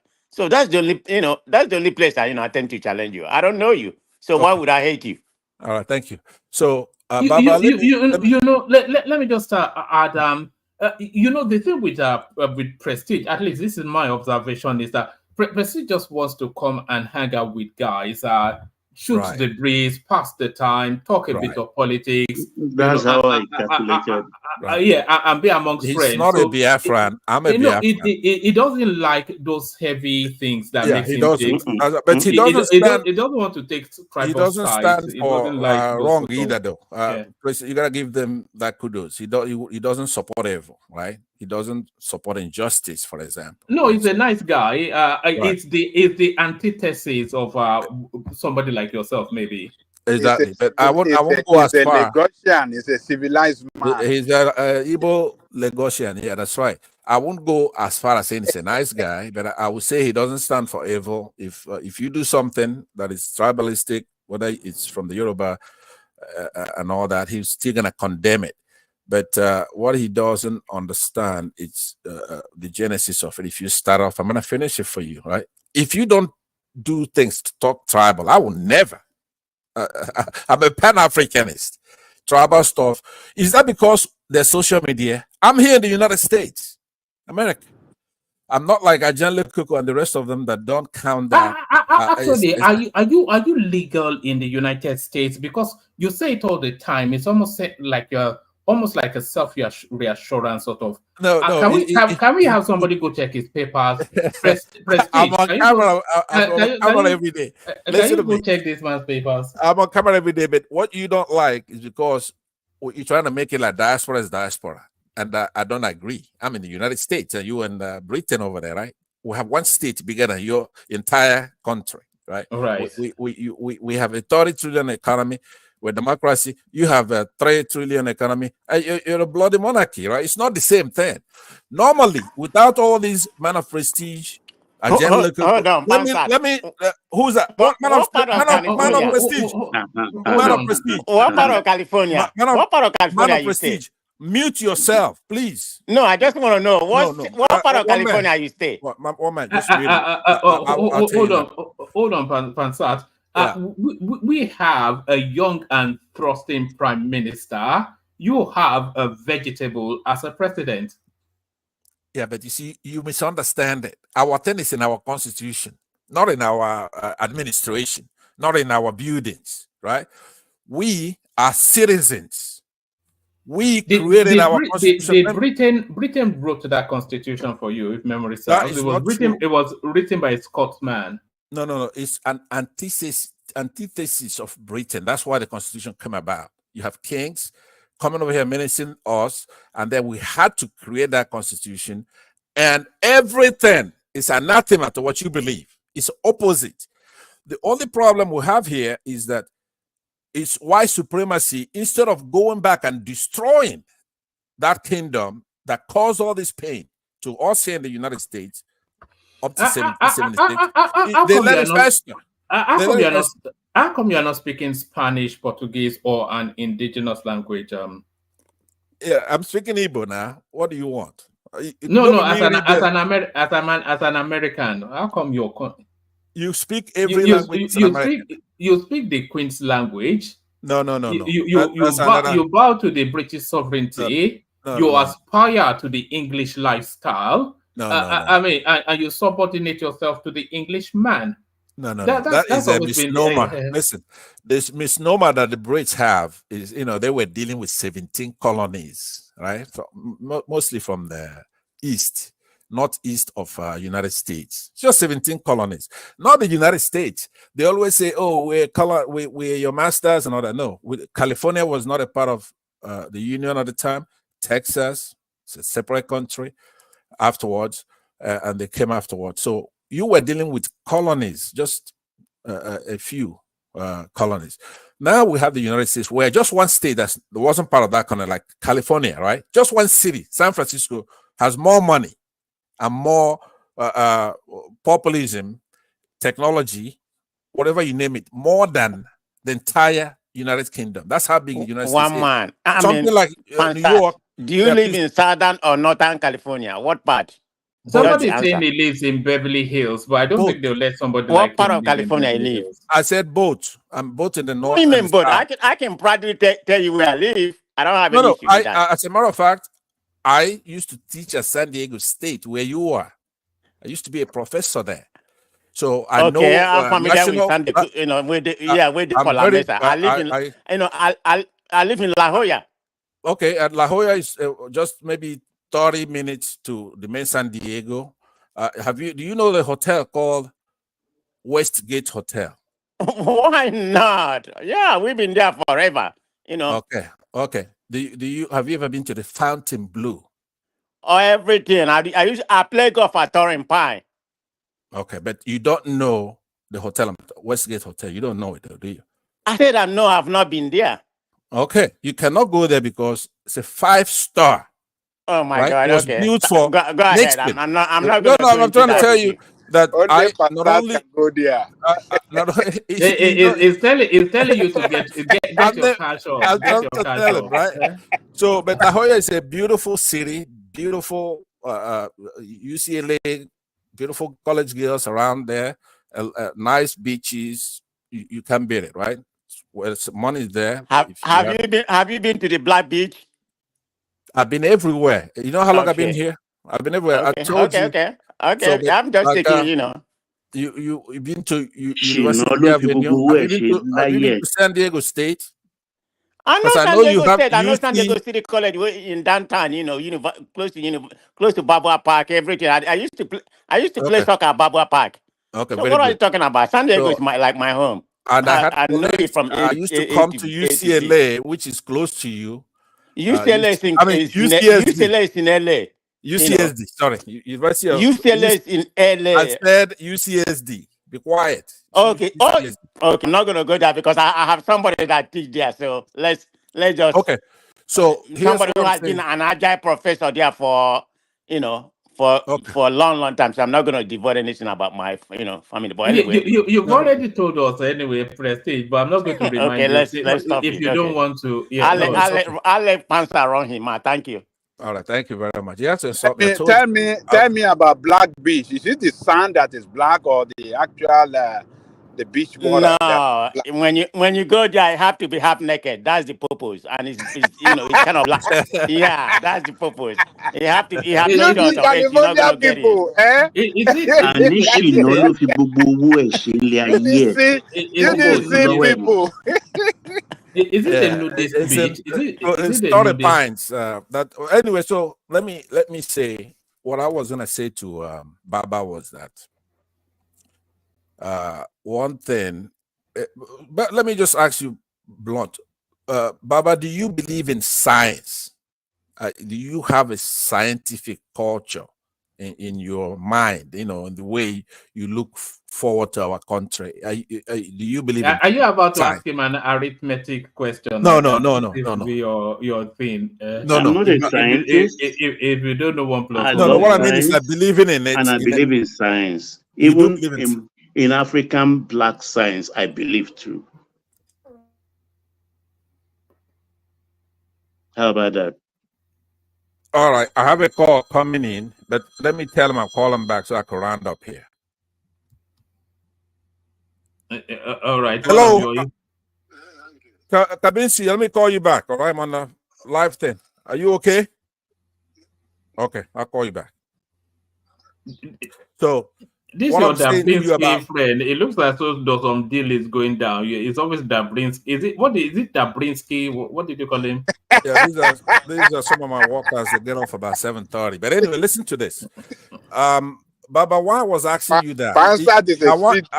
I really want you to answer me this question honestly. It's not a trick question. There's some dodgy going down. Okay, carry. I want to know if you believe in science. Now, let me tell you what I mean by that question. It's not a trick question at all. So let me clarify a little bit, right? Your thinking pattern, your values, your behavioral norms, your tradition. Is it science-based, formed, and does it reflect? One man, could you explain to him what I'm trying to find out? Because it would really cut down a lot of our arguments and debates here. If he believes in science or he doesn't. Not a scientist, as a scientist, but he already told you that he believes in it now. He said he believes in science, he believes in African science too. I mean, black science. I mean, what else do you want? Okay, all right. Baba, you want to say anything? Let me ask you a question. Do you know what Hegel dialectics is? Hegel's dialectics. Yes, I do. What is it? Are you trying to be funny here, or are you serious? No, because it's the question you're asking, Baba. I want to see if it's in that parameter. It's a notion. Hegel's dialectics. Yes, go on. It's identified as a dialectic, right? Tendency of a notion to pass over into its own negation as a result of conflict between inherent contradictory aspects. Karl Marx, Friedrich Engels adopted that Hegel's definition, right? And then applied it to social and economic processes. But when I ask questions, it's not a riddle. All right, yeah, that's yeah. That's what it is, right? So it is, yes. It's I was just expecting you to say thesis, antithesis, and synthesis. So if you say that, okay. Yeah. I think that Baba just doesn't like to take a question from me. Let me go ahead and avoid it, because I wanted to at some point bring this notion about us being culturally scientific in what we do, in our originality, Are we independent of thought in our descent, which I used to describe my people from the Southeast? But it's not limited to us. That's virtually for everybody. Because there's a danger. I'll conclude with this because I've been going on, and usually I don't like doing that. And there's a lot of people, a few people here, so I wanted to come back to me again, right? What I'm trying to say is that when you are watching that war in between Israel and Hamas, you have to Palestine in this case, you have to know that in the past, maybe a few hundred years ago, the Palestinians, the Arabs, they had the hubris, and they were marking these Israelis at that time because they have nothing. They're wandering from place to place until they were finally returned there in the early 1900s by Britain. And now, because they went ahead and adopted the scientific culture and worked very hard, which is what the Southeasterners are doing right now. And the Yorubas are like the Palestinians, and they're mocking. And they're saying, oh, you didn't win the election yet. Oh, we don't know how to do politics and all that.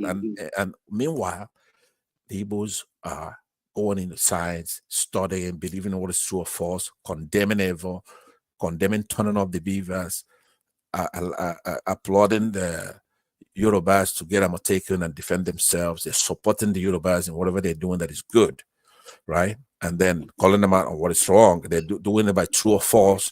And let me land. Are you grandstanding now? Let me land now. What are you? I You supported Yoruba for getting Amoteku. Let me land now. What I'm saying is that you've done your day with the Yorubas. Go enjoy it. Go eat with it. Come back tomorrow. Okay. One more thing and I'm done. I'm saying, when you're watching that war and you see the humiliation that comes after the hubris, right? Where they are so, oh, come on now, let me just line. Where they can't even do anything. Why? They don't have the science. They don't have the wherewithal to fight. Okay, look, let me tell you something. The day I see you, I will put my hand in my pocket, pick a Zoro can, put the black ring in my hand, and slap the hell out of you. You start eating sand. And no, sorry. Oh my God, this guy's making me laugh. That's my black science. People like you to teach you lesson. Okay, it's being done in Lagos every day. I'm landing now. Make a land. When you had your day, Joe, go and meet your Gabinski. I want to flog you a little bit before I go on this. So oh, you okay? You want to try me? I beg. Me time. So what I'm saying in conclusion is that you're not laughing at your hubris, switching off the beavers, putting somebody who's incompetent in office and supporting them when finally you know that you made a mistake. Are you just going for the wrong thing? You go for the evil thing and you're laughing. We'll come here and you're mocking Nigerians because you think you got some kind of tactical advantage. You forget the strategic ones. Right now, you lost the Edos. Before, we had nothing to do with Edos. As far as I was concerned, I don't give a damn. At a point, the Midwest wanted to go. We didn't disagree. Did we? Go back to history. Ask for permission before you interrupt now. Let's behave ourselves here. Okay, please, let me just stop 5 minutes for that Edo one. They were in Southwest, Osadebe, and the rest of people, they said they want their own Midwest. Did Awolowo and the Action Group oppose? They never did. They helped them even establish Midwestern states. So why should we now want to force Edo to us? When the Southwest governor went for a meeting 2 days ago, did you see Kwara governor there?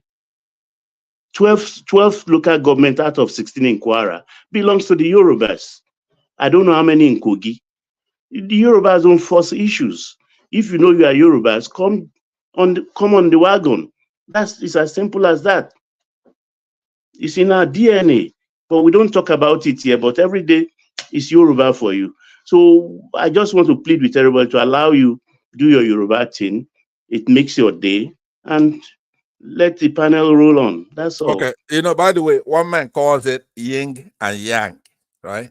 If you yang the Igbos, I will yang the Yorubas. It's fair.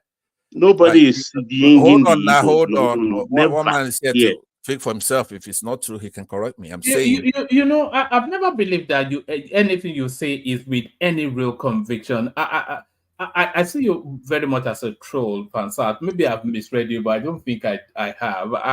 Ever since you've been, you know, the first day you came here already identified you as a troll, and I think you've just been trolling us all the way through. look, you know what? Certain things I wear as a badge of honor. When you fight, if you came here, you were supporting me, and you just, I would think something's wrong with me. You're one of those guys that should describe me that way. And that way, that's a badge of honor. I say, by the way, I go to Dr. Damages. There's this kid over there, Tone. And he's upset that I come here, right? No, you see, somebody like Tone, he would never understand somebody like you. Because, not at all. I don't think he, you know, it's clever in its own way, but I don't think it's it's not clever in anybody's way. But here's what I'm saying to you, right? When a lot of them, it's like Man of Prestige here. Without me, Man of Prestige would not be here without me. No Igbo person, because all you're gonna have to do is to gang up on him, talk about Obi, talk about the Igbos, but you don't do it because I come with Ofonogu when I come to this platform. I come with Ofo na Ogu. Is that a Foshe? We have, is that a Foshe? It's bigger. Nobody else has anything close to it. Right? Ofonogu is the biggest thing from Africa and the world, actually. Google it. It's not Ofonogu, right? Yorubas don't have anything 1,000 of it. Okay. No, I'm serious. This is true. But what purpose does you haven't heard about it before, right? Yes. Man of Prestige. Man of Prestige. Do you know what Ofonogu is? Is he here? Prestige is California Igbo now. How can he know? No. He may not even know it, right? Any Igbo man that doesn't know what Ofonogu is, it's crazy, right? But you see, Yorubas, that's one thing you have to understand. If you go against our Ofonogu, you're done. All right, so what is it? Nobody else in Africa that has anything like that. Only the Igbos have it. Yes, wait, Baba. What purpose does it serve? What does it do? It's truth, right? It's the staff of truth, right? If you don't go against Ofonogu, period, everybody knows that. Let other Igbos who come here talk to you about it, because I really don't want you to know what it is. I don't want to tell you what it is, because we still have to fight you. Now, I said the difference between me and Peter Obi, right? Let me tell you, and I conclude with this. It's unfair to go on forever, right? If I'm Peter Obi, what I've been advocating is a war between us and the Yorubas. You can go on as long as you like. That war, the panel has run, but they don't like it. Nobody likes to hear it, but it's so important. It's inevitable. It's inevitable because I'm asking. People like Man of Prestige, Jewel of Nazareth, all these youths that come here. You want to take this every time you're taking this nonsense from the people you could beat. Why? I mean, it's like dying. It's like cowardly. You're dying 20 times. To that extreme corner now. But hold on now. Blow off Yorubas off. No. Carry gun, Kalashnikov. Why just bomb them on a daily basis? It's like you get it nicks and cuts. Just make up your mind and deal with it. Deal with them. That's all you have to do, and it's gonna be over. If the Igbo say, you know what, we're going to war with the Yorubas, it will not last 2 weeks and we'll be in the mop up operation. I have a question for you, Pansat. This Ofonogu, is it best with yellow gari or pounded yam? One man. Let me tell you something, by the way. I said I don't want you to know about it, but there's something you must not do, because sometimes you're playing and you must not joke with it. You must not play, even if you're playing, right? Do not joke with Ofonogu, period. Don't even after I talk and you want to make a mockery, even though you're playing, don't try it. I'm telling you, this is no joke. Ask anybody. Ask Man of Prestige now. You know we have a deity. Ajane Koko, you do remember our deity on this platform? Ndugurudu. We have Ndugurudu. That's good. Yeah, you have things like that. You could play with a lot of things, right? But there are things that you don't play with. This is one of them. You can't. Now remember, we have our Chi, which is the God Almighty. The same thing that like when we're talking about God, Jehovah, we have God, right? The Father, God, the Creator, Chineke. Chi is not God in Igbo land. Chi Yes. is your guiding spirit. No. Chi is God. It's your just guiding It's spirit. Chineke. It's short for Chineke. You're gonna And tell me Igbo. Let me tell you Igbo now. child has its own chi. Don't look. If a You know, Yoruba man one ever one took man. an Ofo That's a title, test I I want you to would do. have. I want you to dig out maybe Igbo Bible or Igbo News. Put it on. Anybody here who's gonna come to speak for the Igbo, let him read it. You put it up. I'm gonna read I the don't need Igbo. to read it. I'm gonna I'm read the Igbo. repeating to you. Hold on now. I would have Hold been a on. first Yoruba man to have to take an Ofo title. But Okay, now one that man, the pull it. women are taking it, I think I may try it again before God take my soul. What are you talking about here? No, stay for a lane now. Stay. I'm an Igbo man. Stay for your own Leave Yoruba. that Make I in. stay for my Pastor, own. go answer Gabinski. Let us have some good thing here to talk about, Joe. Okay, I yield. I yield. I was gonna talk Thank about. you very show much. whatever. Have a I'll very yield. good day. I know you like that. Okay. No, but Pansat, if you, Yes, if, sir. unless you are rushing off to No. to Bobrisky or whatever it was, that you can speak on Obichore, only because there are not that many of us left, and because we delight in hearing from you as well. So yeah. Yeah, I would actually send text so that they close out.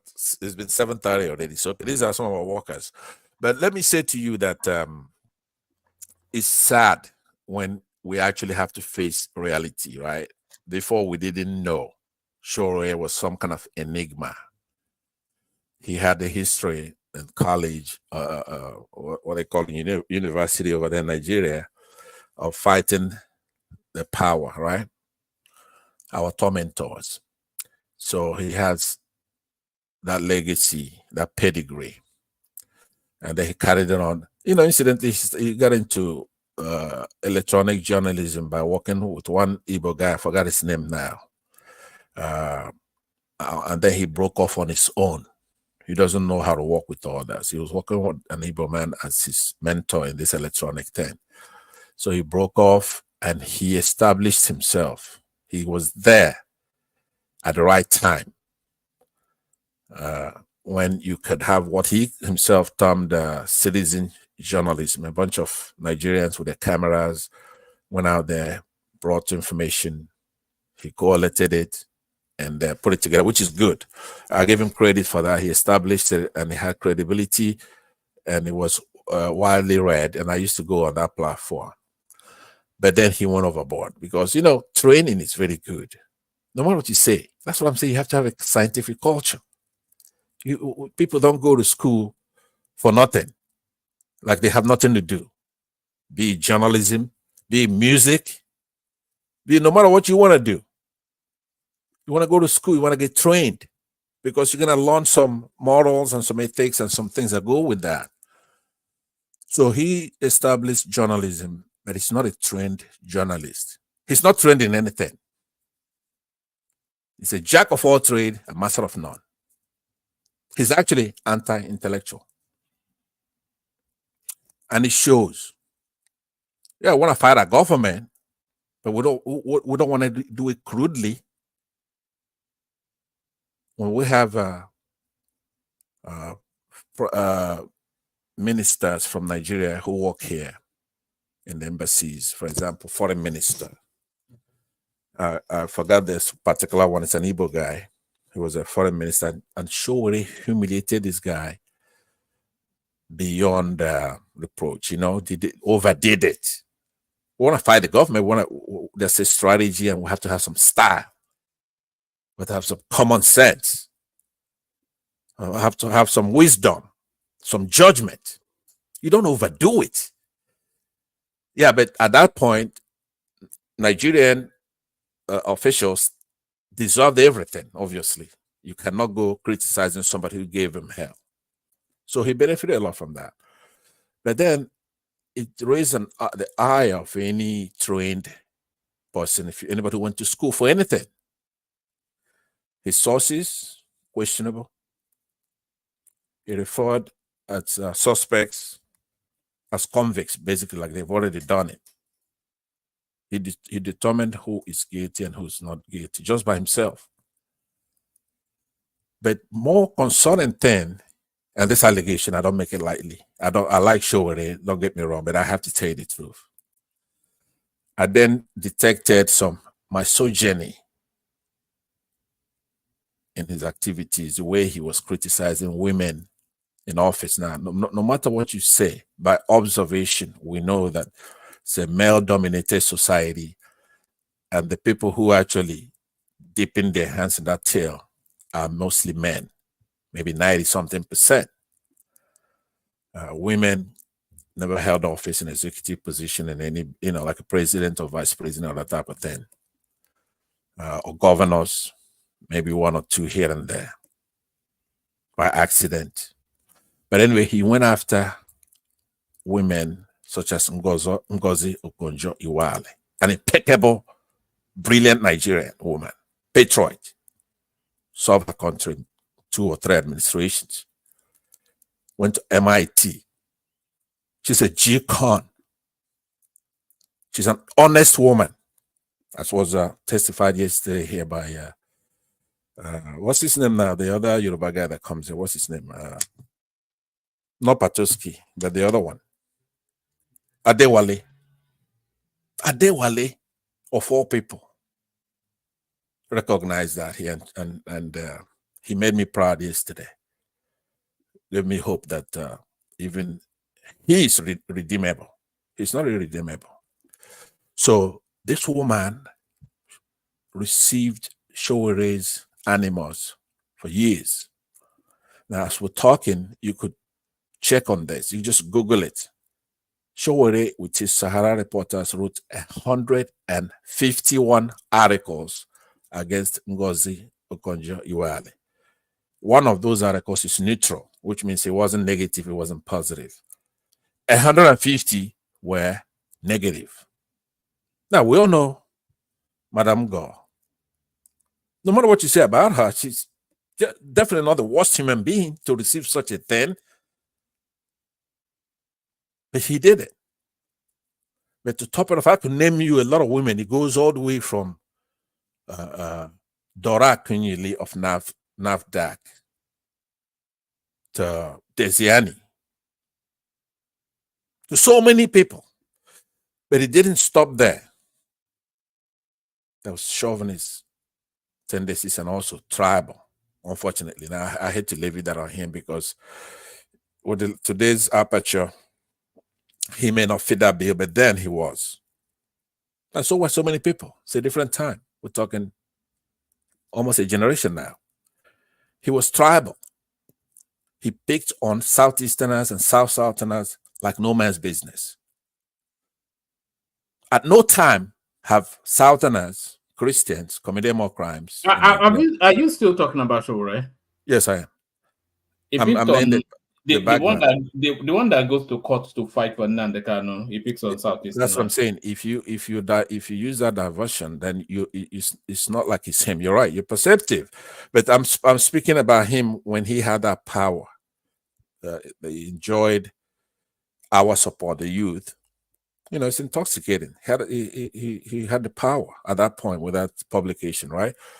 And he was beloved because of the reasons that I've elucidated earlier.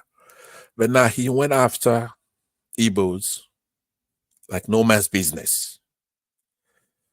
It extended to Southerners who the Yorubas don't want Southeasterners. One man, do we have some other new people on the platform? I think Pansat has spent more than what it is. Yeah, but look, John Lekuko is the chicken and the egg phenomenon here. People are coming in because I'm speaking. Hold on. People are coming in because I'm speaking. So you're gonna have to solve that dilemma. Do you want more people? Do you know what Ajahn Lekoko is really saying to you? It's saying that it doesn't have the maybe even the strength to launch at whatever it is that you are trying to run Showore down. So I should just move you out of the way before.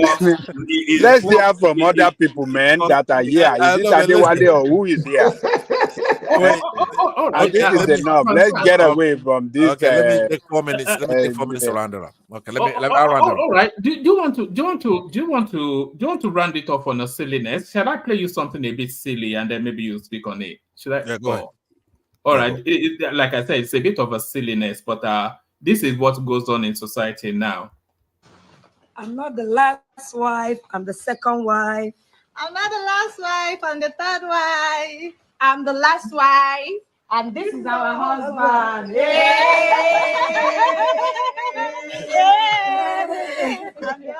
The bad.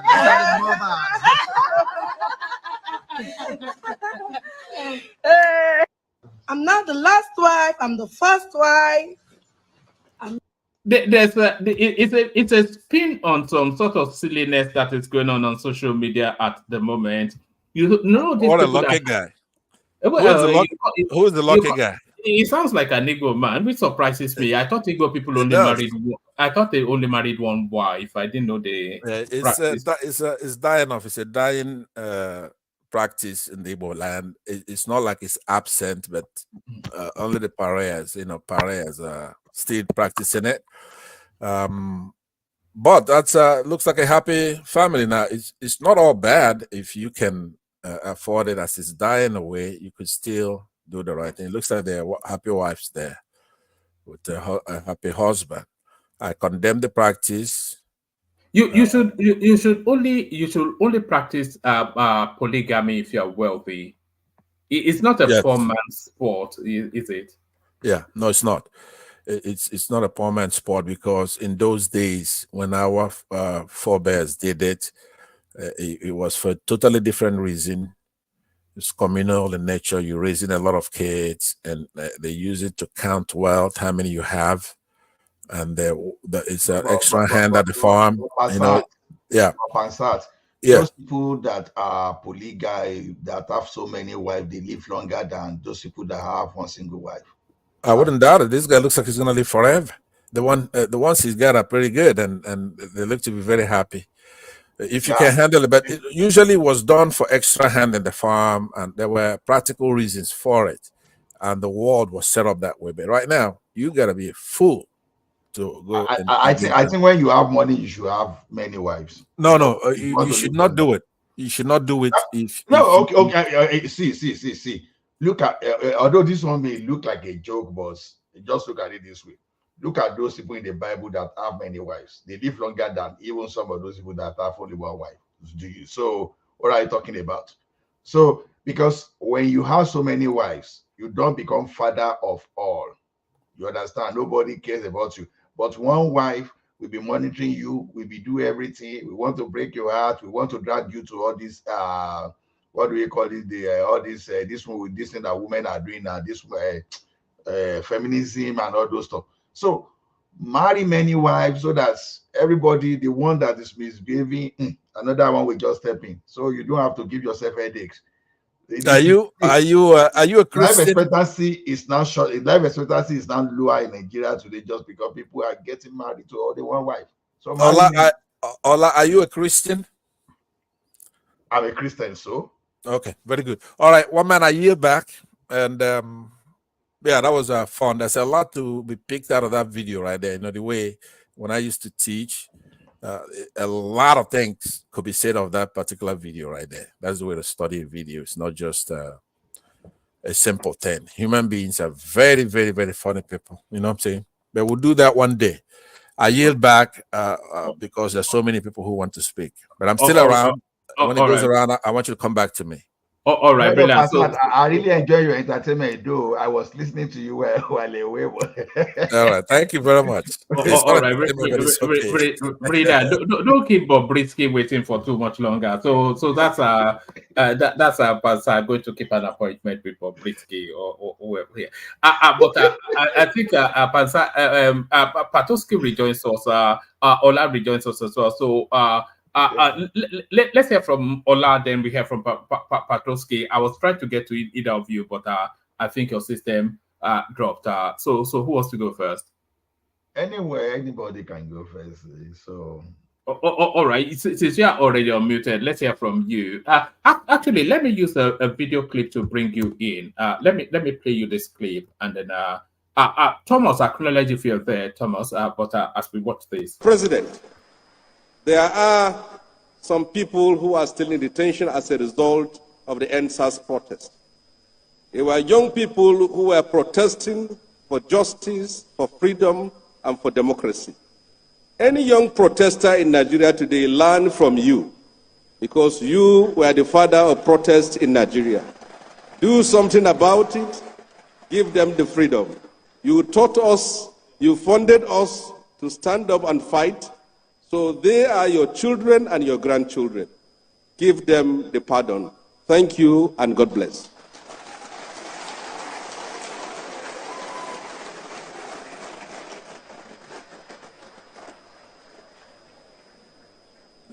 Wow, very thought-provoking speech there from Senator Shehu Sani, speaking from the heart. Nice one, though. I totally agree because, but when I say I totally agree, I agree from the point of view that when you protest, you do not commit a crime. If you protest and you commit a crime, you have to face the music no matter what. So you can't hide under protest and commit a crime.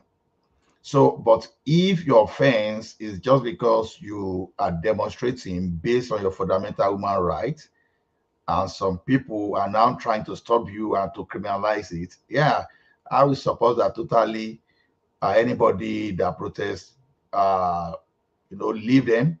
So as long so what that man, that man used to be one of the former Nadeco member. I don't know whether Nadeco still exists now, and they stood for democracy then. And even when Abacha was after them everywhere with his Sergeant Roger and Mustafa, these guys, they were doing their fearless and all those mojamosa, you retreat and you charge. So they were doing their bit. So to me, the like of Showore, no matter what how we want to frame him up, you understand, that guy is not violent in any way. He hasn't really committed any crime for protesting. So people like that and people that are similar to him, I don't see why they should be in jail or should be incarcerated. Even whether you are doing your Yoruba nation or Benue nation or whatever, as long as you are not destroying any public property, as long as you are not committing crime or you encourage people to commit crime, yeah, you should have that freedom. It's the way to go. Maybe someone should correct me if wrong. I've not really seen Tinubu regime as someone that will just clamp down on anyone just because they are protesting. I've not seen that. So maybe I could be wrong, and someone should just try to correct me. So that's the purpose. You understand? We, the country, the like of Tinubu, this Sonny himself, and some others, they fought against, they fought for democracy. They stood for what they stood for what is good. I don't know if they're still standing for what is good now, but at least then it's what we can see. Unlike protest is the protest, the protest we are talking about is unlike the one that you go and switch off the power grid, not minding if someone if someone depends on that to survive, and some babies so those any type of protest that will not sabotage the economy intentionally, other than workers leaving their job and not tampering with anything. Yeah, no point of incarceration. But people protest and people protest everywhere. Nobody harasses them. I totally support. Allah, yes, sir. You know when you guys make this point that people went to shut down the electricity supply, or what do you say now? The power Power grid. power grid. Yeah, you know, it just you guys just make me laugh. As if you are in a country, as if that country is a country that supply uninterrupted electricity. As if it's a country that people it's not generator that people depend on, both commercial use and residential use. Why are you people power grid, as if you are a country that even have electricity for this year alone? The power grid has break down for about 6-7 times. What is this point that you people are using against Okay, Baba, you know my experience. You know quite well that I've said it over here and over that I work with NEPA, not PSTN. I you are work. not a country that have electricity in the first place. So what is it about? Oh, maybe in the incubator or some people going to they're going to kill some people. Let me give you a gist. You know the NEPA where I work, the one at Oba, the one very close to Guinness there. You know, we have both 33 kV, 11 kV feeders, and you know, there we have a injection substation where we step 132 kV down. Now, what I'm telling you is this: around that locations, even despite load shedding or whatever, at least then companies were still getting like 16 hours of electricity from that area alone. You understand?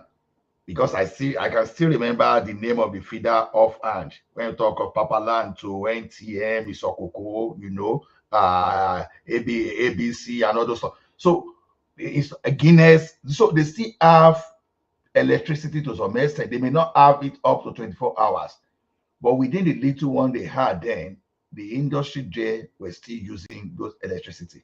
Yeah, it is true we don't have constant supply. Now, the country where they know that there's no constant supply, they can prepare for that few hours where there will be no supply. You understand? Okay, you have your generator, you buy your drum of diesel. You know that, okay, 16 hours a day, I will have electricity and I plan for the remaining 8 hours. Now, but we have a situation where the organized labor, they went ahead and switched off the grid. You don't even know when the thing will come. You never prepare for it. So it's totally different. So the situation you are used to that you plan for is different from unthinkable, like the Labour Congress did. Staying at home alone will make the government feel the impact. And the thing you've managed to do, you see, by staying at home is this: you are now infringing on all that fundamental human rights. Okay, while you are protesting, you are not supposed to disturb others that are not interested in your protest. So while you are protesting, someone that is not supposed, that doesn't care about your protest, you should not make life unbearable for him. It has to be your protest, and you are directing your grievances towards the government and not innocent Nigerians. So any way we want to see this thing, going after critical infrastructure just because of your demand is criminal. Like, so it's not the fact that the problem we have in our country is it's just because the government is lenient. If we were to see when they were doing pipeline here, some people they call themselves environmentalists, when they were arrogating the power that were not supposed to arrogate to themselves, the government packed them up and they're in court. Some of them were sentenced. So all this thing we are saying that we just think, okay, protest means that we can just do anything. Because if you allow people now, they will start beating people up just in the name of protest. We can't allow hooliganism and some kind of economic sabotage.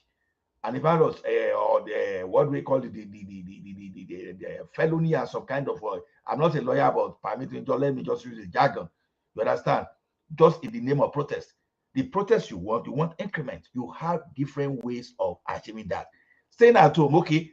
The teachers, they are part of you. They stay at home. They are not going to school. And the children already, they are giving their parents headache. And their parents want to deal away with them. So you go to school. They will be the one to go and start lobbying the government. So those are the things we wanted, not for you to just get okay, tipa, tipa. No. To me, what is not good is not good. Let us not encourage. Is that not what really happened? They walk out of their job places, and those in charge of the electricity grid, they walk out from their job. And what do you expect to happen? You think that power grid will function? Baba, You think it will function? do The you know those hospital, people that hold on. The hospital workers that walk out from the hospital, do you expect the hospital to function? Or the teachers that walk out from the classroom to teach, do you think that teaching in the school or the school will function? So you guys should look at this critically before you start going after and recommending and calling for government to go for their head, because that is what I'm listening. That is what I'm hearing from. See, Baba, let's bring it this way. Because let's assume that they go to jail. They have committed economic sabotage. Oh, it's treason. It's treason. Treason. Baba, let's Do you assume know that Nigeria, what treason carries? He said it is treason. They should go and kill them. Baba, let's assume Nigeria is Canada. I don't get the point of Baba, let's assume Nigeria is calling Canada. for treason against this guy. Baba, wait. Let's assume Nigeria is Canada where they have winter. And at the peak of the winter, when we used to have minus 40 Wrong degrees. analogy. Because you know that I'm just giving you an example. That your analogy cannot work. The reason I'm saying is look for something else. I'm guessing that maybe there's winter because electricity is in the hand of private hand in Canada. You know that. I'm just giving an example now because they are labor too now. Let them go and turn the power grid off during They will not do it because they are well paid. They are not. They are well paid. Baba, they go on They strike. will never go on strike because they are privately owned. Baba, that's not correct. Sorry, Ola. Thomas, are you there? Okay, Karen. Yes, Daddy. All right, Billy. So Thomas is there. Patroski has not spoken, so make sure he speaks before you let him go. He comes after Ola. Ayo, Kulata, still, and then Kulata, a series more. And then Ayo right there. That's Kulata, and then that's Ayo. So thank you, everyone. Keep the super chats coming. Keep the conversation going. Thank everyone. See you tomorrow. So back to you, Ola. Sorry about that. Ola, back to you. No problem at all. So Baba, I'm just giving an example. You understand? I'm just giving an example. So our situation is totally different, but I just let you see the type of action you are supporting. You understand? Assuming in the United States, that your example is not the right example. You know you can because people may not get it at the lowest point of it. That's why I use that one for people to see that. No, when you are using that kind of example that does not correlate with that hours. Okay. Let me tell you the prices in NEPA now. You will see that switching off the electricity was actually criminal. You see, when you talk of power grids, there's a level you can get to. There's what they call RMU. The people that can operate RMU in NEPA at that time, you have to be an assistant manager, starting from an assistant manager. But so there's what they call gang isolator. If you are not a senior manager, you are not supposed to operate gang isolator. So what I'm saying, they are senior staff. They are even not supposed to join strike. They are even the one controlling all those things you are looking at. They are not all the regular people that just go and put the fuse in transformer on your street or those people that will connect wire. No. Senior managers that some of them, they spend like 18, 20 years, 25 years in service. They are not supposed to. So for those things to be sure, that it simply means that they were overpowered. They were overpowered and forced down.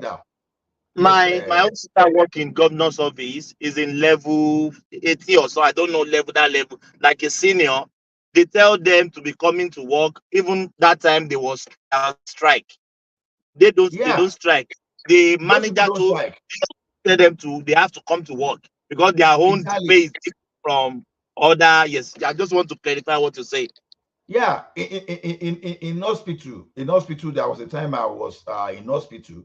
You understand, as a patient. Then these consultant, they don't go on strike. The consultant don't go on strike. They are junior one that go on strike. So I'm telling you, those people that will be operating all those guys I'm talking about, they be from level 13 and above. And those people don't go on strike. So for the power grid to have gone down, that means those people, they were threatened, they were forced. So it's not supposed to be maybe someone or junior person or like maybe level 5, level 6, level 7. No, they are not the one. So that's the problem here. So that's why immediately I see that thing happened, I knew that something went wrong. Something went wrong. So we can't be encouraging hooliganism in the name of going on strike. There are many ways we can skin the elephant. We don't just have to be so. But because I keep saying something here, it was part of the industrial action they did in the past that some people they capitalized on that one to create problem to our refinery. People forgot that when all those Penga they were doing that thing, some of those guys they damaged our refinery. And today, who benefited at the end of the day by not fixing that because we could not get all those refineries back to the top of what they used to be. At the end of the day, what happened? We had some fuel subsidy merchants. They were benefiting. How were the common people? How did that thing benefit common people eventually? So we shouldn't be encouraging this. Okay, assuming the time they switch off the power grid and some vandals they went there and took away so many and maybe they took away so many of those infrastructure because no vandal will go and vandalize 330 kV double cycle or 132 kV if nobody energize the line. And those are the things we are called this thing. We de-energize at 330 kV and 132 kV, and we are pressing this thing. Because they could have stolen that thing during that strike. It's to me, as far as I'm concerned, that was nonsensical. That was nonsensical. So no matter what you see, the next time when they want to do it, because we need to encourage the populace, the common people to that. Don't gain sympathy. Don't let these people play upon you emotionally. When you are don't let them immobilize your emotion when you are doing this thing. Know when these people are really representing you and when they are representing themselves. So to me, next time they are doing those things, they should stop putting down our national grid. Students sitting at home and all those other labor people sitting at home should be enough to call the government to order.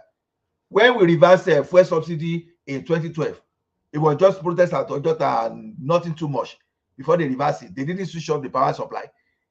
You understand? Imagine they switched off power supply that time. How can even some of us even watch what they were doing at Ojota? I was at Oregun there.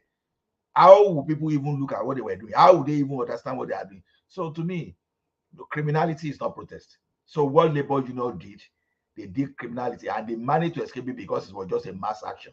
But next time, honestly, for government that's still bad, we just unpick some of them and you will try them properly through the law. You won't just do some kind. You use the proper law. By the time some of them go to jail, their head will set and be correct. So on Soludo, because I laugh when some people were trying to say Soludo is uneducated and Soludo doesn't know economics like the other time. And Ekene is not now you will have come here to defend himself because to me, I think that your line is breaking though. Or is it me? No, Gonshola is from Thomas. The system is breaking up. So like it is funny for people now to just talk down Soludo just because of his political leaning or what he believes. This is one of the best economists that has ever done anything tangible for that country. You see, whether we like it or not, Soludo, since I could relate with any CBN governor in Nigeria. Maybe there are some CBN governors that existed when I was not able to know my right from the left. To me, this is my pure opinion, he has been the best. What that guy did for that country is still one of the reasons the country financial system is still standing. If it were to be the former financial system we used to have, that could not even borrow small business or borrow anybody, lend anybody money, you understand? Nigerian financial system will have collapsed a very long time ago, even considering what the like of a Mayfield did to that institution. You understand? So when you see people like that, and there are so many countries, and there are so many successors that have adopted what Soludo did. If you are paying a very close attention, we know that this guy has a very good model that even the institutions they are even using for our case studies. So his name may not be maybe today people may not generally do him like people like Eshino Ashebe in the literary world, but the fact remains is all some of the jobs that Soludo perform are still being used as case studies in many institutions across the world. And someone will just because of politics and you talk down on that person. No, see, if there's one thing you understand, you don't expect him to perform miracle. I rather expect people to scrutinize government and look at what he's doing from the area of policy and the area of fiscal deployment, rather than just say because of grudges two political giants have because we want to take side and we have to run someone down. No, these are the people that we should be positioning for future bigger political position. But when you run him down now, how will you come back? Okay, we can hear you. Can you hear me? I can hear you. Yes, yeah. I was asking you before. Don't name where you are. Somebody rubbishing Soludo. Repeat Can you what repeat that again? Because your system is repeat. Can you hear me? Repeat. Repeat what you just Oh yes, said. yeah. Yes, yeah. Yes, I said. Why do you think because of their political affiliation they can have the balls to be rubbishing Soludo, even though it come from their own side? Because of I don't get it, Ola. I don't get it. This guy is this guy is a prospect president in the future, but they keep on rubbishing him because of Peter Obi. Peter Obi is not going to be president of Nigeria. They should get it to their skull. Thank you. Well, the thing is this: people that knows how to do PR and push propaganda through PR in the past, before the advent of social media, where people still used to use all those free range radio, and when they see have access to media like newspaper and radio station, yeah, probably they could have got away with it. But now that everybody can do counter and counter, so let me tell you one thing: if we were this effective on social media when Buhari was about to hijack power from Jonathan, honestly, it would have been so difficult. You understand? So what they are doing today, if it were to be before, it would have been very easy to run Soludo down. Mind you, I'm not saying they are not running Soludo down because it depends on the political opposition by the time There is no way they will stop Buhari, because the alliance between the North and Tinubu Southwest, there's nothing they will have done. What I mean, with all the power, power and everything that Jonathan did that time, he couldn't even subdue the that alliance between Tinubu Southwest and Buhari's North. So, but Baba, these people they run propaganda because they started with propaganda. They run good 4-year propaganda of this guy before, and they've already polluted people's mind. That is exactly what you see Obiden doing now, because there is power in word against people. There is, especially in Nigeria, whereby when you talk anything, as long as you are an influential person, even if you are innocent, you are already guilty already. Ola, sorry to interject. Did you Welcome, factor Baba. in? Did you factor in that if Jonathan have won that time, he's going to spend 10 years and he's going to change the northern part of the country? You also have to look at it from the sentiment. Baba, let me finish. I just have 20 seconds and then you continue. You also have to factor in when Yaradua died, and you see most Nigerians supported Jonathan because they don't want him to be there. All regions, everybody, Southwest, everybody supported him to be the president. And I quite remember when he went for his first election, as a president in 2011, the Southwest supported him 100%. And when he got there, the politics he played, you know the rest. So and at that time, by 2015, there are so many factors against him. Apart from the economy is not doing well, Boko Haram was bombing Nigeria left, north, and south, and so many other factors. And you also have to put in the calculation of Nigerian, whether on unwritten rules of rotation between the north and the south. So everything was stacked against him. There's nowhere he's going to win that election. Everybody knows the truth. So you can continue. Remy, that's what you say, right? It's just because I can still boldly tell you today, Jonathan left that power not because of only pressure alone. Number one, because himself was willing to leave after the broker peace deal between him and Buhari. Like I said, international country, especially United Kingdom, they intervene in that matter. I was saying this thing at the like of Iba Gani Adam. They've already said all those things that these people, they went and hire foreign mercenary. Those people that are creating problem for us in that country today, just because how desperate they were. So it's not as they themselves, they knew that it was not going to be easy to just push Jonathan away.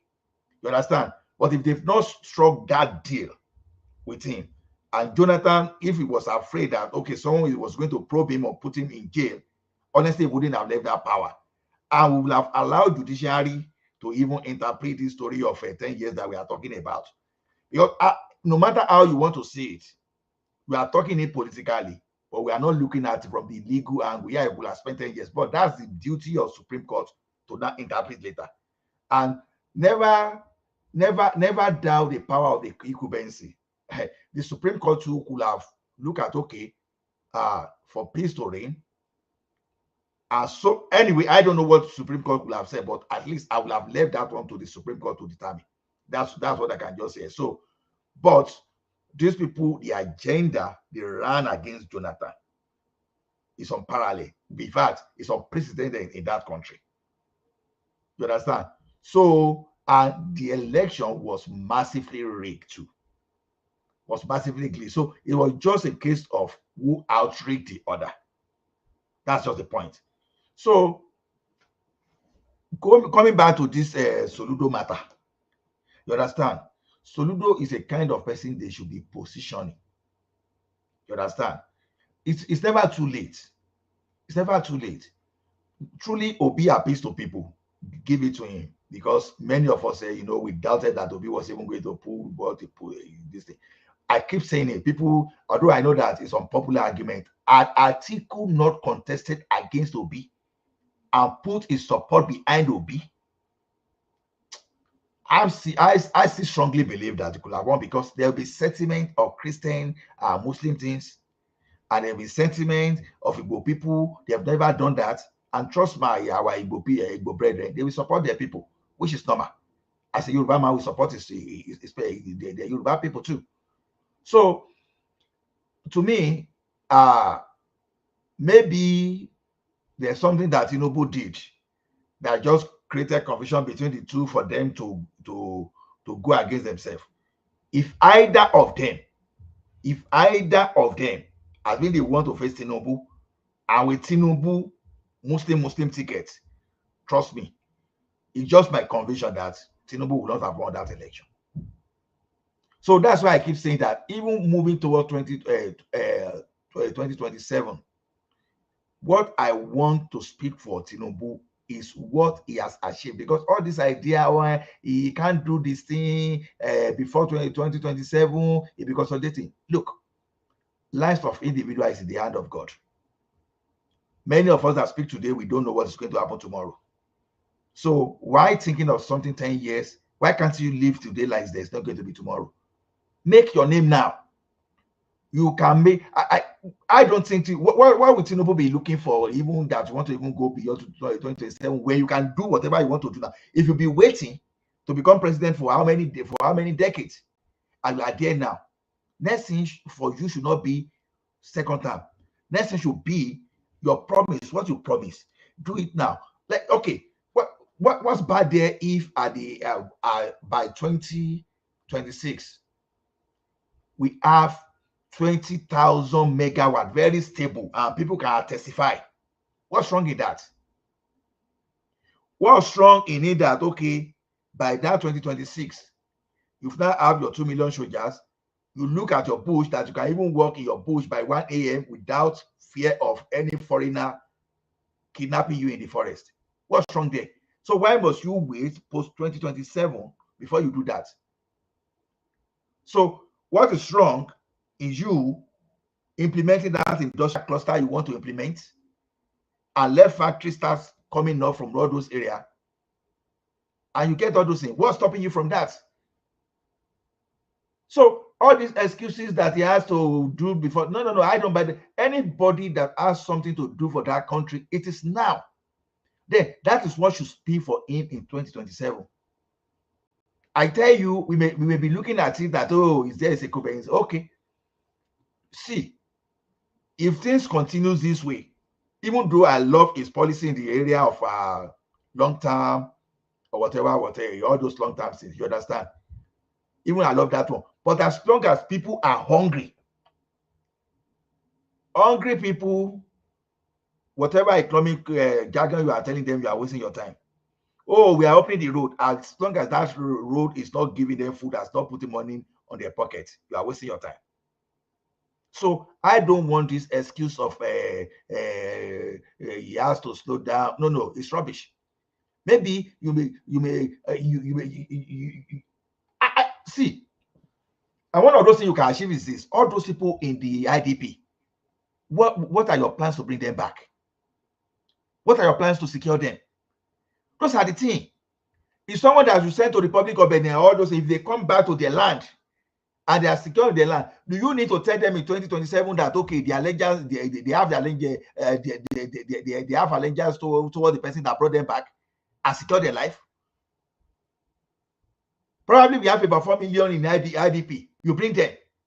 I'm telling you, even if you try to indoctrinate the mind of those people, you can still guarantee at least 50% of those people that will come to you naturally. What are we talking about? But Ola, you mentioned the IDP people now. Are you thinking the governments are not doing anything regarding that? Maybe they are still finding solution to what is going on. You know, the insecurity has to be secured first because they can resettle them back to their domain. Are you not thinking in this direction? So how many years will it take to resettle them? Because it's just 1 year now. Have they finished the insecurity? They have to tackle the insecurity first before they can take them back to where they come from. So the question is this: if we cannot improve on our security situation within a year, now we are dealing with bandits, and we are dealing with some this. So what if it's aggression of country versus country? So definitely we say Nigeria should just surrender forever. To me, this insecurity that we are talking about by now, if not all of them, at least more than half of those people in the IDP should have been back to their land. The area should have been heavily militarized at least for some times. Now, even as much I don't even love the word militarization of a place. We could have as well engaged police. Are you guys saying that they don't have a resettlement program for the IDP people in Nigeria? Okay, maybe I'm not aware of anyone. If you just tell me, then I will just answer. No, I don't know. I'm asking if they don't have any resettlement. What I'm thinking, look, what about if they divide these IDP people and apportion them to each state to take care of them for their welfare till maybe they return back to their homeland, their own space? I mean, the IDP in Nigeria is a travesty of that country. It's a shame. It's a big shame. It doesn't matter under Buhari or Tinubu. It's really a big shame. That's what I'll say.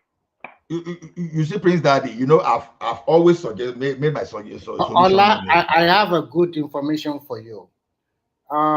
Since 2016, about 2 million of this IDP camp have returned back to their state. And just recently, we need information on that, because I'm always how many people for that period you just mentioned? How many have been displaced? That period. What I want to say here is I don't know. First and foremost, I don't know what's the figure of the total IDP camp in Nigeria. Even those people that you said they've been resettled, do you know whether they have been displaced again? I don't know about that one. Maybe from what I feel from all those senators that are from all those rep and senators that are from those regions, whatever they are saying is totally at variance with what this is not from the senator or rep. Okay, Remy, I want credible source. The government. Remy, what is the average stay for each IDP person in the camp? So we don't know unless we do our research. We don't know per state. And 3 years, 5 years. I don't know. Maybe probably according to United Nations, I don't know whether they should be returned under 5 or 10 years. I don't know exactly. Look, Remy, let me tell you something. I've told you some solution to this thing before, because it may sound stupid, but this is one of my solutions, and Nigerians too, they can give solution. The aim of those people that are displacing people is to grab their land. And I said something here. Let me say this thing, you will come. Don't worry. I said this thing in the past. The land control belongs to the state governors. As a matter of emergency, if the governors want to prove they are not conniving with all these bandits, I will know what the bandits want. I just to grab land. Let me give you one more story. As big as entire Canada is, I think Canada should be like a times 10 of Nigeria in size. There's no plot of land we find in Canada that don't have owner.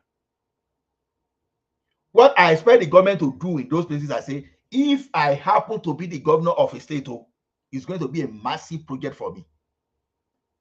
I will get all the land in my state, whether the family are involved or not. I will put the name of the family there.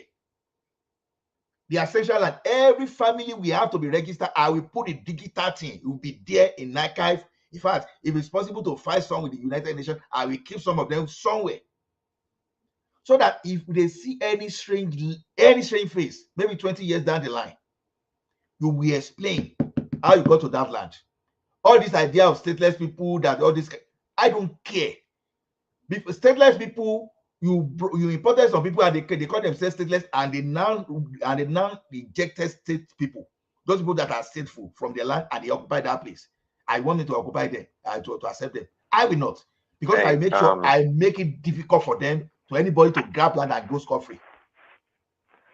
You understand? Even the fact that you occupy that land, it's even a point for me now. Let's make it a conversation. No, let me round it up. Just give me the 30 seconds. I round it up. So even the fact that I find you on the land that I put the family name to, any murder or illegal activities that happen on that place, you have a case to answer at that time. For you to occupy that land, not given to you, and people pile on that land, you are in gao. Just to make sure I secure my ancestral land for the next generation. That's what I would have done as a governor. I keep repeating this thing is not difficult if you want to do anything. So let me just allow you to talk. Okay, I'm just trying to look for information. This as of June 2023. As of June 2023, we have about 921,201 individuals. That is of last year that are living in IDP camp in Nigeria. And do you have the cumulative number since they've been displaced? Oh no. What I'm just trying to read here is this. I understand, Ola, that there's a lot of Nigeria being displayed, because I don't think they can give us the accurate figure at the end of the day, because Nigeria is a country without no data, So, but this is what we have here, about almost a million, almost up to 930,000, 922,000 people. So, and most of these people are from the northern part of Nigeria. And what other things? Yeah. They have so many. They have so many. They have so many NGOs, nonprofit in Nigeria. What are they doing for those? So what I think is panning out is that recently I heard that the federal government moved some people displaced in KB or Zamfara or Sokoto, I don't know.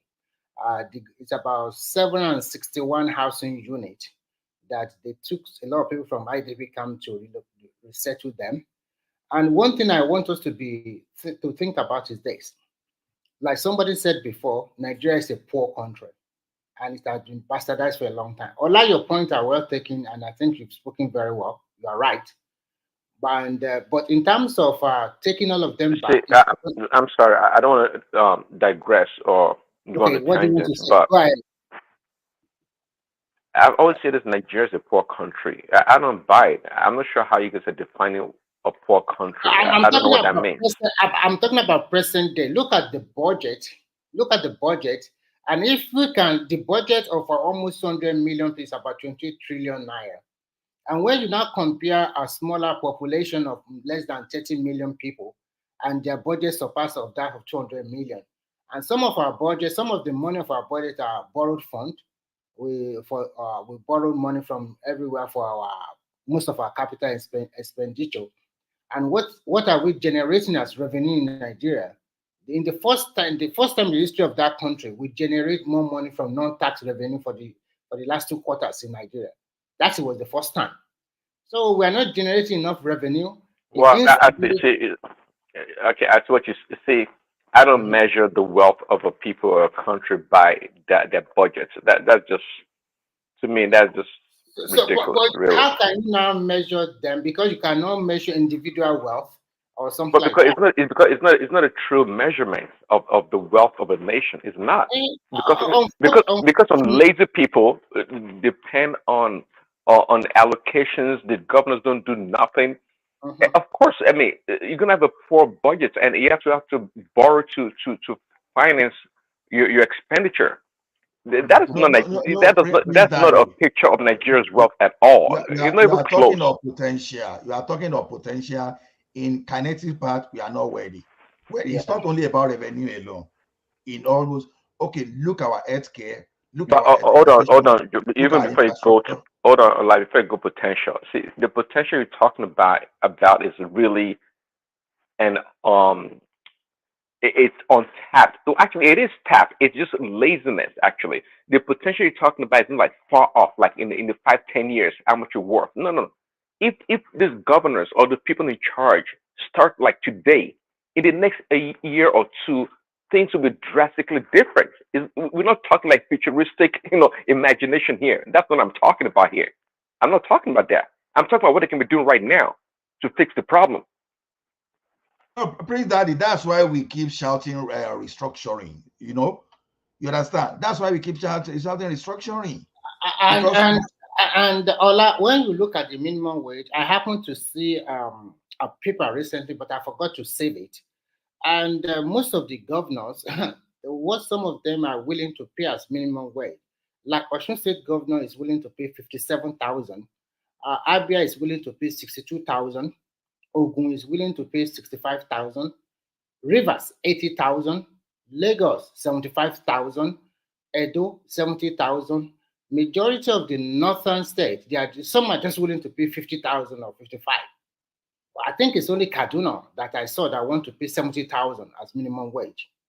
So, and at the end of the day, I like what you guys have really discussed before, that the federal government, and I say that this should not be a negotiation at open end. We cannot just be negotiating like we want 50,000, we want 300,000. It's not feasible. So at the end of the day, let federal government pay its workers, and let's have a baseline. That a baseline to me should be around 50 or 55,000 naira. Because when you look at it, even now that is 30,000, how many states are even paying 30,000? It's about 21 out of the 36. No, 19, sorry. Some are even paying 12,000. Some are paying 18,000. So are you telling me a state that is paying 18,000 now will just jump from 80,000 and pay 70,000? Where is the revenue from that state? Let's forget whether lazy or not lazy. We must tell ourselves the truth.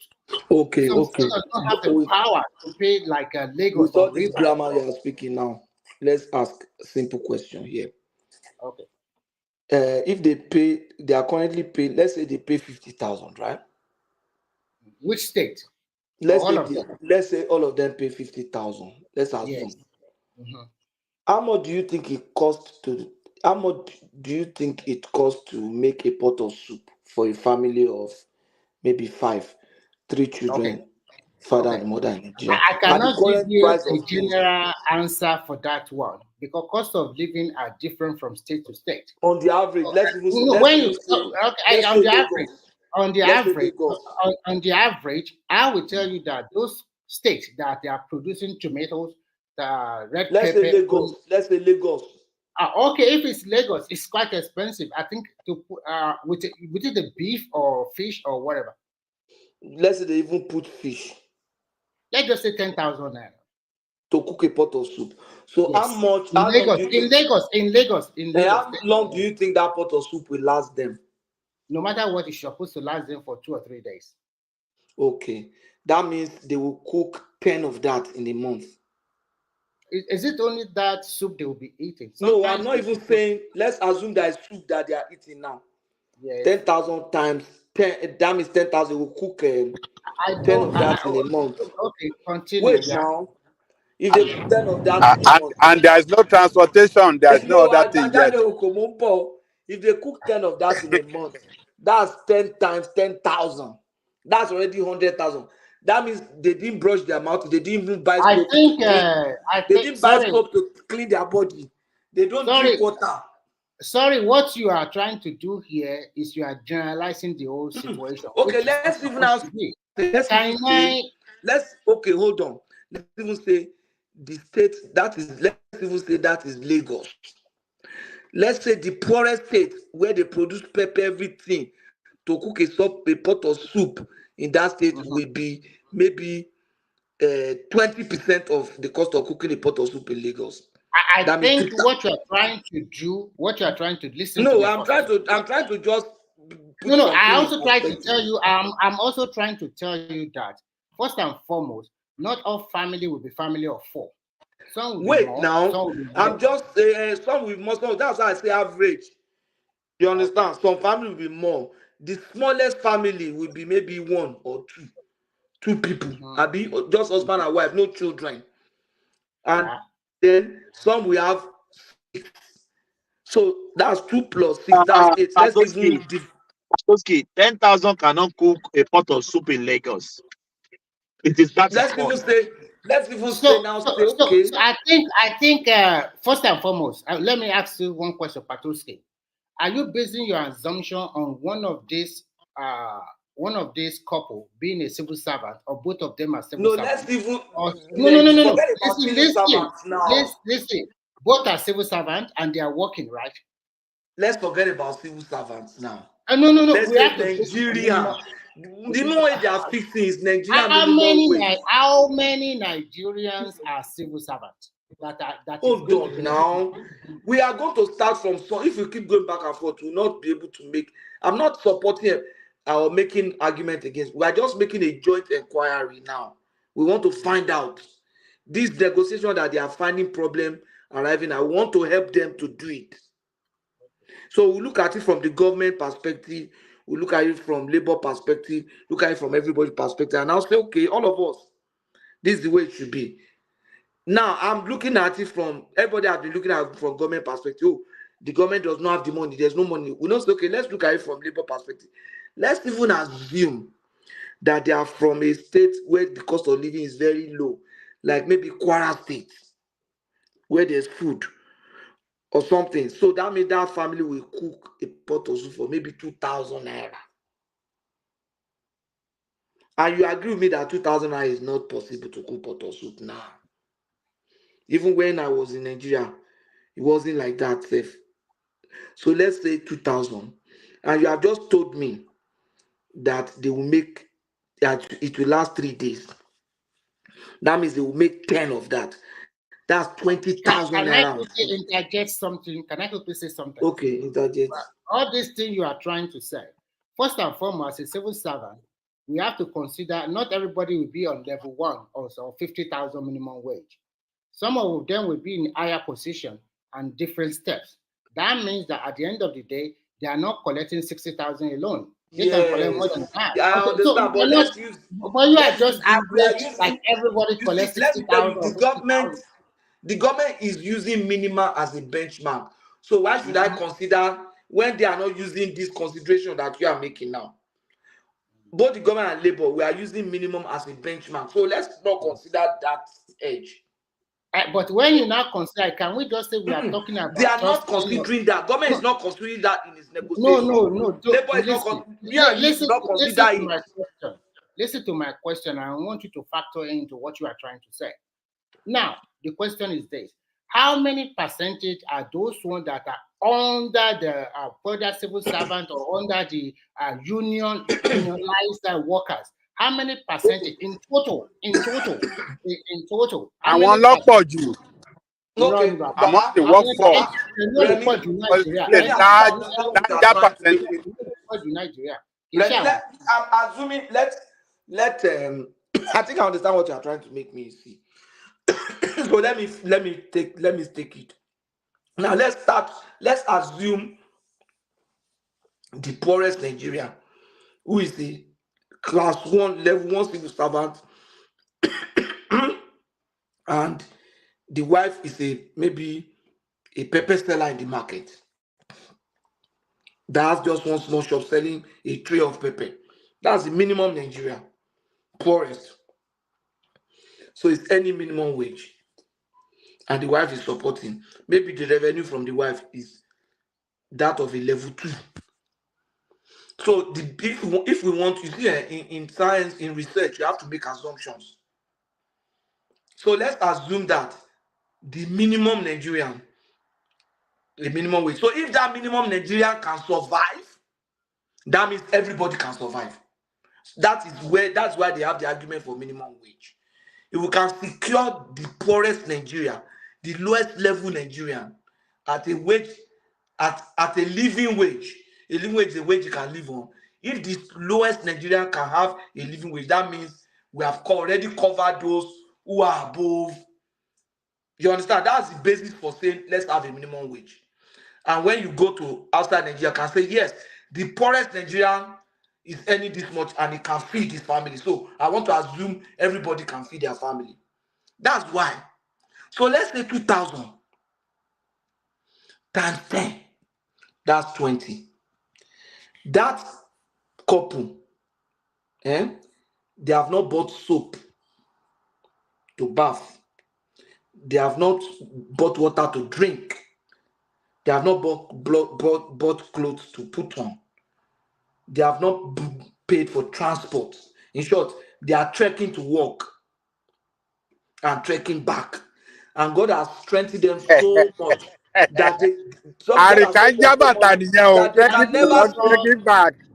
They are so strong that they can never go. They are so strong that they can never go sick. Tell us what they don't have phone. Be the minimum wage that every. I'm not saying this. I'm not going to fix the minimum wage. I'm saying that we are making a joint inquiry, and you and I know that 2,000 naira is not it for any soup. It's just soup, but they have not bought the gari to eat the soup or the semo. For me, I would have suggested that even they keep the baseline of the minimum wage at 50 or 55,000, then government should have a way to support transport at a reduced price. And what if you a lot of do military. So the question now is this. That last boss. Hold on. The question now is this. Which is it the subnational, the state, should support their state about their local transportation? Or is it the federal government should buy buses for them, for every state of the federation? So we must have a clear line of... There are so many ways. Okay, you want answer to that question? The answer is it should be both ways. Federal government and state should buy buses. That's the way it should be. I think when you look at everything will be back to what we call resource control again. Because how many buses... No, don't make different. Let's argue what is on ground. If I'm argue anyhow, okay. Let's argue what's on ground. Let's go back to minimum wage. Hey, okay, guys, one second. What about this ingenious idea? What about an app-based bus fare for the workers? Let them give them credit. Work. We have tried it. They have tried it in the past. Prince Daddy. No. Government have tried it in the past. It does not work. How? It does not because work. They're not. How? Let me give you. Maybe it's long you left Nigeria. Baba Jale kò ṣe rántí ṣe ń gbọ́ mi. What's going on? Ẹ rántí ayé gba TCTC nìbàdàn, LSTC lẹ́kọ̀ọ́, Gateway bus ní Abẹ́òkúta, Bende line. Yes. All over, everywhere. Work. Kwara Express. No. See, okay, check this out. For example, okay, you have government workers have an app downloaded, right? And the normal downfall, whatever. These people can catch the bus. They can catch the bus wherever they're going to. Okay, let's even assume that you solve that. You have only solved their own transportation. So their children will still go to school too. And transportation is just one aspect of their own activity. Apart from transportation, that's one of the variables to address. Apart from transportation, they will still pay school fees. They will still pay school fees. They will buy clothes. Okay, one second. You not heard me. I said it before, last week, whenever. Look, if we were to really design a model to come to an income minimum wage consensus, right, in Nigeria, we should be expecting really around 500,000 naira yes, a month. Exactly. But Prince Daddy, let me tell you where the problem is. But we can't do that. No, wait. Now, why can't we now? This government can't do it, and they caused it for themselves. This problem is the problem of I don't want to use the word lackadaisical. I want to use the reactive nature of government. This government, they come out as Lagos boys are supposed to be proactive.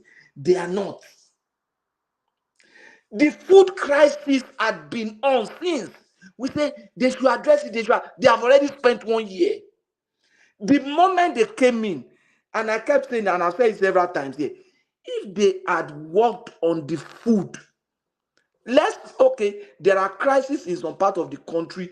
The places where there are no crises, make sure that you curtail the crisis to the places, the crisis that you have crisis currently, and ensure that farming activity is ensured, empowered, supported fully. If there is food, if you tell them, if they can make soup for 1,500 naira, if you tell them minimum wage is 30 or 40,000, nobody will talk now. Patoske, the problem in Nigeria It's not lack of food. It is a purchasing power.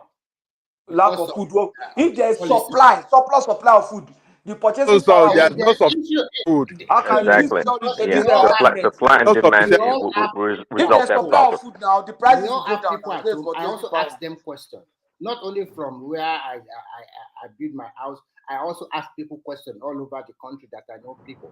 I ask them, what is the problem? The problem is that they have large quantity of food, but the purchasing power have been reduced. And because of that, the price of food is expensive.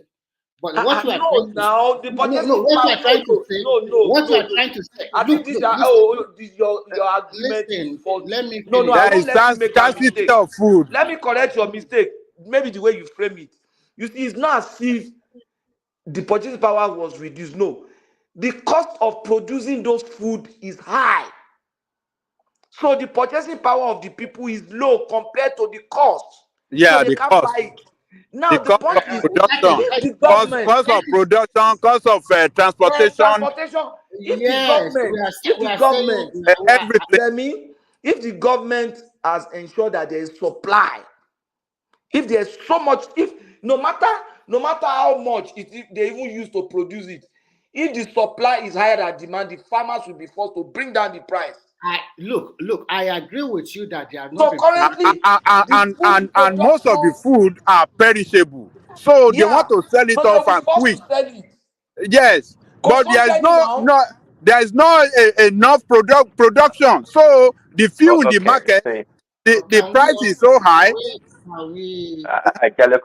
If the farmer, guys, My if the brother, let's farmers put the are blame forced, where the blame one belongs. second, The blame is at if the the feet of the farmers are government. forced to sell their produce due to their perishable nature, that's a loss. That's gonna be a loss because they have transportation, they have all the cost of to manage their farms and get their produce to the market. So they are bearing all that cost. In other words, the government is externalizing the cost of the real cost of food on the backs of the farmers. Yes, that's not fair. Okay, that's not fair. Patoski, what you are saying, you are right.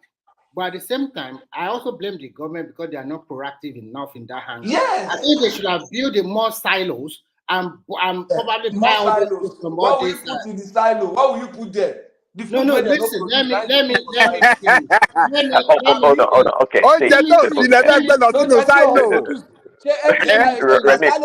Remy, before you guys go, allow me, Remy. See, you guys, the problem we have right now.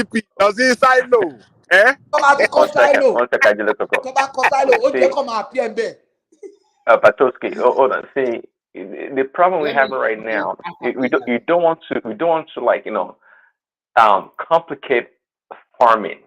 See, we've come to a point right now. This silo thing, this and that, it's like almost high tech in our country right now. What I would suggest, okay, and I said it before, like fascism, we need a strict regimentation of resources to attack agriculture, that is farming.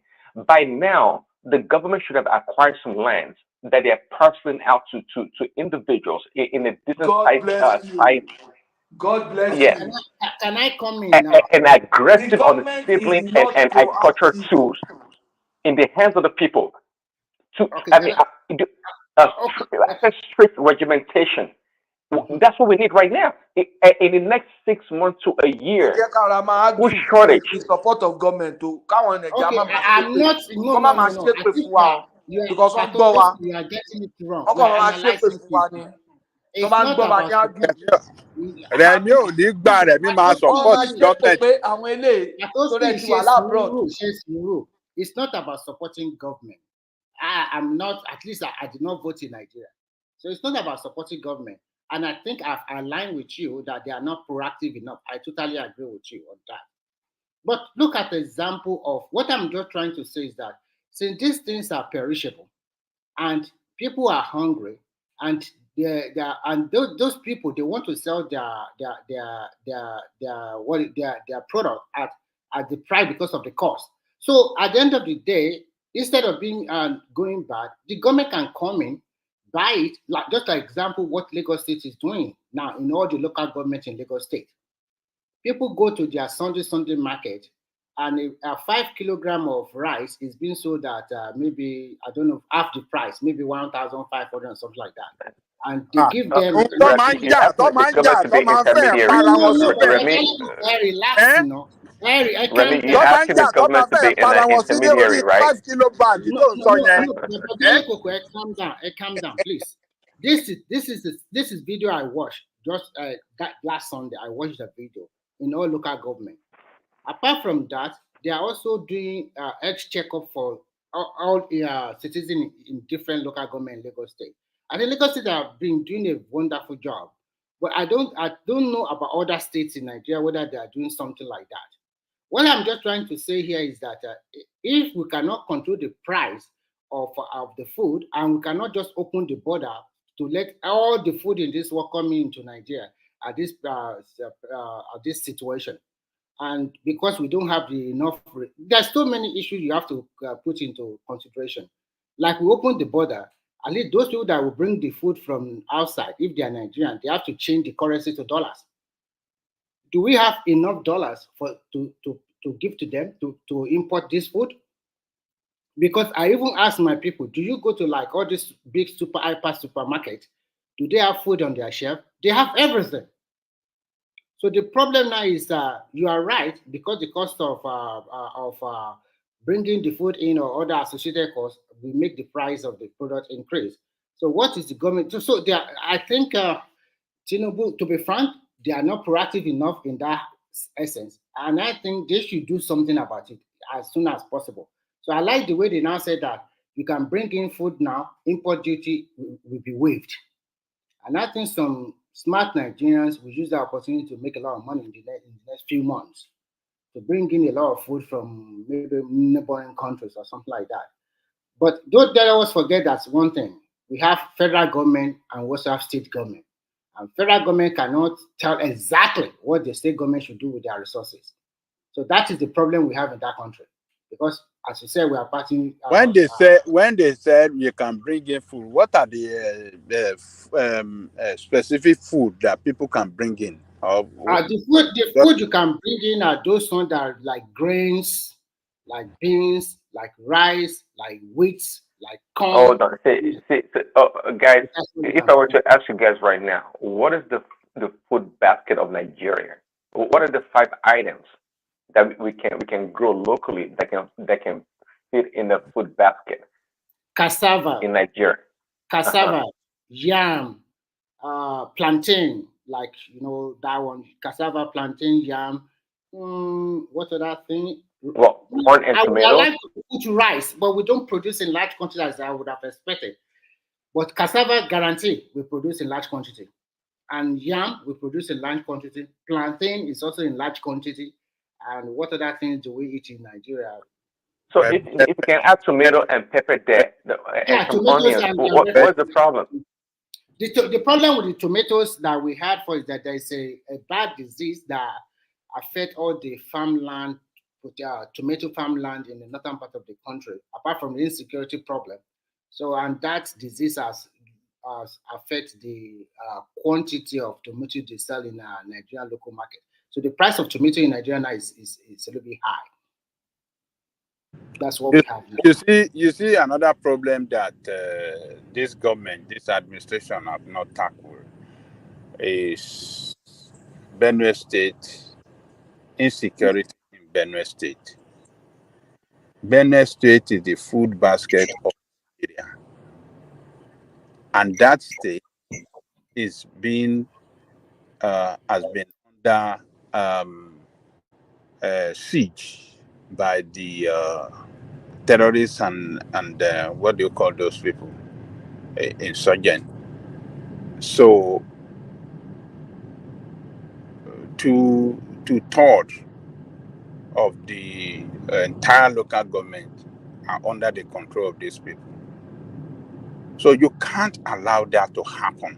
And in that corridor, Benue, Plateau, Taraba, and even Borno State, all these places with fertile land that produces large amount of food for the country are under siege. And the government is not doing anything to flush these people out and regain the land, get people settled back on their land. These people are traditional farmers. That's their job. That's the number one We are not priority solving the problem. the government. Yeah, strategically, we are not solving the problem. So it is not just noise or building silo. You want to carry IDP people into a silo. Where is it not food that is it IDP people you want to come dump inside the silos? I mean, so they are not tackling the problem strategically, and that is where we have. That is why. Okay. See, a lot of people want to use the insecurity as the reason why we don't have enough food in our country. It just like I said before, I don't believe that. That's a lie. There's no amount of insecurity in Nigeria, given the size of Nigeria, that we cannot secure certain parts of the country to massively produce or grow food. I don't believe that.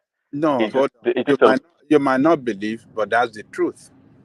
No, you don't understand what I'm saying. Well, I'm not disputing that there's insecurity. What I'm saying, though, that we have enough land, we have enough resources to secure some land to grow our food. That, I mean, am I wrong? I'm just out of it.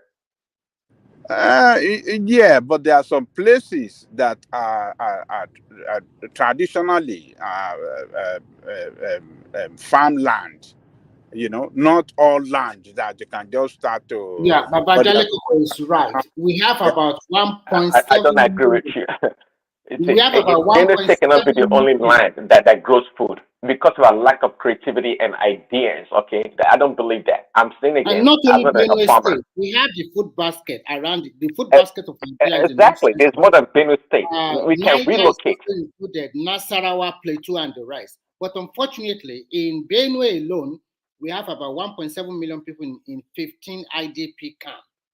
In Benue State alone, about 1.7 How come you million. don't put them to work anyways? Yeah, Yeah, land there. I mean, they put them to work when they are driven them out of their traditional home. Angelica, we're talking earlier about relocating these people, for To where? in different To parts. where? In a big country like that, asking where? In a big country like that, really? To where? To Ijebuland or to Abeokuta? Abeokuta, Ijebuland, Sokoto, name it. There are places. There are plenty of places. You're bringing people from the north to Ijebuland. You think Ijebu people will say, "Níbo làwọn eléyìí ti wá?" Wọ́n fẹ́ wá gbalẹ̀ wọn. You don't know the. No. Apart from that, That's why if it's a program, it's a government program that is well structured and managed. Do you know that it's governors that are in control? Let's be realistic. Don't tell me that every single space, every single plot of land in Nigeria is occupied. It's taken. It's not. Come on. No. That's not what I'm saying. But what I'm saying, look, the situation is so complex that if you want to carry people from the north to the southwest to resettle them, you think the people of southwest will want to take them? No. But the area they will secure, it doesn't have to be. Go and tackle the insecurity problem and resettle them on their land. And even the people who don't want to go. That's why must we abandon our homeland? We have to do with what we have to make do what we have. No, hold on. If they can't tackle insecurity. Hold on. You are just recommending laziness to the government. Some crazy people came and drove people out of their land. And you are saying those people should be taken to another part of the country. No. Government should go and flush those criminals out, those bandits out, those terrorists out, and get these people resettled, secure them in their own land. If it was that easy, how come they haven't done it in such a long time? That is what we are saying. You think those people want to go to another place to get resettled and abandon their homeland? Okay, hold on. Many times there's always resettlements in the United States and Europe of refugees and whatnot. You know that. people. I mean, No it's either your resettlement. life or. Are you telling me right now Are that you talking the about? IDP? Hold on. Are you saying IDP people would rather stay there and their life is threatened than go Which to a resettlement are you southwestern talking place? about in United States? Which resettlement? From where to where You in don't know. United, You don't within know. US? Which resettlement of who? From where to where in Now, United I'm States? talking about the African, like the Somalians and Those are refugees now. Those are yes, that's refugees what I now. said. Yeah, they left their home country, their home country, and came to a different foreign land where they have no connection, and they survived. Are you telling me we can't move people from the north to the south, and it's a big problem? Is that what you're saying? You are not considering the tribal factor.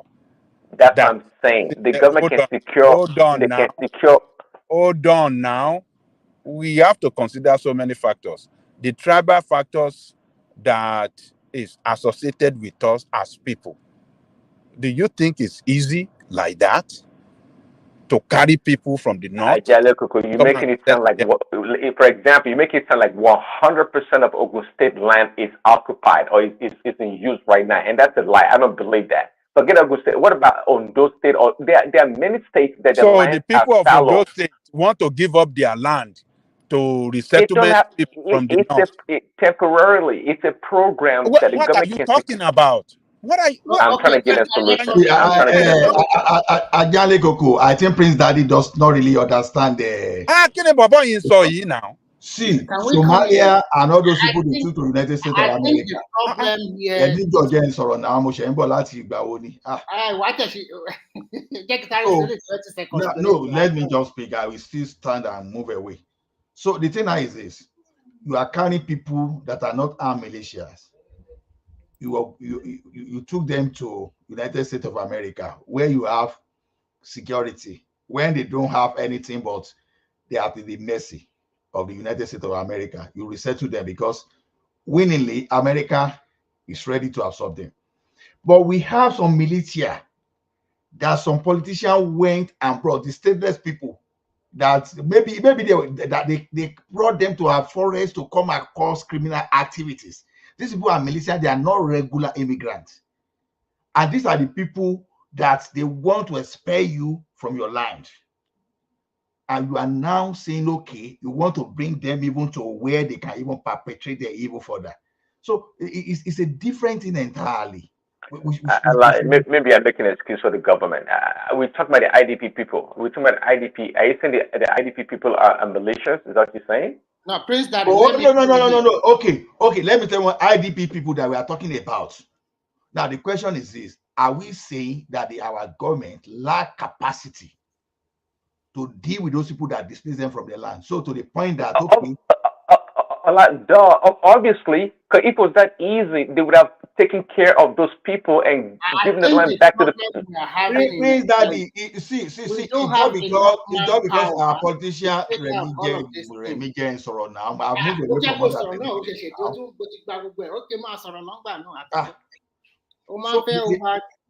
So the thing is this.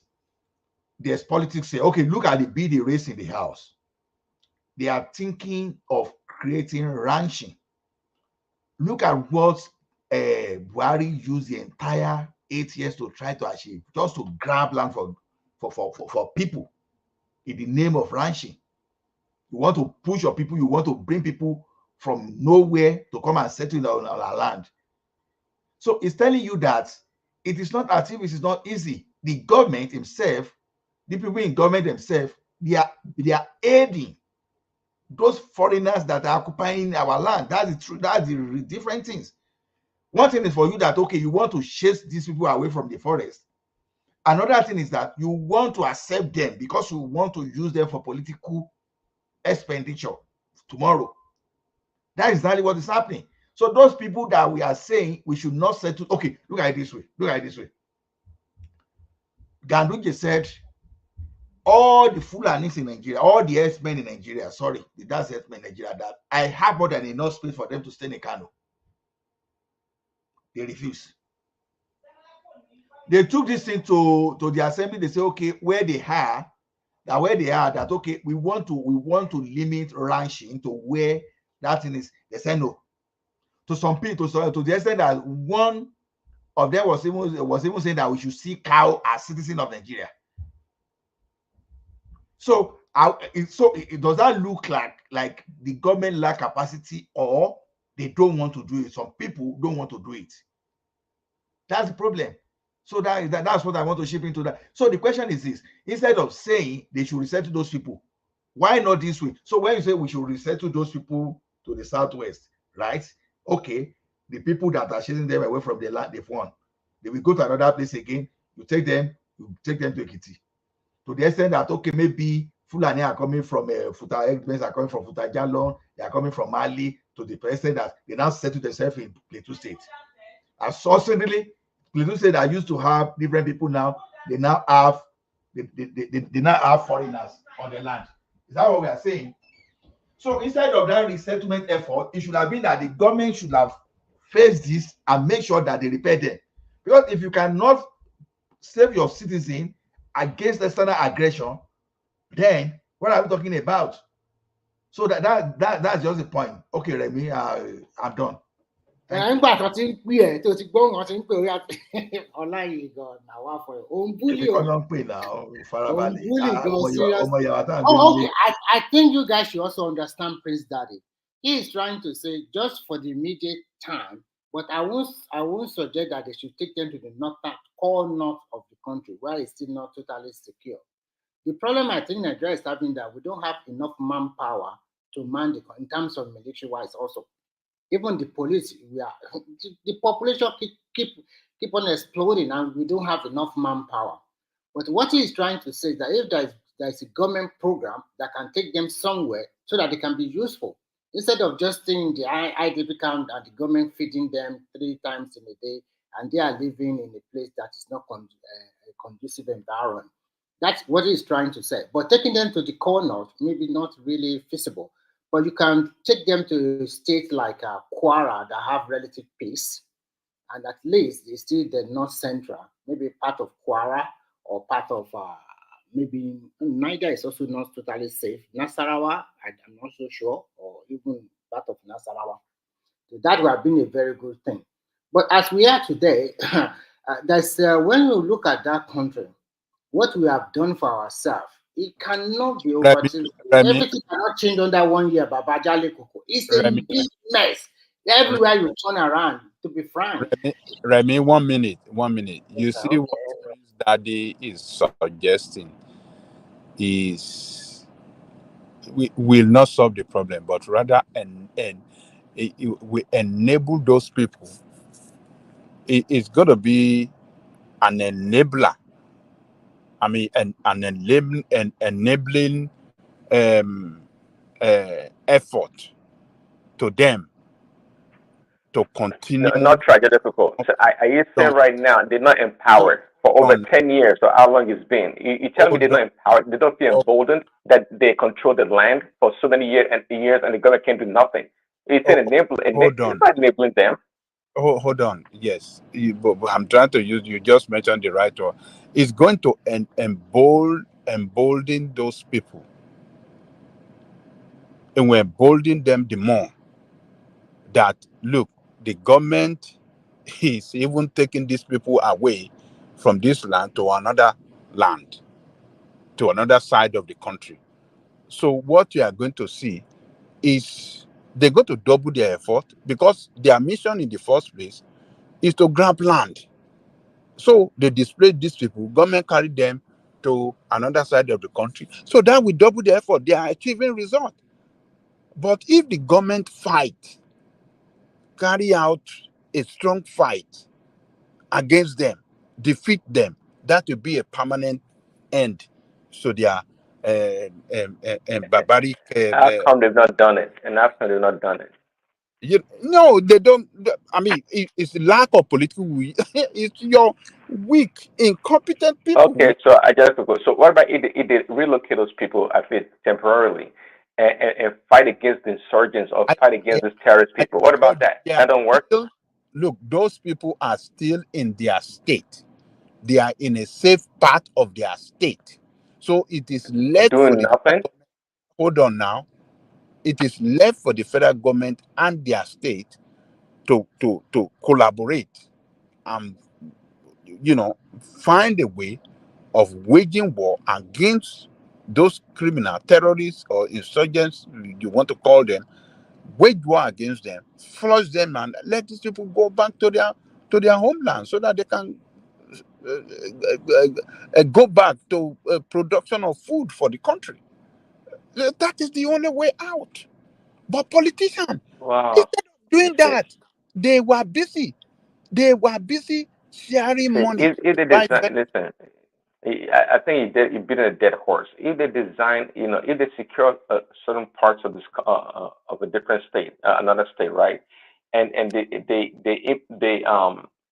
try to implement a really robust agricultural program whereby they gradually take people from the IDP camp to those places. I think in America they have, I don't know what they call them, but they have something like farm, like big towns strictly for farming, that even immigrants, especially from Southern America, come to work, and it's like the whole little town of itself, huge, and people that they work, they produce crops, and now and they feed the nation, and to the point of exporting also. See, they can do the same thing. They develop the same kind of a model program in Nigeria across the state and put these people in IDP camp, especially the young ones, to work. And gradually, okay, they will empower these people. They're gonna have a livelihood, and some of them will decide to stay or move to different parts of the country rather than being this enclosed camp that they're not doing anything but living in squalor and just being impoverished. You seem not to understand the complexity that is involved in Baba Richard want to speak. I'll give you 1 minute. The settlement of people from their homeland to another people's homeland. You think those other people's homeland, you think they don't value their ground or they don't have value their Ajako, you're done looking now? archaic. I mean, Listen, like you're taking us backward. The way you analyze the situation is not helping. You have made Prince Adi. so Baba? you can't carry people from the north come to Ogun State and you think the people of Ogun State will accept. It's not going to happen because they own their land. The land, they use their land for one thing or the other. Even if they don't use it for farming. Nobody Yes, move. I'm now in charge of this platform. Okay, Patrick. I beg, give me 2 minutes. Only 2 minutes. Baba Yeah. Jale Koko, I beg, 2 minutes. I beg. Thanks so much.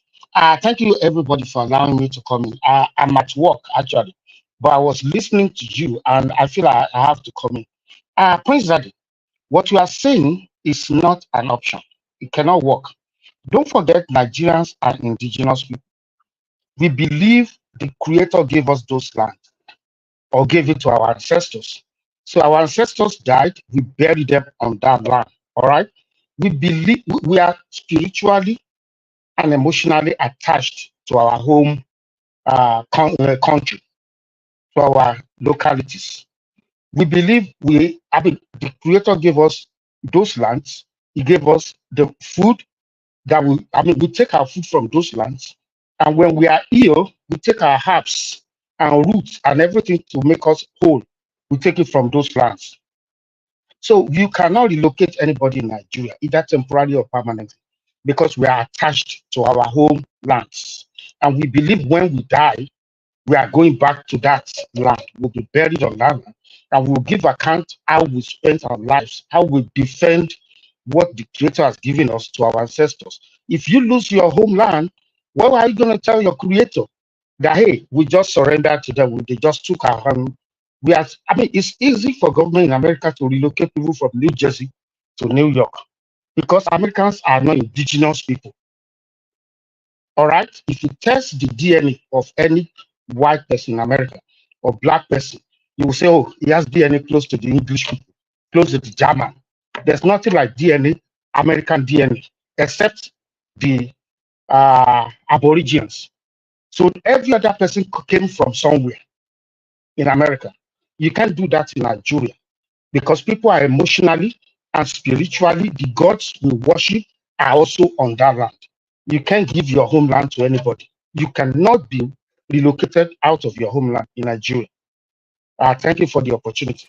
Yeah, please. I wanna So, ask you something, Richard. hold on quickly Richard. before you go. So, are you saying that there's no part of Nigeria that the federal government has a parcel of land that they control?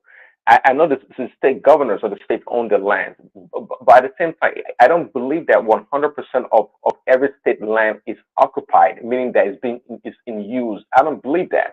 I believe the government can secure some land temporarily. They can secure some land and for that special program, and eventually, if being the case, they can return the land back to the indigenous of that place. But it is just Praise Daddy, something. it doesn't work like that. It doesn't.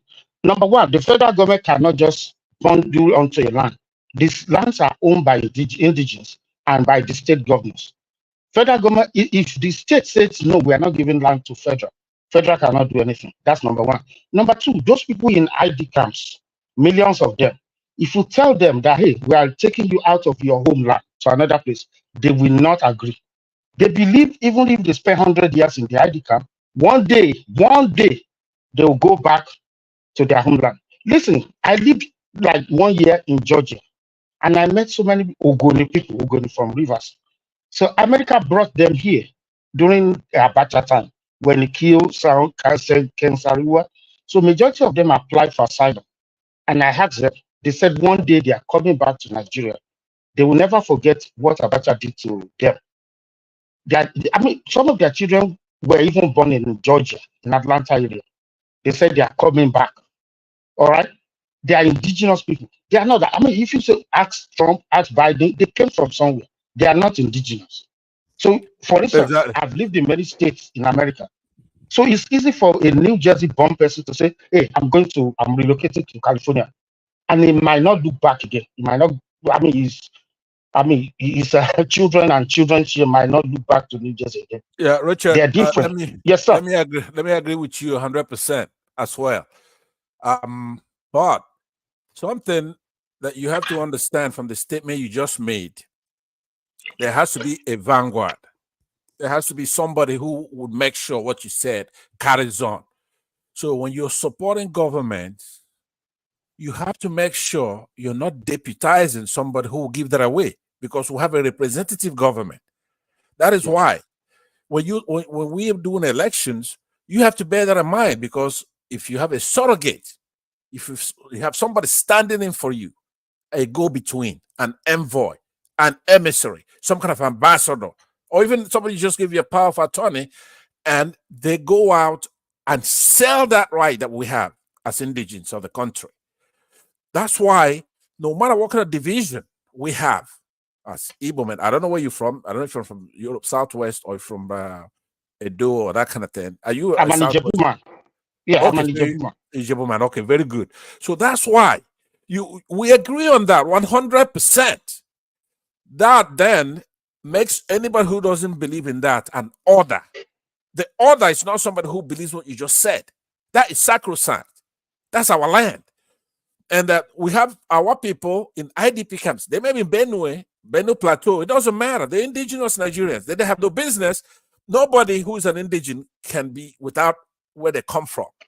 Rather, the opposite is people come from somewhere else and they have nowhere to come from. So I'm urging you now from today, because I've looked at your politics and I don't like it. It doesn't jive. It doesn't jive with what you just said. Do you understand what I'm saying? You cannot support somebody that you're deputizing as president, as Senate president, especially in the Southeast. Now we have virtually everybody aside from Oti. I still don't trust Oti myself.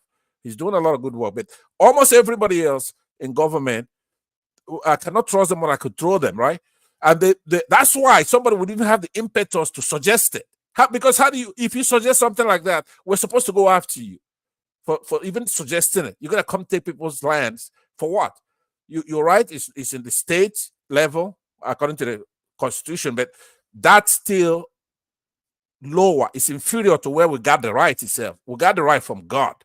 But the Constitution kind of modified it and gave it somehow to the states. But that's not the origin of our rights to our land. It came from God himself. So let me agree with you, but I want you to, from today, Play the politics right. Don't have anybody deputized that will take that away from us. Thank you very much. And bye-bye. So thanks everybody. Yeah, I have to go back. All right. Not you. I'm talking to Pastor. Please don't come back. No, for me, He wants me gone. I have to go now. I have to Okay, leave. me too. Bye-bye. Bye, All Richard. right. Bye, Remy. Bye-bye. I'm gone.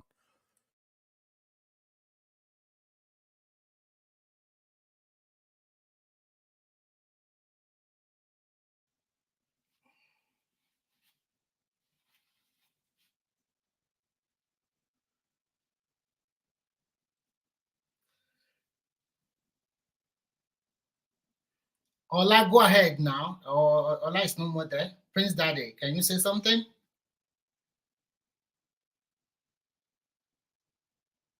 Why all of you can't be quiet now? We are waiting for you, Ola, to go ahead. Which topic now? Which topic? I don't even know what we are talking about. But oh God, one issue after another issue. It has to be one topic that have you talked about those people that are trying to mock Tinubu for falling? I've not talked about it, but to me, generally, I just think that actually, me that I've lived here for some time now, I fell hard. I fell more than 4 or 5 times. Because, I think a lot of you would have also fallen down in where you are living in Canada because of snow. It's so slippery sometimes that no matter how good you are, you fall down. I think people are just made unnecessary mockery out of it. And he himself, in the banquet dinner he had yesterday night, he said he doubled for democracy. I don't see any big deal about what happened to him. But at the end of the day, just like Babajale Koko said, we praise God that something terrible did not happen to him. No matter what happened, is an individual, and anybody can fall down at any time. Anything can happen to anybody. Go ahead, please. I think someone wanted to speak. I thought it's you. Okay. The thing is this: those people, they said, okay, states should have even try to do better. Hopefully, they will do better. And everybody says, I hope nothing wrong with the man said, because anyway, I believe that there's nothing wrong anyway. I can't just imagine. I think what happened to me is that probably it tips on his agbada. And apart from that, this man did the surgery on his right knee. You can see, even when he walks, that something is wrong with his right leg. An old man now? Yeah, an old man. And apart from that, maybe he step on his agbada and then he sleep. But I think he also tried to control himself so that he does not hit his head on that. Means that we don't see your face, so we've seen your face. Okay. So at the end of the day, we just give glory. We've gone no matter what happened. If you have fallen down before, like I fell down here. Like, so you see my face. We all saw your face now. Your face. But I fell down. It was very hard. That day it was so slippery. I think Ola can relate to what I'm saying because you are living in Canada. And when it's about that January, let's say from November to around February or March, oh my God, everywhere is just turned white and the road is so slippery. Your car will be dancing 360 degrees on the road. And even if you are walking with even one of the best winter shoes, no matter what, that thing you mentioned, I make me laugh past because you know what, my truck come even they slip past my car. My car see they come to stop quickly, but there was a day that I just applied brake to my truck. The truck no gree, four wheel drive for that matter. The guy no gree. It will not green now. Oh my goodness. It's actually when I just see some Nigerians, the place just go. Not funny. When you leave your tropical... Hey guys, not going to tangent. Quickly, how did Dangote secure the land he used in Lagos? Lagos State Government. Huh? Lagos State Government hijacked Dangote from Ondo State. where on those states could not get their act together, and the Lagos State Yes. government just look and say, I know, I know. Where did Lagos State get the land to give to Dangote? They bought it from Jonile now. They bought it from those one that owns Okay, the they land. bought it from Anile. So the guy who was speaking earlier, the gentleman speaking earlier. So he's saying that government in Nigeria cannot get land from Onile across the country. Is that what you're saying? Only the state no, government. that's not the point. But you will see a lot of things goes into that area you are going to. Okay, look at it this way now. Already there's a suspicion on ground.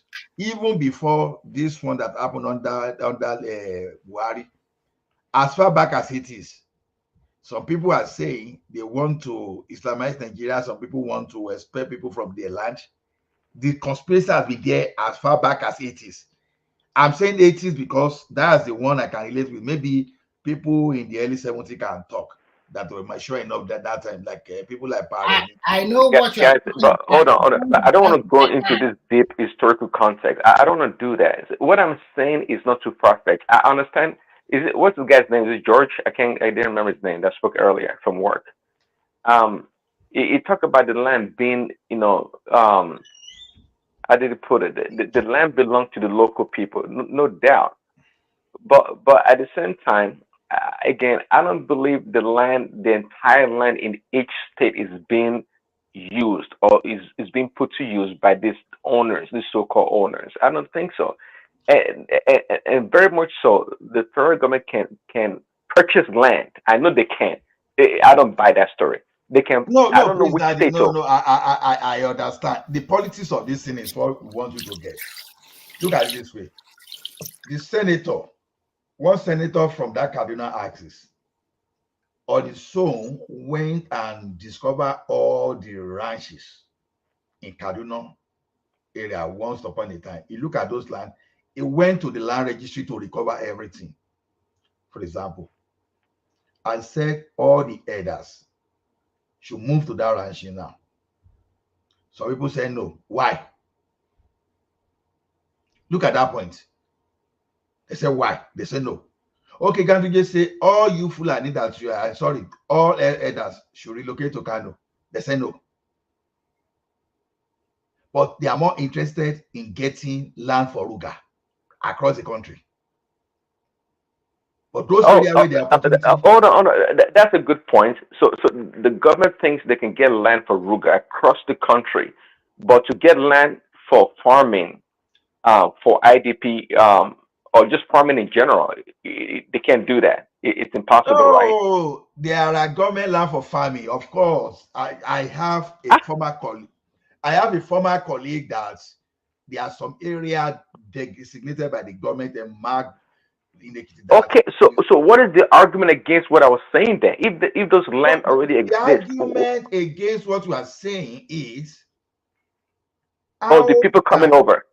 Wait, they are saying, okay, Dajuma is saying, Dajuma said that. So Ekiti people doesn't have people that can do the farming on their own land. They have to go and bring people from IDP. That's why they call it a program. See, when a government you don't understand. You are not updated with your own point of argument. I You don't refuse want to show that everybody have explained to you.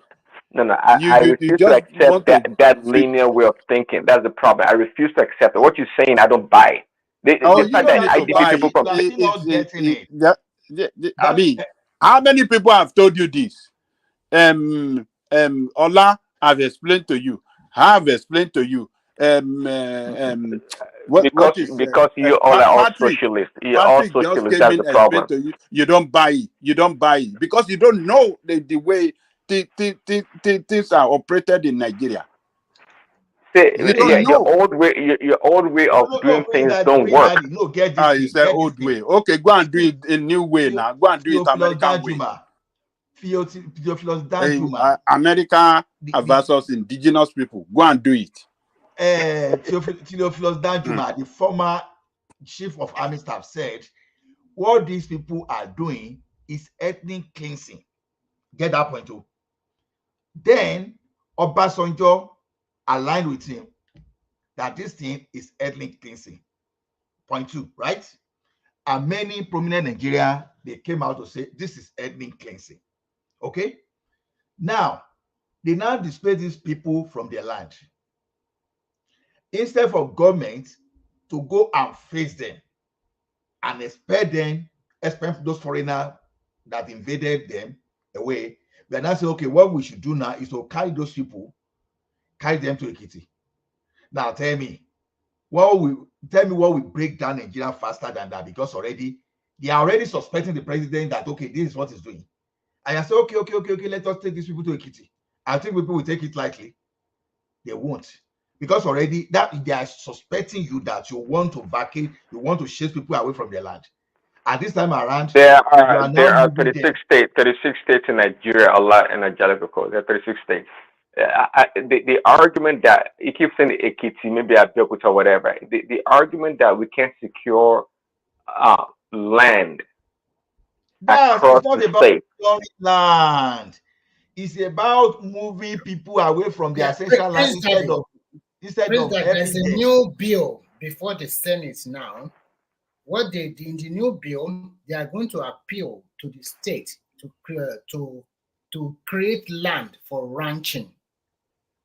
The new bill to create land for ranching, but I don't think some of the states in the southern part of Nigeria will give land for that kind of ranching. How many land they for Ekiti land?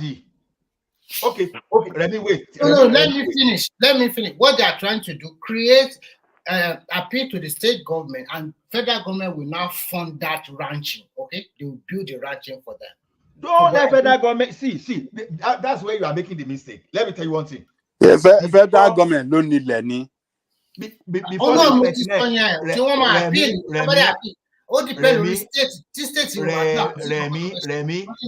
ranching land for Western region is still there.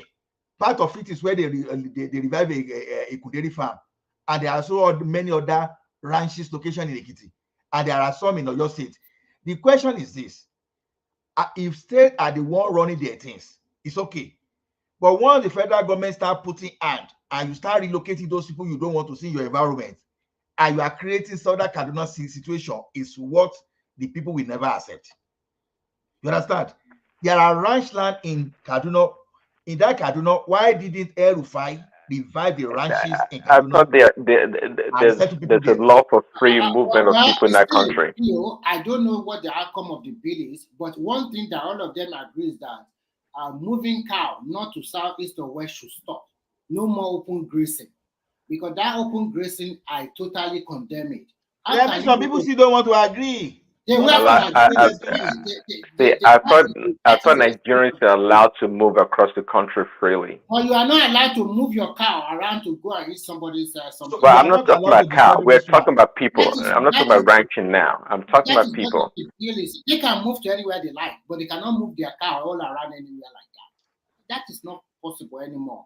We're still talking about farmlands to be secured for relocating some IDP people to work and build a farming community. Don't relocate them. Move those criminals that invaded their land.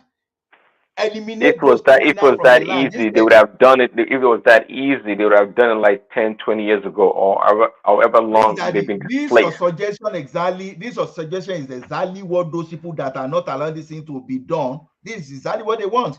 They want you to help them evacuate the original owner of the land so that they can. When I say relocate them, I didn't say relocate and abandon the land for the terrorists. I'm not saying that.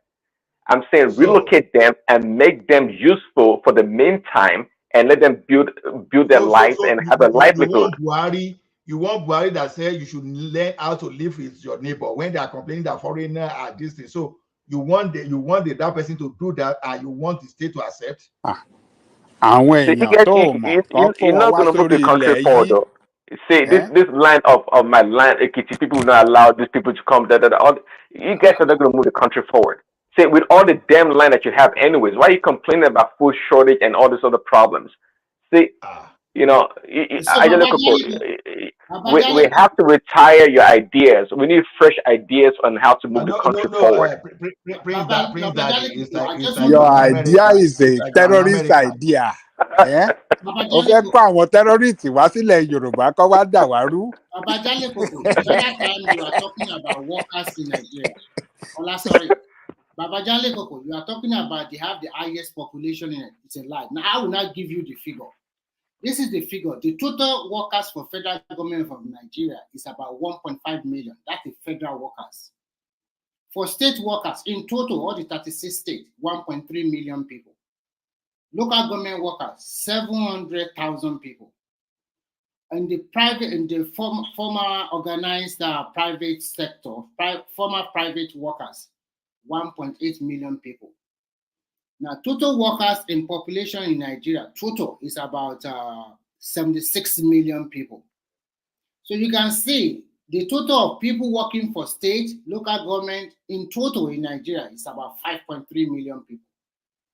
So what are we talking here now? About the population of a country, about let's say 90 million are working. Only 5.3 million will benefit from the minimum wage. What of people that are attached to them? Do you put into consideration that one too? Are entrepreneurs. Nigerians, 66% are entrepreneurs. 66% of the total population that are working. They are entrepreneurs. They have a shop or doing their personal business in this market or that market, or have selling phones or whatever. 66% of the total population.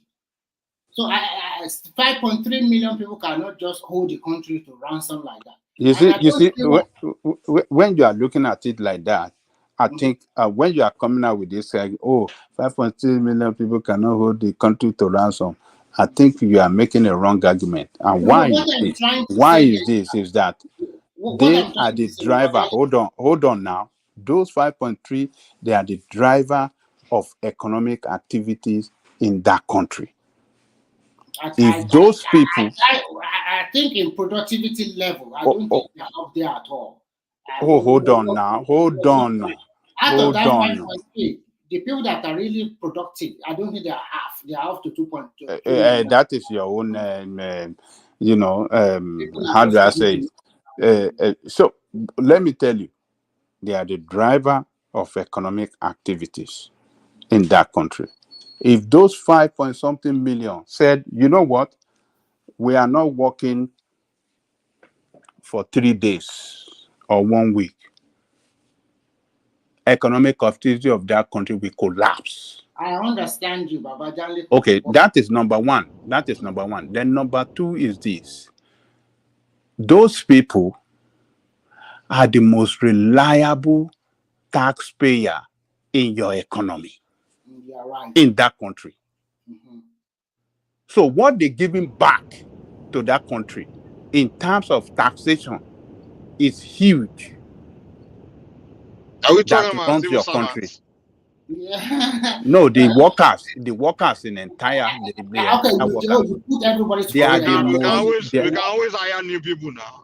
Oh no! Like, listen, you don't understand what I'm saying. Don't forget about whether we want to hire. What we are saying, they are the most reliable taxpayer in that country. And how much they generate in taxes? Are they paying it by choice? Go and check now. They don't pay. They don't. I don't believe that. They don't pay no damn taxes. No, they don't. What taxes are they paying? Do you know that their taxes are collected from source? I know they are. I'm not sure. 1.5 million. Hold on. 1.5 million people. I'm not sure how much taxes they're paying. That's going to fund the Nigeria. We are talking about the entire workforce in the country. That is those that are registered they workers, are unionized, including private, and then civil servant and all the rest. Yes, all the taxes are collected. Okay. Question. Remy knows. What is the? Hold on. What is the payroll tax that workers pay in Nigeria? Everyone. Of course, I will not. I don't know, but I will give you a person I know who is a vice principal and is on level 15. The total tax she paid annually is not up to 17,000 naira, and it's on level 15 already. You know, How much is level? How much level state? 15 Which makes? state? How much is level 15? Level Which 15 in state? the rest, maybe the salary is not up to 110 or 120,000 now in a month. Okay, so Let me tell you this, and those workers,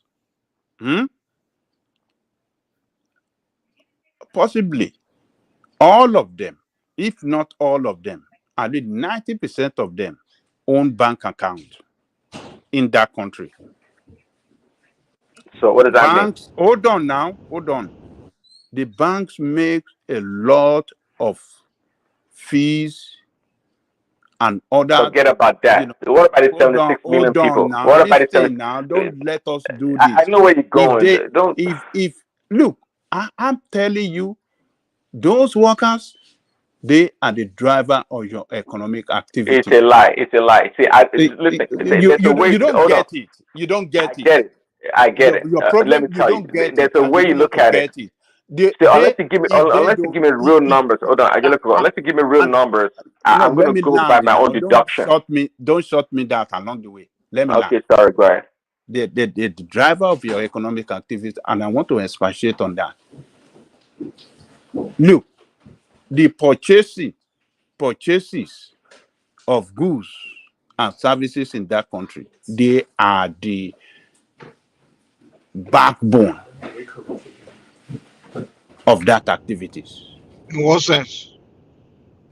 Because they collect their salary, they make their pay, they buy things. Are they getting paid as they produce? Or, I mean, listen now. You know, I think it's they like pay rent. Hold on now. Listen. I start paying people hourly, to be honest. Listen. They pay rent. They don't produce anything. They just collect salary, to be honest. They don't produce anything. We are talking of... you see, a lot of you don't know anything. I'm not lying now. When you go to work, you don't know anything about civil service. Have you worked there before? My mother was a civil servant. When I was a Go and ask your mom and ask her whether they don't work hard. They just sit around. She told you to just sit around. Really? Majority of them just sit around. They're not working hard. Oh, okay. In Nigeria, when I go to all these agencies, all these places, those people, they just waste people's time. We are there, we are in line. They're not working hard. They don't produce. Look, let me tell you. Have you been to? That's why have you been to? Have you been to? You can't tell me that these people, they work as hard as we work here in America. They're anywhere near how we work in America. In Nigeria, have you been to civil service job in America here? You gotta have work. You been to civil service? Hold on. Have you been to civil service? Have you been to civil service offices? Civil service here, they are not as productive as the private have sector. You been to civil service offices they still work here harder in America? They work harder. They have a procedure, the professional, they are professional to a high degree, but maybe not as productive as the private sector, of course, because in private sector, hey, the owner want to make profit, so they got to push you to work harder. But Nigeria, oh my God. Like these people don't do much, man. What we have in Nigeria. But even in American civil service, they pay you. You still have to clock in, right? You still have to clock in and clock out. Yes. Yeah, in Nigeria, they don't clock in and they don't clock out now. Do you want to tell me? Hold on. Do you want to tell me that civil service job in America? I mean, civil servants in America work as hard as people in private sector. They don't. Okay, that is the similarity between the civil servant in America and our place. And if you go to Britain, if you say civil service job is a different entity entirely. So, but it's because you see you have. Hold on. Don't say they are not productive. It's because you have lazy. The reason why everything works in America is because the workers are working well. In Nigeria, the reason why everything don't work. No. Let me tell you why it is. Let me tell you why. Nothing works good in Nigeria, even though they will have the agency for it. The job is there. People are not doing their job. That's why everything is upside down. Let me tell you why things now. When I go to the aviation, the people who work in the airport, look at them like, oh God. No, let me tell you why things work well in America. Number one, pay. They pay good, and you have leadership that are not lazy, that will put people to work to achieve result. But you have lazy people in position, political appointment that, I mean, politicians that are given Well, let's just political say they are all appointment leads, both the with leaders and the followers. no plan, no mission, nothing whatsoever, but there to loot, to look at avenue how he can steal money. So you find, why do we have Bosu, the Minister of Internal Affairs? Why did he achieve result in that ministry? Is it not the same civil servant that he used for the passport that we are having today? Very easy. You can apply and get your passport easy. Why was it before that it's so difficult to get passport? It's because you have leadership with that is lazy, that have no objective to deliver in the first place. So the reason why you look at them sitting down is because they are not put to work. They are not well paid, and you don't see leadership that put them to work. I mean, people go to work in order to work and deliver. But when you don't give them job to do, what do you want them to do?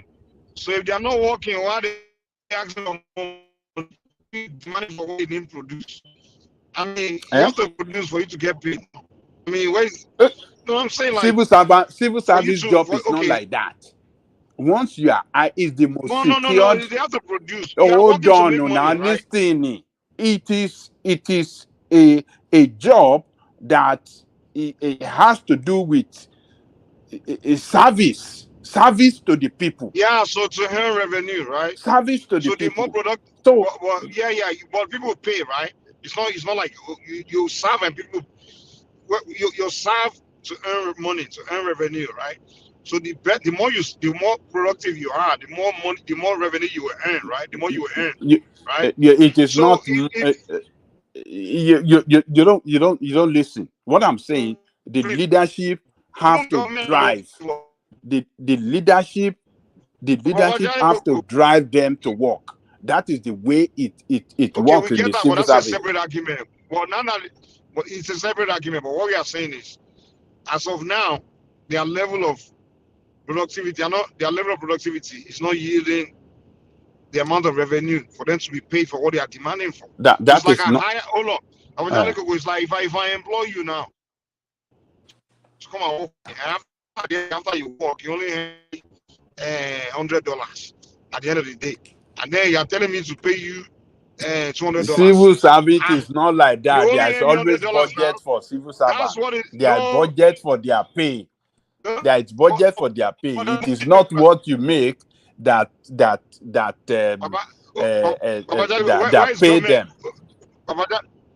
The money government is going to pay them. Where is the government getting the money from? Is it not from the work they do? They earn revenue now. Or you think government just bring money?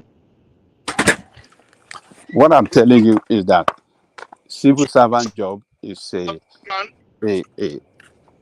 No, every job is about making money. Whether it's government job or private sector job, it's about making. You are working to earn revenue, right, for the states. And the lazier you work, the less revenue you will earn from the state. Now, at the end of the day, that is the way it works. Put them to work to achieve result, but you have lazy politicians. You have lazy politicians that have no objective at all in the first place, and when they get there, they don't even know. They don't even know what to do. What we should be talking about is how can we get civil servants to produce more so that they can earn more. That's what we should be talking about.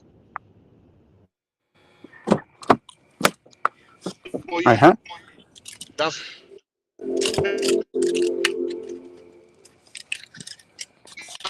employee. I can't do that, man. And then they will blame you, making work at that. No, he has to work, make more. For me to start paying him $150 a day, he has to make me at least $200 a day. You know?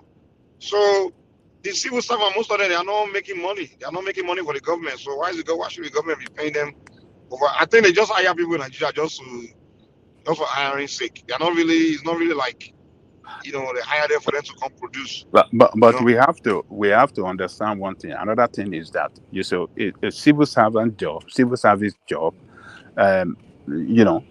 Some of the positions are created, to just to how do I Just to put get it? people employed. That's all. Just to give people employment. You understand? Exactly. Take So people that's why who government that's why they have to give them little now. Just give them a little money. That's it. They can't be paying them big now. You can't pay them big. And that's free money now. you, You can't pay people you, big. you And don't know unfortunately, that's why what you're talking about. because what You don't know Nigeria what you're does is, so Babajani Koko, and that's why we say we used to go for consumption of production. Because all we do is just Obi consume. ran wo We nìyẹn. sell Obi or ran wo ló ń sọ we should òun ṣe production ní Anambra. Ẹni tó jẹ́ wípé federal government the importer, I don't know. federal government When he was governor, he will used to just pay generate his salary, he revenue didn't produce anything. for the state. He generated the lowest revenue in history of that state. So I'm from production to consumption to production. So, but anyway, it just left for. We just need good leadership in that country, sir, to that's the first step. Once you get good leadership that can productive leader, take people to work, that's one thing I respect about enhance like we talked about those productivity. things. That is what we lack now. We don't have, the right leadership in place that can put people to work, and they go to work. If they don't have leadership at the end of affair, but you cannot tell me that teachers, look, Nigeria, a lot of things wrong Nigeria. Let's just even forget about it. Think about it, and it can be annoying sometimes, So that's the way I see it. Where is Prince Daddy? He dropped.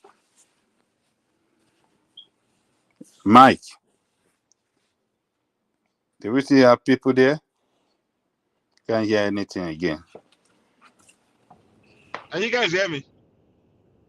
What happened to others? Okay. I don't know. Remy, we can't hear Remy again. We can't hear Ola. I didn't know I was muted. Ola was in Bemo. Prince Daddy is not there. Ola is not there. Maybe you want to shut down the show. I don't know. Yeah, let me shut it down. Maybe you can shut it down. So Thomas abandoned the show. I didn't even know. Àti wọ̀ sọ́jí lọ bàbá. Àti wọ̀ sọ́jí. Àwa ti wọ̀ sọ́jí. Okay. Bye-bye, yo.